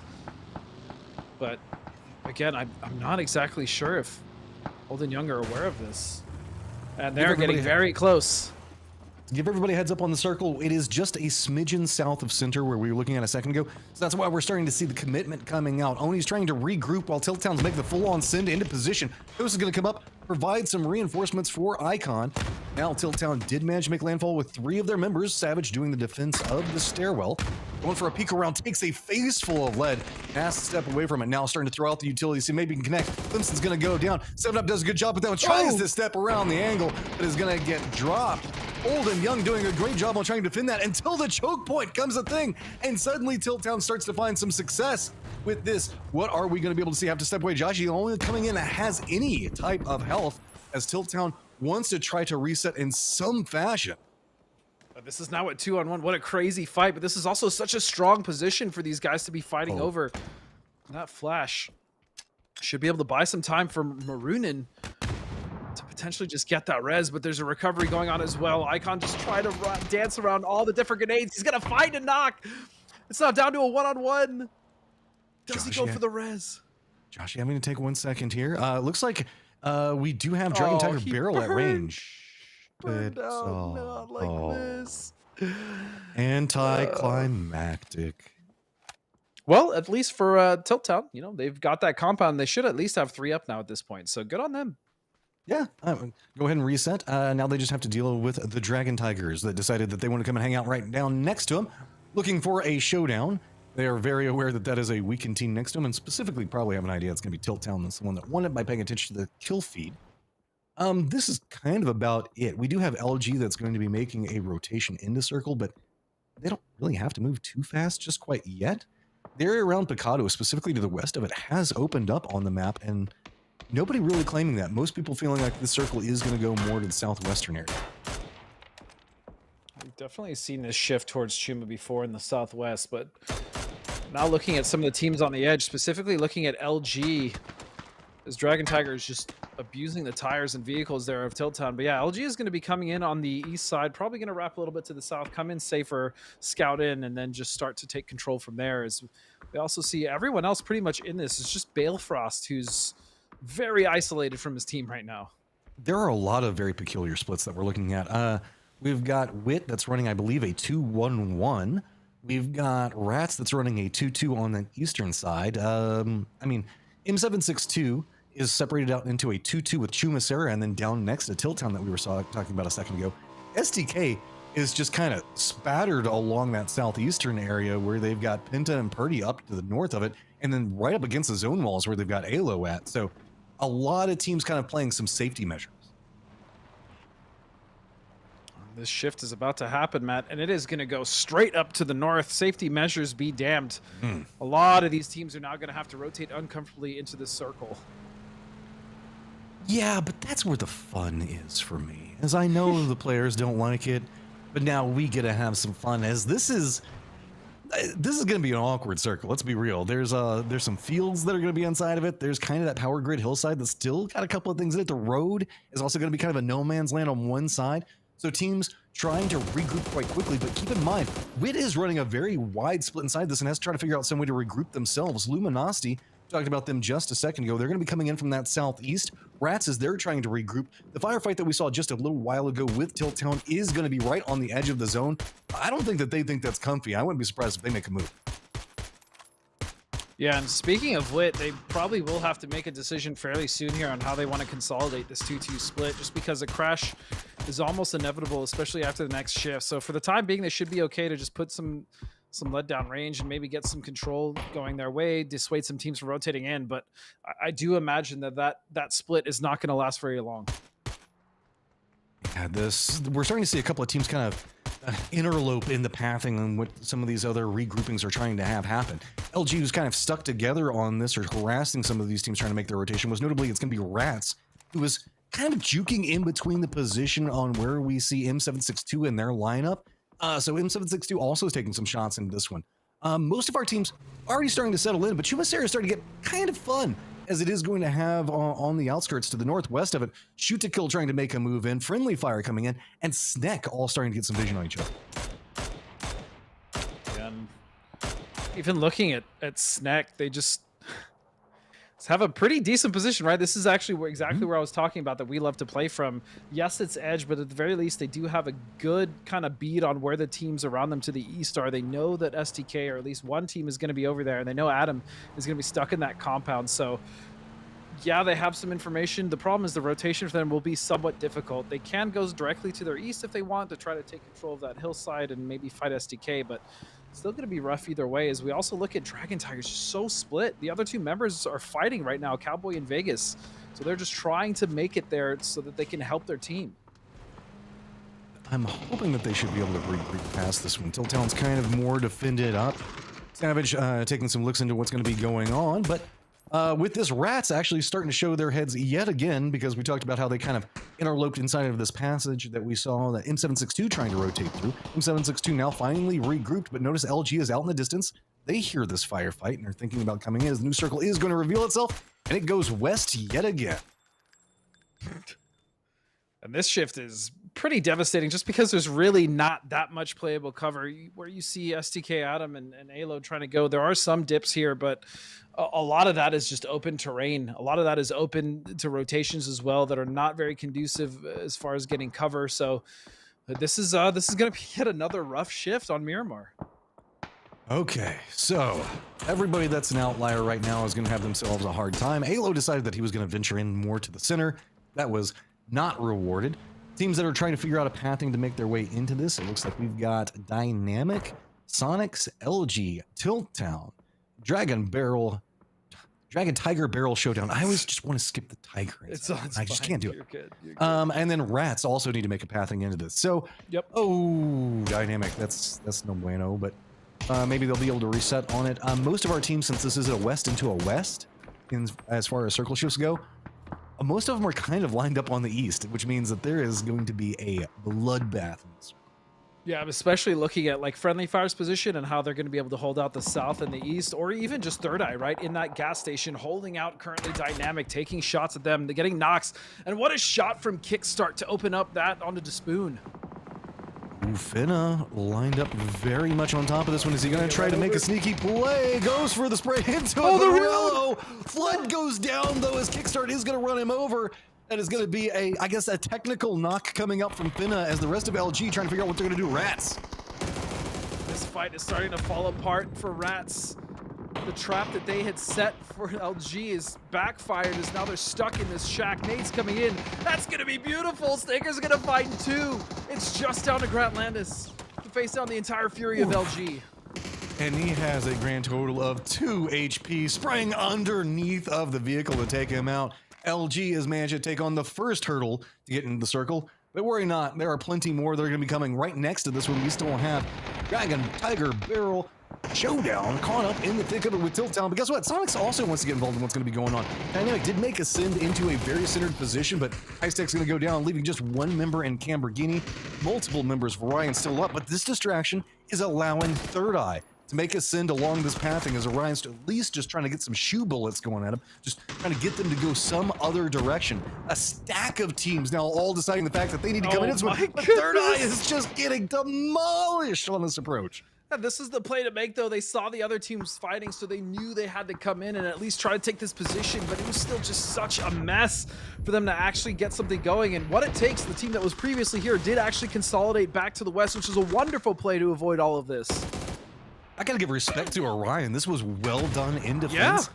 They've been harassed on a lot of different angles. Balefrost is kind of way out there, and he's just going to go ahead and get taken out as, well, I don't know exactly how he's going to want to try to make this play. But Clemson's also going to go down as the Blue Zone fight is been quite problematic for several of our teams. Sonic's going to have to leave and just cut out. Looks like they're going to cut into the north and find themselves a spot just right on the edge of the zone as the new circle has popped, and it's got at least a bit more centered this time. Yeah, but centered on nothing, Matt. As far as like cover for these teams, this is again very open, and now the options are even less. As that edge just to the south of STK is pretty much unplayable, especially with how many teams are going to be there. Friendly Fire is going to be looking to push out. Obviously, Luminosity now trying to take control of the southwest to get rid of Sneck. So the South is just an absolute cluster right now. LG starting to creep in along this line. Keep in mind, they are presently ahead, but not by a ton, just 6 points. We've been talking a lot about top 8, because that's what goes on. That's what's going to move into the next stage to then challenge against Latin America. But let's be honest, we know that LG and Sonics are both aiming for that #1 spot coming out of this one, and those guys, Ixor finds himself a Keenan. Go ahead and take down Keegan. He's gonna find at least one. That's gonna really suck for Sneck though, as Tater's also gonna get shot down. It's just down to Hooligan. He might be able to get that res, but Sneck finds himself in a really bad position here on the southwest side of the circle. Not quite done with their defense yet. It's going to be Sonics trying to make the move in, seeing if maybe he can bounce the nade around. No push coming out from that angle just quite yet, but gave Orion time to get the res, get back into position. Tickleton just braving right in opposite side of that wall is going to be Flexi. Look at this also. H1 just kind of dashing across through the smokes right on the opposite side of that fire. So Flexi did not have vision on that cross. Oh, not at all. I don't even know if they know if Fluxy is there currently right now. Red Rider now trying to get an angle on the window. He is going to spot out Tig, so that information is going to be relayed out to Fluxy. Shoot to kill, meanwhile, is eliminated in the background, but Hwin is going to find him. The 2-on-2, Hwin and Tig. Can they actually get rid of the rest of Orion? Oh, and an opportunity now arises. LG has been eliminated. Sonics have managed to fight their way in onto this point. They still have 2 heavy hitters alive for their squad. Red Rider still on a bit of damage control, cannot get into a position to res his teammate. So now H1 playing this one more aggressive, realizing that they've got the numbers. Molotov is going to slow him down, but H1, good timing on that. This is just going to be a double up, lined up against each other. Good spray. H1's going to connect. Ryan goes out, and the lead is diminishing for LG by the second. And Sonic's able to at least get in that position with 2 is a huge boon for them, considering what their rotation was like and where they came from. So that's going to be massive. Friendly Fire as well has moved into the center of this circle, with Elevate still on that eastern edge. And now this fight on the west, what it takes originally in that 2-2 splits, making sure to consolidate, is now Battle is trying to get the knock here and ring around the Rosie. Retaliative will find the knock. Well played, coming out from what it takes, showing us what it does take to make that play. Now, and they come back around before the res. I'll tell you what, good spray, Retaliative, just destroying DTG there. That was so well played coming up from them, picking up some very needed points of their own, feeling a lot better, moving now up into that 14th place, as with this new circle, Friendly Fire is the one that's in the center of everything. Friendly Fire, again, they did move early. They got to that center position. It's not great, but it's definitely better than where they were at. So now Elevate, where are they going to move? They're outside the circle. There is a small ridge for them to potentially play ahead of them, but Marunik still may be a problem for them, especially if he strikes late enough. But Gas is going to take this dip. Yep, it's just so open. 15 alive, and this is just, what do you do? We've seen that this dip can have a lot of different things that happen for it, give it some benefit. You can kind of cling to life over here. That's about as much as you're going to be able to get out of it, like you were talking about. I mean, what it takes still has a compound in play, but they're just going to be clinging to life over there. Everybody knows where Friendly Fire is, but you can't really do anything about it because, like you're saying, it's so open. You know that they're there, but like, unless you hit a lucky headshot that they stick their own head out, there's not much you can do to them. Nope. It's pretty much, just hoping, as you said, to get that headshot. Meanwhile, Sonic's Tig is still just doing his best to just get any form of damage. He would love to get a nice nade in. There it is. If he can find that on one of the back members. He knows Poon is down, obviously, but Gats and Ethan have to do whatever they can to try to cover Poon, get those smokes out. It would be huge if they could get this res. Oh, Tig got Tig's not himself. gonna let it happen, though. He's got to reposition onto this and knows exactly what Elevate's trying to do. Lined in, just spraying continually. He's got plenty of ammo to work around. Robles coming out, gonna go a bit too far, but hey, cover's still gonna go away as cars are gonna explode, do a couple of flips, do a barrel roll kind of situation. Now, the push is gonna come out from Tickleton. I was gonna say, but they're so focused on Tig that Hwin on the other side of this road is gonna go for his push now, and he could easily get this as Ethan has no idea he's over the hill, but Paige from distance is actually gonna find Ethan, and that's gonna be Elevate out. Look at that. Good guy Paige coming in and providing some support for Sonics, as now they're going to move down the hillside. They now get the dip. But what it takes has some pretty good vision into it, as you can see. This is our circle, guys. Look at the massive amount of cover that everybody has to work with inside of it as a literal no man's land. is going to cause a massive issue for everybody that's still alive at this stage. We still have 5 teams, 12 alive. Let you know, every team is limping into this one. I guess the strongest team that we've got at the time is Friendly Fire, and they're kind of, they're not too comfy either. No, but at the very least, they have center circle, and this shift is going to definitely push out everyone else on that edge, regardless of where it goes. So, Friendly Fire do, again, find themselves centered up in that shack. It is dangerous, as one nade could potentially spell ruin for them, but it's just getting a team close enough to get that nade off. You have Snake, obviously, in the southwest, looking for any teams to be out of position, and then you still have Marunin. Don't forget about him, even though he's getting shredded right now by Sonics. Just got to play it slow. Play it a bit more sneaky. You can see some cars are coming in, as if you need to be sneaky, I guess being a Snek is a good thing to be at the time. Friendly Fire, you can see all eyes now presently trained onto them, and just looking out a window is going to be a problem for them. Snek did kind of move up into this point, but they're going to have to contend with how Wit wants to make a shift as well. There is a crate that has kind of come down into this angle and might be a cover point to play from. I mean, that's about all you got. So it looks like they're going to sit down in the car and retaliative. Oh my God, he is on fire this game. What an absolutely beautiful shot to put down. Remember, a Friendly Fire there. Page is still going to find the double, though. It was Sneak Attack and Roggy trying to get a forward position based off that knock on Sharp, but Page was just so on point with that grenade. He completely stopped that, and now Snek's Hooligan is trying to steal those points. In fact, he does. He gets one. I mean, he's just kind of chilling, enjoying what the setup has kind of come out from this one. Tickleton's still going to be alive for the double. I can't say that. I'm going to take that one back, as he is going to go ahead and get taken out. Wit sitting at 2 with 1 down. Friendly Fire with 2 with 1 down. Snek sitting at 2, and TT with 1 up. But you talked about the sneaky man that can come over here. He's starting to find himself some pathing options, as he's managed to make it inside the circle. Yeah, the problem is if Snek actually decides to rotate more towards the east and kind of wrap this, they may actually see him. But for the time being, he's safe, unless Tater sees him right here. I don't know. Looks like, I think that Tater and Hooligan have been kind of eyeing this. More nades rolling down his Wit, just clinging to life with 1 HP off of that. Friendly Fire, you can see they have vision for days. They know exactly everything that's going on. You can see all the smokes, and that's about it. Even still, Friendly Fire, Matt, just holding, hunkering down. I mean, they even still have 3 kills to their name for being in this position, so they've been active. Obviously, that beautiful double nade coming out from Page was instrumental in stopping what it takes from further encroaching on their position, but still, you know, this is going to be a stalemate overall until this next circle shifts or until someone pokes their head out, gets a knock, or eats a nade. Tilt down. How much can you tilt a Snek right now? Do you see the movement? Ooh. I think that he does. Oh, yeah. So he has an idea on what's happening there. But the moment he takes a shot, he knows he's going to be in some trouble.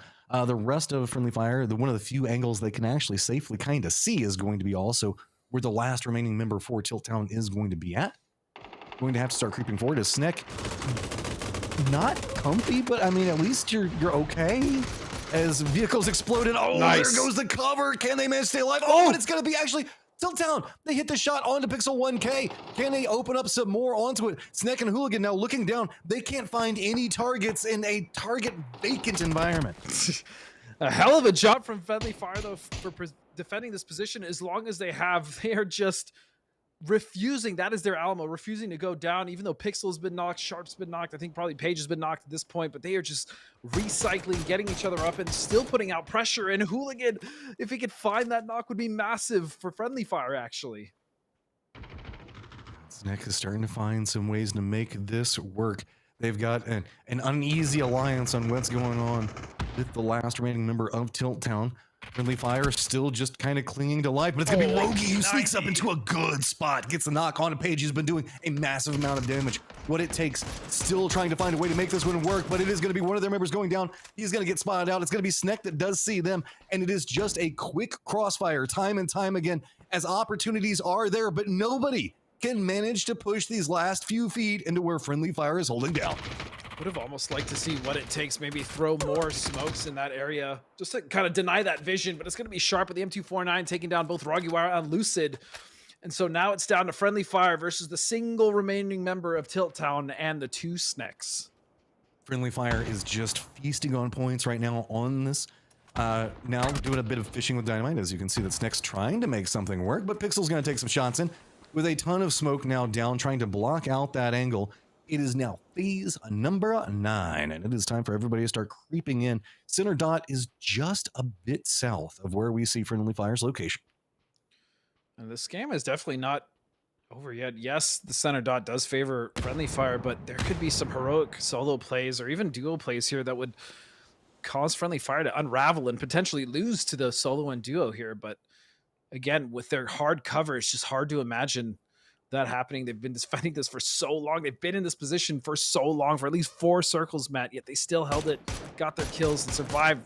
Oh, no! Ooh, no! Every bit of damage matters, because as you were talking about, Friendly Fire has been here for so long. They've been knocked multiple times. You know that their med situation, their armor can't be sitting the best. So, with the lineup and the angles that we've kind of seen come out from Sneck and Tilttown, they can do some damage into it. Tilttown is going to go down. A sharp shot's going to spot him out. But the nade is going to connect from the grave. Friendly Fire has to figure out what they're going to do about Sneck. Now blinded. What is we going to see coming out from this? Sneck's just trying to creep forward.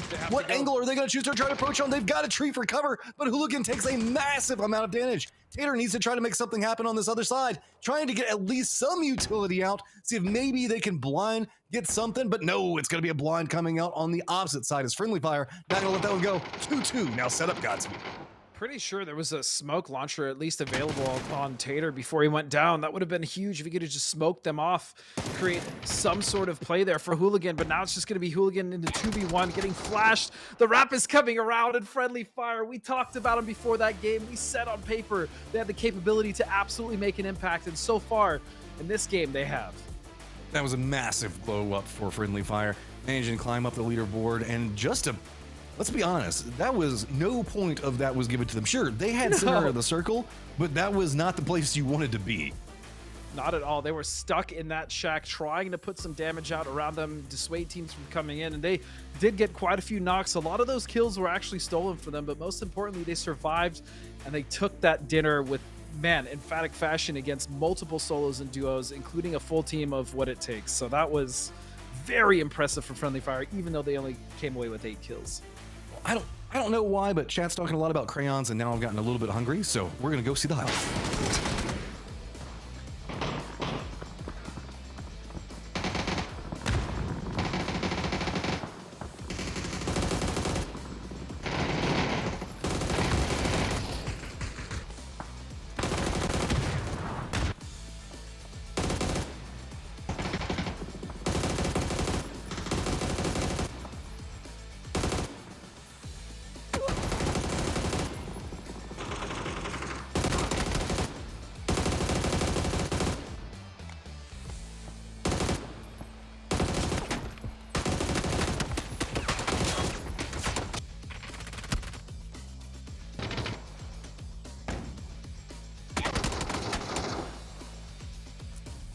Doesn't matter if you like to eat crayons or chicken dinners. In this case, orange is the Friendly Fire. They come out with a big win, and you know, at a very good time, Matchroom. My name is obvious. I'm joined by Matt here as we break down the after action. We talked about Friendly Fire before this match, and on paper, these guys should win games. They know what they're doing. They've got incredible gun skill. They've added so much pedigree with players like Paige on the roster, and then Game 5 happens, and it's like a choir of angels sings and says, yes, this is the moment. Is it a choir of angels if every single team that's there is shooting at you, or is it more like a choir of demons and you just manage to claw your way through it? I don't know. Right. Hey, you know what? Whether it is a chorus of demons on violins jumping in or a chorus of angels on high, Friendly Fire is going to be happy with those points. They were struggling to climb up that leaderboard, but as you said at the end of that broadcast, this is going to be exactly what they need to sort of put them in that position, because all that matters, Matt, is top 8. But then there's also pride. We know that neither one, LG or Sonics, are going to be happy about first. But you are right. Top 8 is where you need to be, and winning that game is going to feel way, way better. Yeah. But I wouldn't be surprised if we see some fun shenanigans coming for Game 6. We got a couple of teams that are pretty close to each other. Leaderboard. I'm on board with you. Pride matters, but it also doesn't pay the bills, right? Like, it's true. It's true. It's performance, it's progression, it's advancement. That's what these teams need to bring, and that's what we saw from Friendly Fire. They waited for the right moment, they capitalized on it, and I think we heard a little bit of Godspeed talking about how the guys went down with a smoke launcher. They probably could have used those, because to me, that's the biggest pickup on these new smoke launchers, Matt, is the offensive capability, not the capability to offend people, maybe to offend their ability to see you pushing. But if you're in a shack and someone's sitting there with 3 smoke launcher, what do you want to call them, canisters, like you just can't do anything. You're stuck. Yeah, I mean, you saw the fact that Friendly Fire was just covered in smoke. Some of that being their own, yes. But outside of that, it was just like the day after California legalized inside their shack, because everybody was just dropping stuff on top of them, and they had to step out of the building just to get some type of visibility. But they played that very, very well. So let's go kind of back to that game. It was an interesting Miramar match. We see a middle circle for the first time in a minute. It is very centralized right there on the sort of Bermuda Triangle between Picado, the Church of Los, and sort of where it finished up. What are the challenges that come with that area in the map as we sort of think about that mid game? Okay, let's start off with the fact that the amount of the area that was still just kind of the west of Picado was still active, right? That's fairly open, especially when you add in Chumacera Hillside just to the south of that. Has got a lot more verticality and can look into a lot of the dips. It's one of the reasons we saw a lot of teams kind of avoiding it. Kind of became this area where it was like there was like I guess the Red Sea had parted and all the teams were around the outside of that, none of them wanting to commit in. And that's what led to a lot of our early game skirmishes, like if you remember whenever we saw Tilt Town getting pushed and stuff like that. But then after that, as we started shifting back down into that no man's land where there was no cover, it was just the option of trying to be as opportunistic in your pushes as possible. And that's why we saw the stack of teams like, what was it? Third Eye, Sonics, everybody else just making the push for that one compound on the opposite side of the road. You just got to do what you got to do. And that's what that circle was all about. We did see a lot of compound crashes. I'm glad you brought that up. In fact, the team that I saw get crashed a lot that I thought in particular I want to give shout out to a player was Orion's Fluxy. He was playing sort of the outside role on their compound hold. He slowed the Sonics. No one stops the Sonics, apparently. But he slowed them down. He was able to sort of play off when I think Third Eye pushed them. It seemed like for a player who has been in the peripheral within North American PUBG, who's had to do everything from coaching to filling, this was really nice to see some amazing moments from Fluxy. And he had a ton of teams you don't want to deal with coming after. Nope. I mean, we've been talking about the capabilities of Third Eye. I know it's not necessarily reflecting on the leaderboard the way that we want it to be, but they are a very strong team. And yet in Sonics, they were just getting harassed for so long. And yeah, you got to give respect to Flexi. He's having a really good day today. He really, really is. Let's take a look at that match leaderboard as Friendly Fire does come out with 18 total points off the back of that game. But the other thing to notice is the next 4 teams there are not the usual suspects. Sonics, LG let up a little bit on the gas. We see Tilt Town, Sneck, and WIT really come out and put up decent games. And I think that's exciting because, again, I expect those top 3 or 4 spots to just kind of be locked up by the start of day tomorrow or maybe a game or 2 in. That 6 through 8 is going to be, I think, really wide open, Matt. And yeah, Wit finally finding themselves a good game inside this. Tilt Town as well picking up some points. That's going to reflect well on this overall leaderboard as whenever we look back in, Wit just picked up 11 points inside that game, giving them an overall 15. You know, that's feeling way better. Right. But I will say, someone who feels way better, Friendly Fire, those guys were trying to dig themselves out of the right side of the leaderboard to catch up with Elevate. We've been putting them in a similar box because they both picked up parts of the now defunct Yahoo, and now they're playing right on top of each other. Because for me, Matt, I was very excited about seeing Friendly Fire and Elevate take the field in PGS 2 because I think that infusion of talent for both teams could get us to a point where we're not just talking about it's always the same 3. Well, also, just the experience you can get from competing inside those events will have a trickle-down effect for the entirety of the region, right? And so there's a lot of secondary elements that we're looking at. So it's good to get some like refreshes, some new faces coming in. Even seeing players like we've talked about. Flex has been around for a long time, but he's showcasing more and more talents. There's still a lot of room for growth in our players. And I love seeing it because I love seeing what the players come back with after every single one of these events. Absolutely. And to give shouts to some of these teams, Tiltown, we saw them put up some numbers there. They got into the Final Four. Joshi, Clemson, Marunik, Savage, they're Savage, I think is how I say it. But these are players that don't always get talked about, right? They don't get to hear their name on the big broadcasts. And to see them put those numbers up is not only hopeful for me because, hey, I just love seeing people frag out, but I want to see what's next, right? We've seen the old guard. We know that they can play, but North America keeps presenting me with new talent that I never expect. And that's what you need, right? We got to have some new faces coming in, showcasing what they can do. Even if they have been around in the scene in different aspects, sometimes players can kind of evolve just being on different teams, learning different communication styles. There's a lot to be had inside of that. So I actually like the fact that we're starting to get some more diversity inside of our teams, bringing in some more of this talent. Like those guys is a group of people that we haven't had a really chance to explore much with. Yeah. Presently sitting in ninth. I love to see that type of thing. Absolutely. And while I will say that the games haven't been particularly easy squeezy for them, I'm not going to give them a lot of flax because no matter what team gets to this stage of the event, I want to remind everyone watching at home, they had to go through the meat grinder of open qualifiers to get here. Any team that takes the field starting this weekend has earned their stripes and deserves the respect of all of us, including myself here at the desk. So I do want to go undeniably, unequivocally, these players have earned these spots, and it's wonderful to see them out here playing. Now, a team that is earned the spot and has been putting up crazy numbers is M762. This is a team led by two mercenaries, in my opinion, Honey Badger and Vegas. We've seen them do a lot of great things, and they're joined by Cowboy and GSGG. They're on a great run. Will it continue? We're going to find out. It's time in 1 minute for the last match of the day.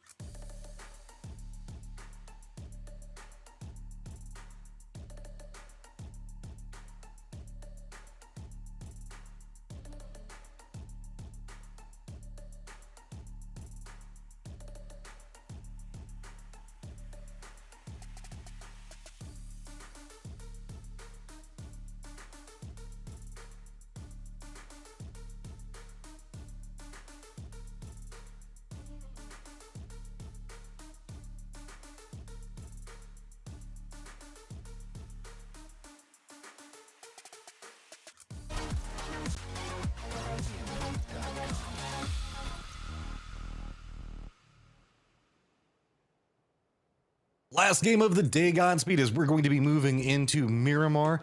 We get 3 Miramar today, 2 Erangel, 1 Taego, but then we're going to invert that. 3 Erangel, 1 Taego, 2 Miramar tomorrow. So this is our Miramar heavy day, and I have been having fun with it. Oh, I'm all about it. You're not going to hear me complain about Miramar ever, as I said earlier, because I'm sure everyone is sick and tired of hearing me say how much I love this map, but, you know, that is the case. So, yeah, today was our Miramar heavy day for sure. And going into our last game, this one is going to be a little bit more of an Eastern Plain path, but so far, our circles on Miramar have actually been kind of stale, but also exciting towards the end game, leaving pretty much nothing to be played. Yeah, it's like they give you like the ability to rotate and then they just take away all of the terrain. That's been our theme today with Miramar. So maybe we'll get some refreshing changes as we're waiting to see where that circle is going to be popping. Lots of late drops coming out as it looks like Shoot to Kill going to be leaning into a very southern drop. Are they going to shift back up to that Los Leones angle? I can't quite tell. They've got TTG as well as TT next to them. So Tiltown definitely making the commitment into southern Los Leones.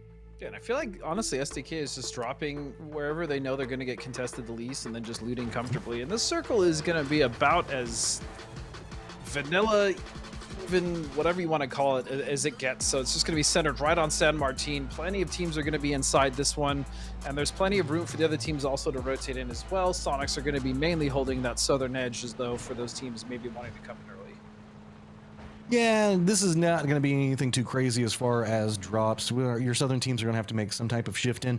But given the fact that San Martin being the center, this is kind of the inverse of the problem that we've been looking at. You've got plenty of ways that you can rotate into this one.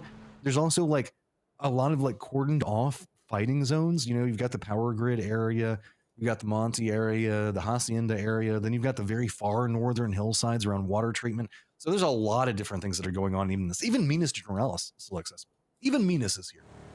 Yeah, Minas, I mean, solid spot to leave. Generally, a lot of teams will rotate around there, so I'm curious if LG is going to decide to maybe set something up. Probably not, but that option is always there for them. And yeah, like I said, a lot of these teams, Matt, are just going to be slowly looting and rotating in. So we're in for we're in for a little bit of a slow start. And we still have that just stack of teams right around that 8th and 9th place positioning, as it's going to be Elevate at 30, TT at 28, Rats at 28, DG at 25, and Third Eye at 23 with Orion right back behind them with 22. This always seems to happen, doesn't it? This 8th place position just gets so close that like 1 or 2 points are going to want to be what you look back on and be mad that you didn't get.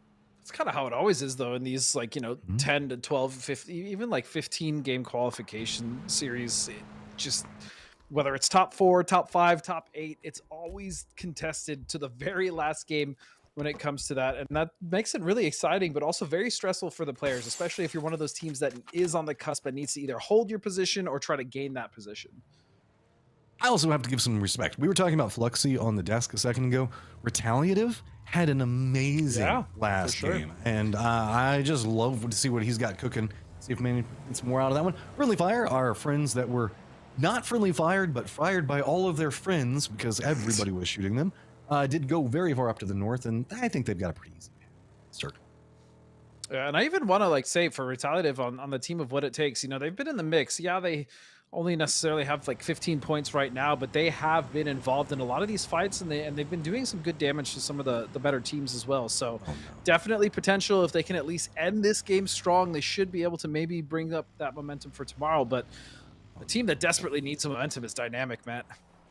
I've just like cyberbullying. Somebody give me the number to help these guys out, because it feels like they're not making that many misplays. It's just that whenever they go anywhere, everybody decides that that's where they want to be. Iztec just cannot find himself a home. Multiple members for Orion. I don't think that they know that he's here. The way that they're kind of swarming through, Sneck's going to be coming into the distance. Dynamic doesn't have any support that they can really bring over either. They can crest up the hill. The rest of them are kind of on that area right next to San Martin. So going to go for the spray. Does get the knock on to 1, but not going to get the second. There was an opportunity for 2 points there, but Iztec just wasn't expecting the double up. It just seems like Dynamic is never together. They're always just fighting these fights, either as solos or duos, never actually just a full 4. And that's pretty much been their main issue throughout the day. And Orion, I have to give, the shout out to them for just making sure that they went and cleared that as a duo. That way the trade came out immediately. So really good, just, mechanics and practices there coming out from Orion. Yeah. Sometimes it's just about the basics and understanding what you need to do. Sneck, what you doing? Apparently getting some control over the hillside, but that's not going to be where they stay. Is they're going to venture forth and see what else lies out there and more comfortable positions to play from. Where they're going to go, Lord only knows, as they're going to be passing right by Friendly Fire and be just kind of jaunting around.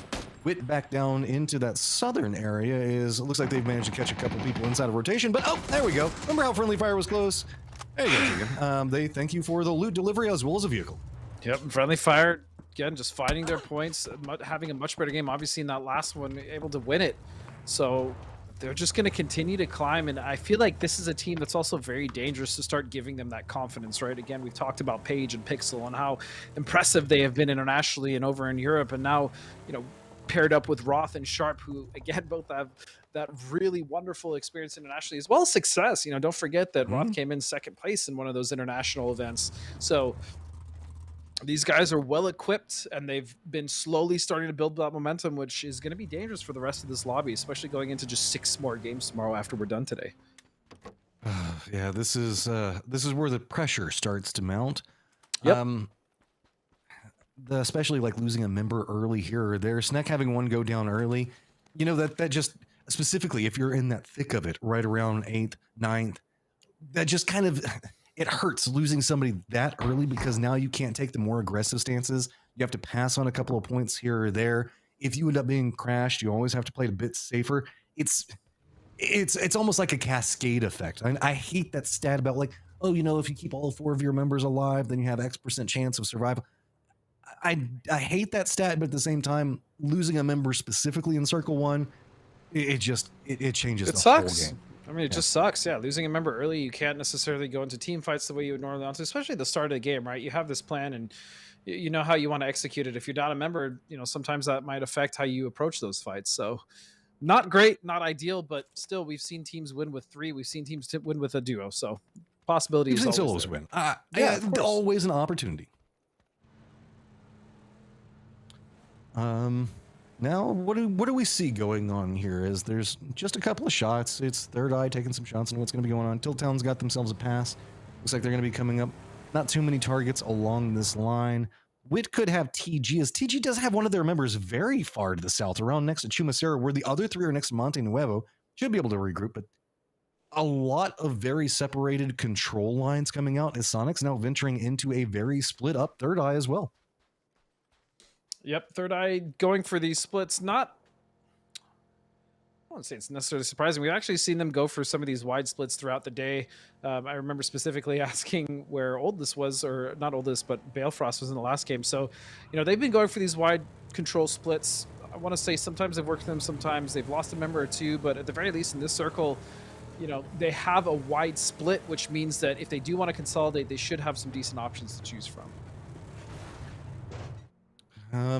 Looking in, yeah, we've got kind of the San Martin grouping, right? And we've got the power grid that's starting to develop out, and then we've kind of got everybody else that's leaned into each other. H1, I like the fact that he's playing this so aggressive. This is kind of like, we want this, we're going to bully you out of it, and Sonic's just kind of roll in and take it. Still just a 3 points separation between first place with them and LG. The crazy thing is they're not even really playing for first place, but these teams want to have that first place, not only for bragging rights, but to set the tone going into the final qualifiers once we figure out what other 8 teams from Latin America will be joining us after next weekend. So yeah, this is always going to be a battle back and forth between LG, Sonics. Don't forget about STK though, even though they are about 20 points behind, 19 behind LG, they could absolutely have some big games here and push their ticket for that first place spot as well, or punch their ticket, I should say. Third Eye getting themselves some Tilt Town next to him. Balefrost living the high life as he's kind of looking down, taking shots into the sole survivor for the longest time for Tilt Town. Is going to see them stop off for just 1 second. Nobody playing really too much into the south. Most people kind of believing that this is going to go north. A very centered compaction of our teams as Balefrost is going to continue to harass Savage. What's the best way to say that? I know it's technically Savage, but there's also like a million, like the way it's spelled, I always feel like it's wrong.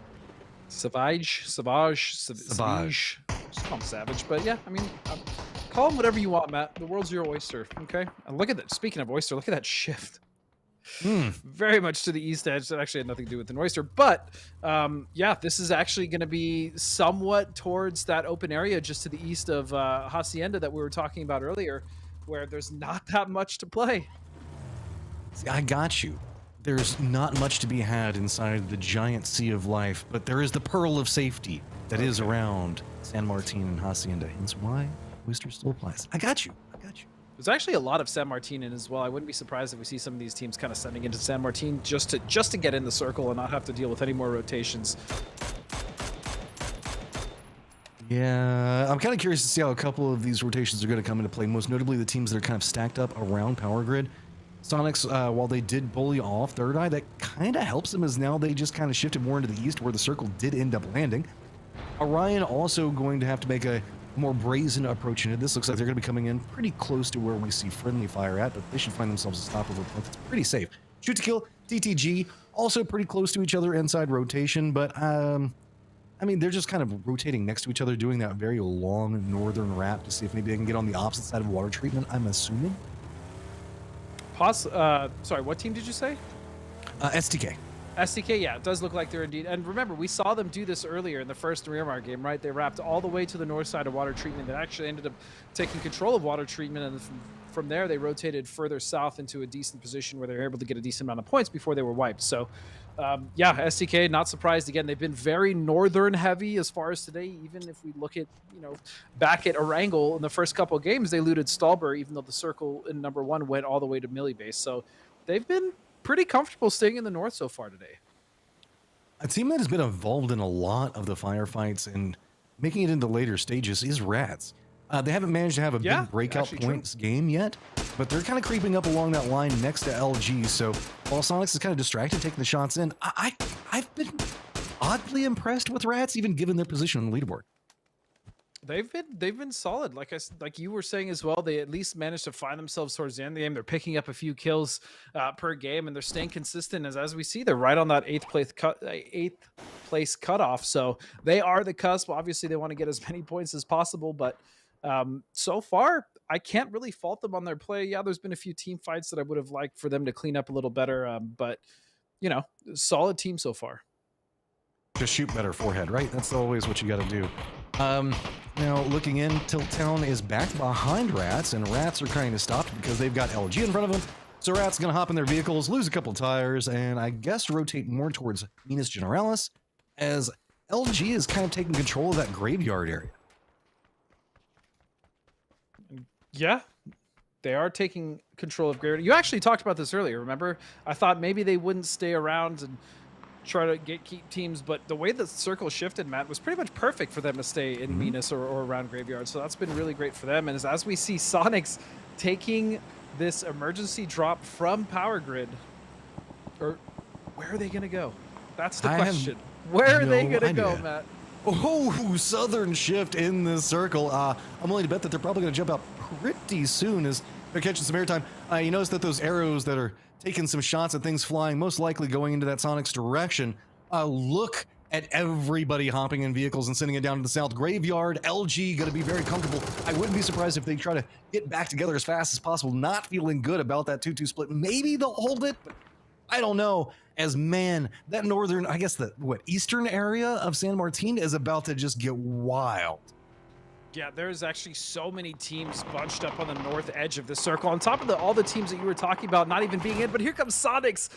And oh my goodness, they get picked out of the sky. Shrimsy and Mime are done and dusted. And that is the risk that you take when you take this emergency drop. A lot of people were wondering how good it was going to be if you could just drop in another team. But remember, when teams are kitted and they have these, ARs or even really nice kitted DMRs, dropping down at a slower speed is almost asking to get knocked, but I do really love the effort and appreciate what Sonics was trying to go for there. I appreciate Tig up on the top of this one and H-Win down in the dumpster. So that way Tig is kind of in a safety position right now, right? He can make something kind of work, just kind of surviving. He's not going to be easy to kill except for other teams maybe trying to come after him, and I think that's might be what he's afraid of is Elevate doesn't even really want to step out. It's just going to be Poonage, but he does spot out H-Win, who drops back down into cover in what is probably going to be our most awkward fight of the day. Probably, and Elevate is just trying to stay alive at this point, as is Sonics. They're just getting shot as well from distance by Dragon Tiger, if I'm not mistaken. So this is just a mess, a big old mess. But as we've seen, Sonics is very good at taking control of the chaos. As we see Tig going in for the shots, Win's gonna find one. The train is there, and Elevate will stay alive. And they should be able to get these reses off as well. Outside of wanting that first place position, Sonics, not feeling too bad, sitting at 59 points. Again, as Tom has been regularly reminding us, it is about that top 8. So Sonics, that's gonna end their day, but I'd still feel pretty good about it, and at least ending out on some fun, right? You can't get mad about the way that they died. No, I mean, they went for a play. They tried out the emergency airdrop. They were very much outside of the circle, and it just, didn't work out for them. It happens, but I'm sure that's not the last we'll see of a play like that, either from them or just in general. I do love the idea of trying to land on top of these big buildings. It's something we've seen them try to do a couple times. 100%. Old and Young decided the fact that, hey, you know what? We're going to try to use this opportunity that was presented to us. Poonage already down and out, and now it's going to be Shinboy going down as well. So with this, Toe's going to go ahead and go. Now it's going to be on to Icon to try to lead some type of pathing. Elevate's going to try to reset a bit here, but Shinboy kind of on his own isolated position. Looks like Ethan does manage to get his meds up. Rez should come out, and I'm kind of surprised that Oni went for a reset as well. I guess they've got the numbers advantage, but it felt like they had the momentum in that fight. It did indeed, and they've actually allowed Elevate to recover, which I think is a mistake, simply because now they would... I mean... Yes, Elevate is the one that have to push across, right? Their building is on the edge, but for the time being, that would have been an opportunity to maybe push and wipe, and we'll see if that comes back to bite them. Well, as the new circle does pop, and it has like some of Hacienda, like a bit of graveyard inside of it, We're coming back over with TTG, who's now found themselves with Dynamic right next to him. No surprise. And Wit. Just to the south of this is going to be Tilt Down. And TTG is going to try to survive, but they're going to get taken down in 14th place. Pathing options, and yet again, guess what, Godspeed? A circle with Neuron, no cover inside of it. Nope, this one's going to be just as rough as the first Miramar game that we had. There's not a lot of cover. There's a few dips scattered throughout in between Dragon Tiger as well as, you know, Friendly Fire, but there's not a lot of cover, especially coming down off the hills on the west. Like Dynamic and what it takes as well as Snake have to do is it's going to be a tall task, especially with a team like Third Eye sitting pretty in that compound. In this kind of situation, is it better to fight early with the teams around you so that way you don't have to deal with them as you're trying to make your way down the hillside, or try to get there first? So you have multiple options. You can either do what you just said, which is try to fight them early, get rid of them early so you can then move on to your next rotation, or depending on what position are available, you might even want to let one of those teams rotate in front of you, because then they put themselves in a bowl or a bad position for you to not only wipe them, but then take over and backfill. So those options are definitely there. It just depends on the position and how these teams want to tackle it, if they even do have that option to fight early. STK coming after those guys, and on the opposite side, it does look like M762, aka Dragon Tiger, a barrel showdown, trying to move into position. While we were having a conversation about proper mechanics and how to handle this type of circle, we did also see Tilt Town excavate themselves and try to run down into the area right in front of Graveyard as rats are coming up back behind LG, and it's Snakers and the rest of the crew trying to defend multiple angles as Dynamics Delta trying to creep in. Still 3 members up though. Dynamic have been having a much better game for themselves, at least. Matt, 3 kills, 3 members alive, potentially going for another kill right here if they can get rid of what it takes. That would be a really nice little confidence booster for them, as they also might have a little bit of a reprieve to take cover, and that's going to be it. What it takes is eliminated with the help of Third Eye. So Dynamic will lose Delta, but will they even survive this? I'm not sure. Yeah, they still have to go down another drop off. They've got a Sneck that's just going to be to the north of them.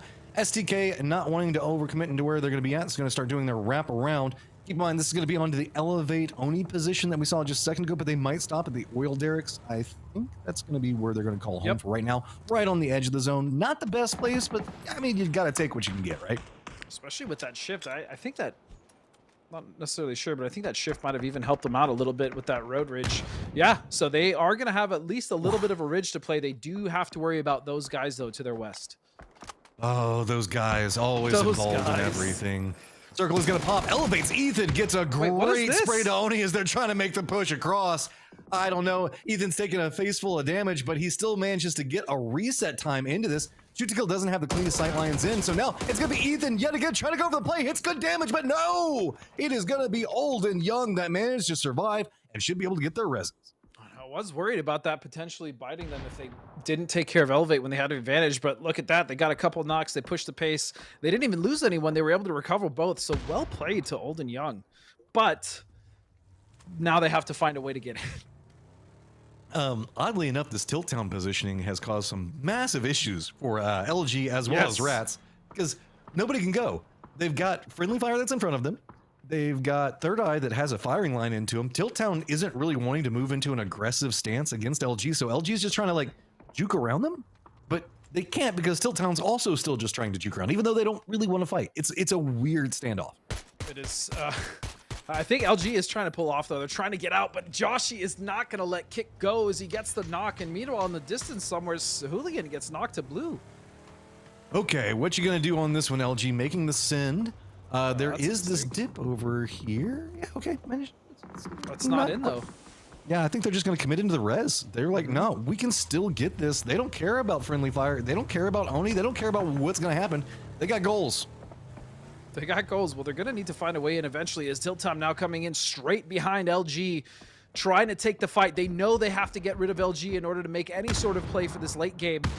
And LG just keeps pulling back, and I think this is the correct play. They need to find a place in the circle where they can fight from first before they just start getting shot in the back third party, trying to get rid of Tilt Town.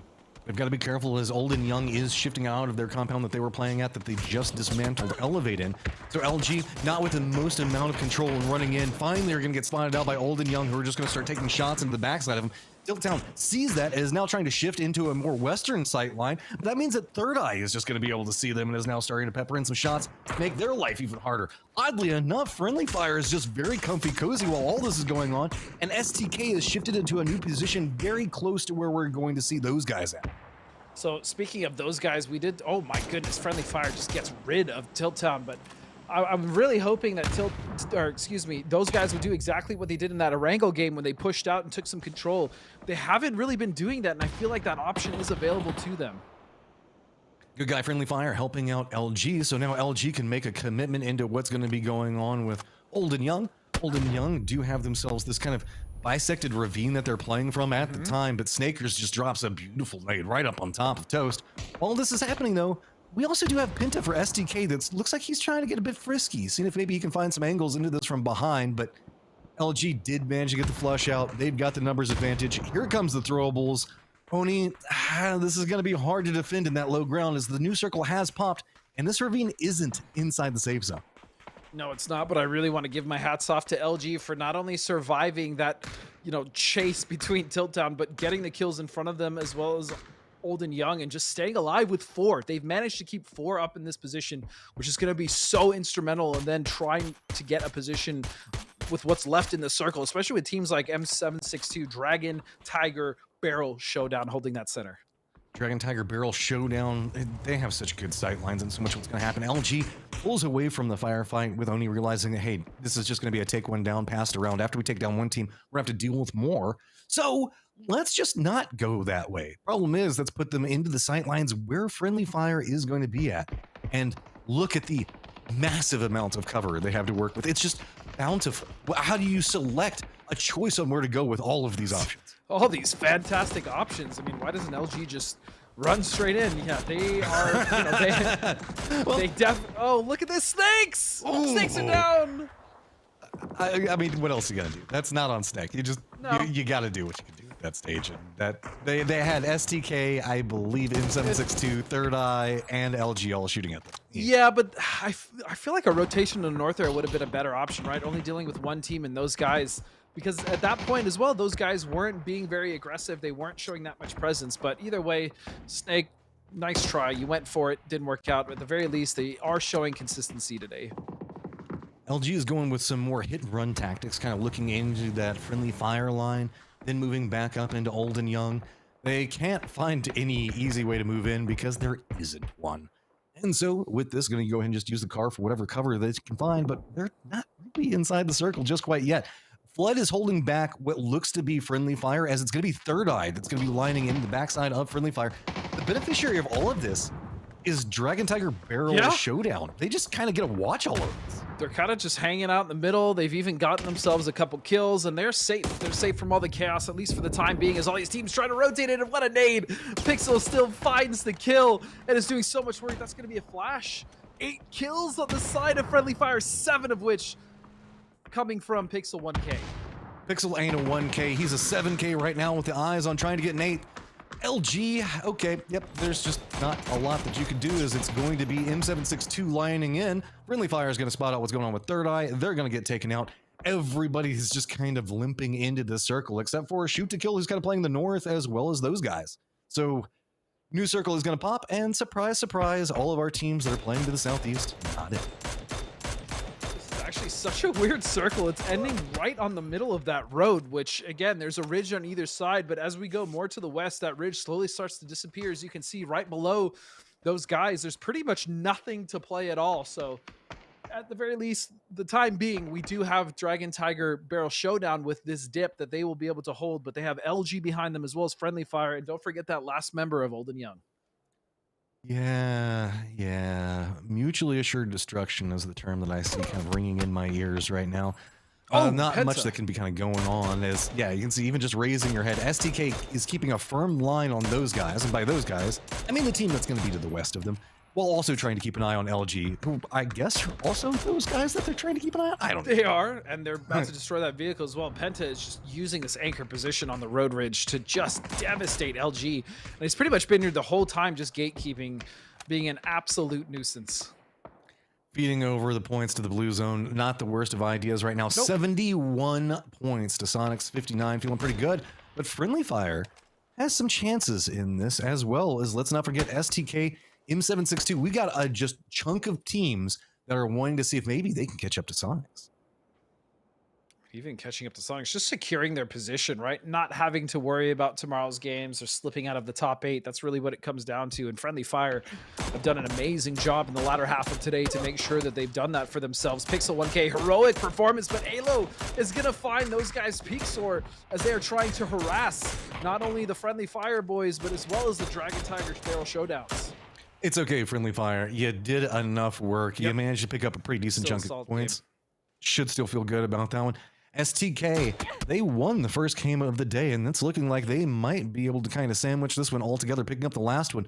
Very active in their movement, but the big thorn on them is going to be a Dragon Tiger Barrel Showdown, who's waiting for a showdown on the opposite side of that road. Look at that circle, Matt. There's nothing to play in the center, like at all. Not even a little bit. There is just nothing but flat road. These teams are either going to need those vehicles desperately, or they're going to need just the most smokes. Yeah. I mean, those guys, respect for the climb that they're managing to put on. Presently sitting in 6th place, so respect where respect's due. Good job on coming in, making a name for yourself right off the get-go. The issue is, who has smokes other than shoot to kill in those guys? Like, M762 has just been harassed for so long. Well, they've been in the thick of the harassment. They haven't been really as harassed as the other teams that were going on around them. But I venture to say their utility has to be low now. Yeah, Dragon Tiger, I would imagine, doesn't have the most utility, but again, remember that because everyone's going to have to share this road center, I imagine they would be able to use some of the smokes and utility thrown by not only SDK, but those guys. But I mean, this next shift is pretty much going to tell us how this game is going to, or actually, no, it's phase 8. We're going straight to center dot. Mm-hmm. And we've got Honey Badger on Dragon Tiger Barrel Showdown down at the time, who might be getting rezzed by, I'm hoping it would be Cowboy or nobody at all, because he's kind of separated up. I just kind of wanted to say all those names together because I thought it would be cool and it's fun. So don't put anything into it other than fun. I am looking though, like how are those guys going to actually make this push, right? Doesn't look like they have actually 8 smokes. Nilkill has 8 smokes. He's got a job and he knows what his job is. Who needs a smoke launcher? I am the smoke launcher. That could be, based off what we were talking about earlier. Maybe they all just gave him the smoke so more members could hold nades or mollies or, flashbangs, something like that. So SDK now going to send the vehicle, and look at this. Those guys making their play. They're actually going to send it to the other side of the road. I like this. There's a little bit of a ridge there. This is a smart play. They could smoke off their angle to SDK and potentially take the fight here with Dragon Tiger Barrel Showdown. I like this a lot.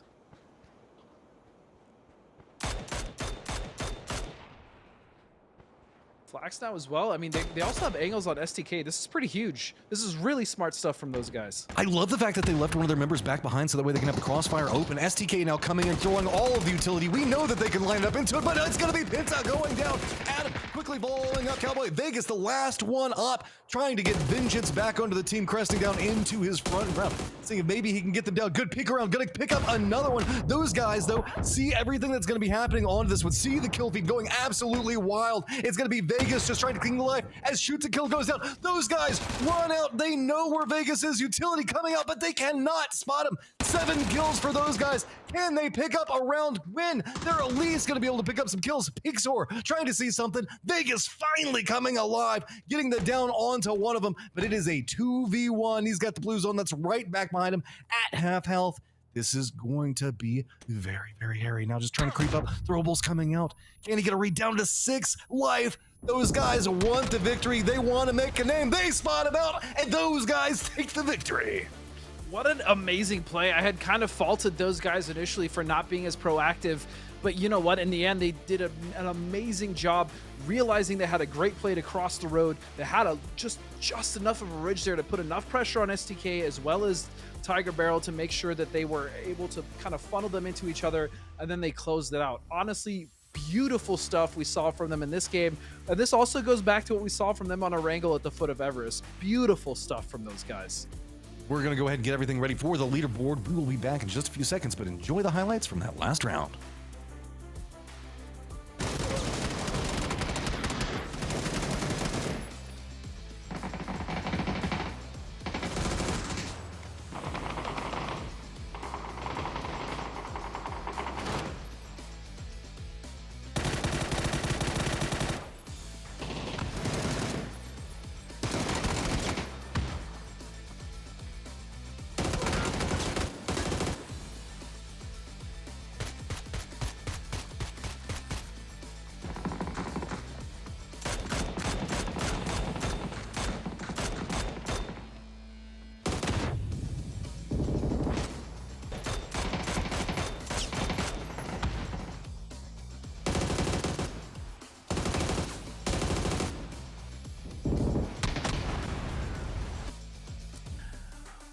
Who's got 2 thumbs and a chicken dinner? Those guys. They come out with a big win. And, I'm glad that they got it. Godspeed. It's Godspeed. It's Toffee's breaking down the after-action report here as we've ended the games for the day. We're going to go through the scoreboards and all that fun stuff.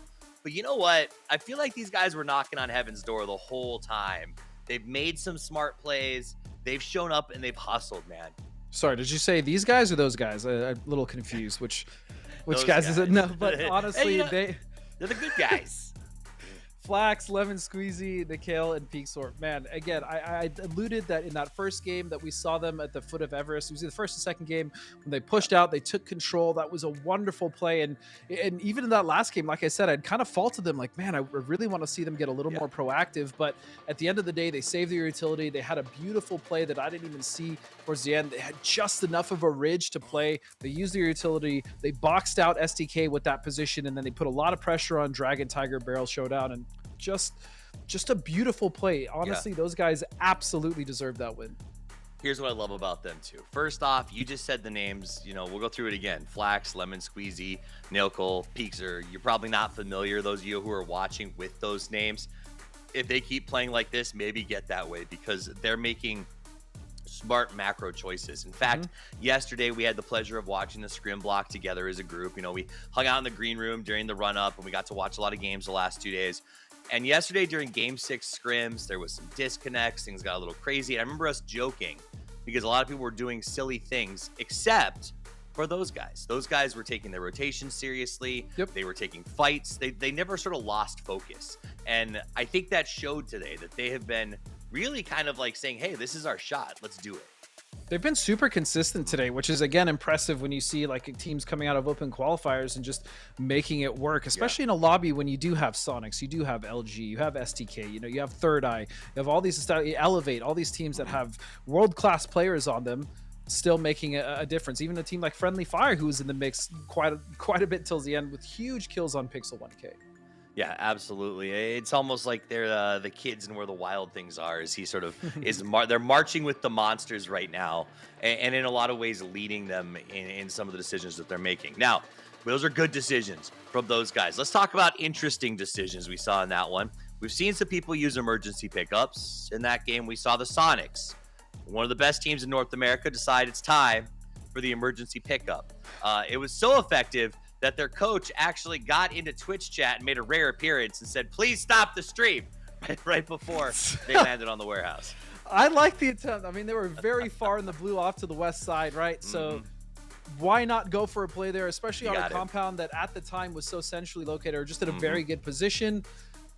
They just kind of got shredded out of the air, and that's probably the biggest downside when when airdrops were first being introduced and people thought like, oh, how good can they be, or oh, you can just drop in another team. It's not really the case. Again, parachutes in PUBG aren't necessarily the quickest, so there is some float time, and as we saw, 2 of the members of Sonics got just beamed out of the sky.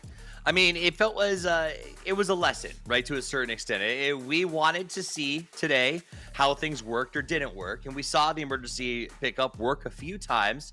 This was an example where all of us in the audience, to the chagrin of Sonics, got to see what the weaknesses are of that airdrop, but I'm glad that we got to see it. Now, off the back of that airdrop, we saw another good player show up, and that was Friendly Fire again. In the last game, you and I talked, so these guys on paper, they should be performing. Paige stepped up in the last game, made some big plays. This game, Pixel 7K showed up for these guys. Yeah, and Friendly Fire were just constantly fighting that game, but Pixel is he's a monster, man. And as is Paige, like I said, that duo coupled with Sharpshot and Roth just seems to be the recipe for success, and they showed a lot of consistency, especially going into the second half. That's actually kind of very on brand for Friendly Fire, if I'm being honest. They do tend to start a little slow and then really pick it up, but this was a really great game for them. Especially with those players. If you guys aren't aware of Pixel's past, he played on a game, and they're going to kill me for my pronunciation. SCAD, I believe is how you say it. Big team out of that region that did a lot of good stuff locally. I love seeing him here. I'm very excited to see what he keeps bringing. Let's look at the match leaderboard. Those guys pick up 19 points with 9 kills. A really impressive game for them. But the Dragon Barrel team still putting up numbers. Yeah, not only if they won a game today, but they've just been very consistent. And I can't really say I'm too surprised. Again, when you have a roster with Greg Shot, Honey Badger, Vegas, and then you add Cowboy, right? Just a player that's been doing very well. It's hard to see this team kind of fail or at least slip up. And yeah, they've had some games where they didn't get as many points, but they're always in the hunt. They're always in the mix. They're getting those kills. Their team fighting ability, which is no surprise, is solid. I would even say better than solid. It's pretty good. So yeah, I really like that team, and it's no surprise as we look at the total leaderboard, they're sitting in third place. Sitting in third place. 6 games down, 6 games left to play tomorrow. LG looking good. SQ, M762, STK, Friendly Fire, teams that we're not surprised to see up there in the top 5. Those guys in 6 have to be feeling amazing. Rats in 8, Tiltown in 9, but a lot of those teams sort of battling for 8 we're used to. Godspeed. For me, it is TG. It is those guys. I hope they can get some sleep tonight. I hope they can come back and do it again tomorrow. This honestly looks par for the course, except for, like you said, those guys in Third Eye, right? If those were to be swapped, then you'd be like, okay, this about makes sense. But those guys, again, they've come in, they've followed great just mechanics and basic disciplines, and they've been awesome. They really, really have. So big shouts to them.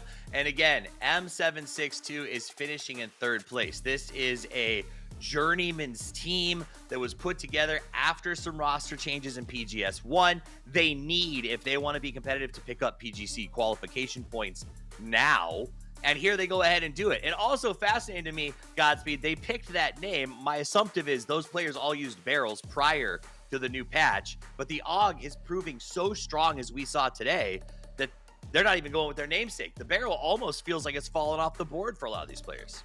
I wouldn't necessarily, I don't want to say it's fallen off. It's still a good option, but yes, when you do have the AUG, or like the Ace 32, I mean, everyone has pretty much preferred the AUG, and there's no secret as to why. It is an absolute laser beam.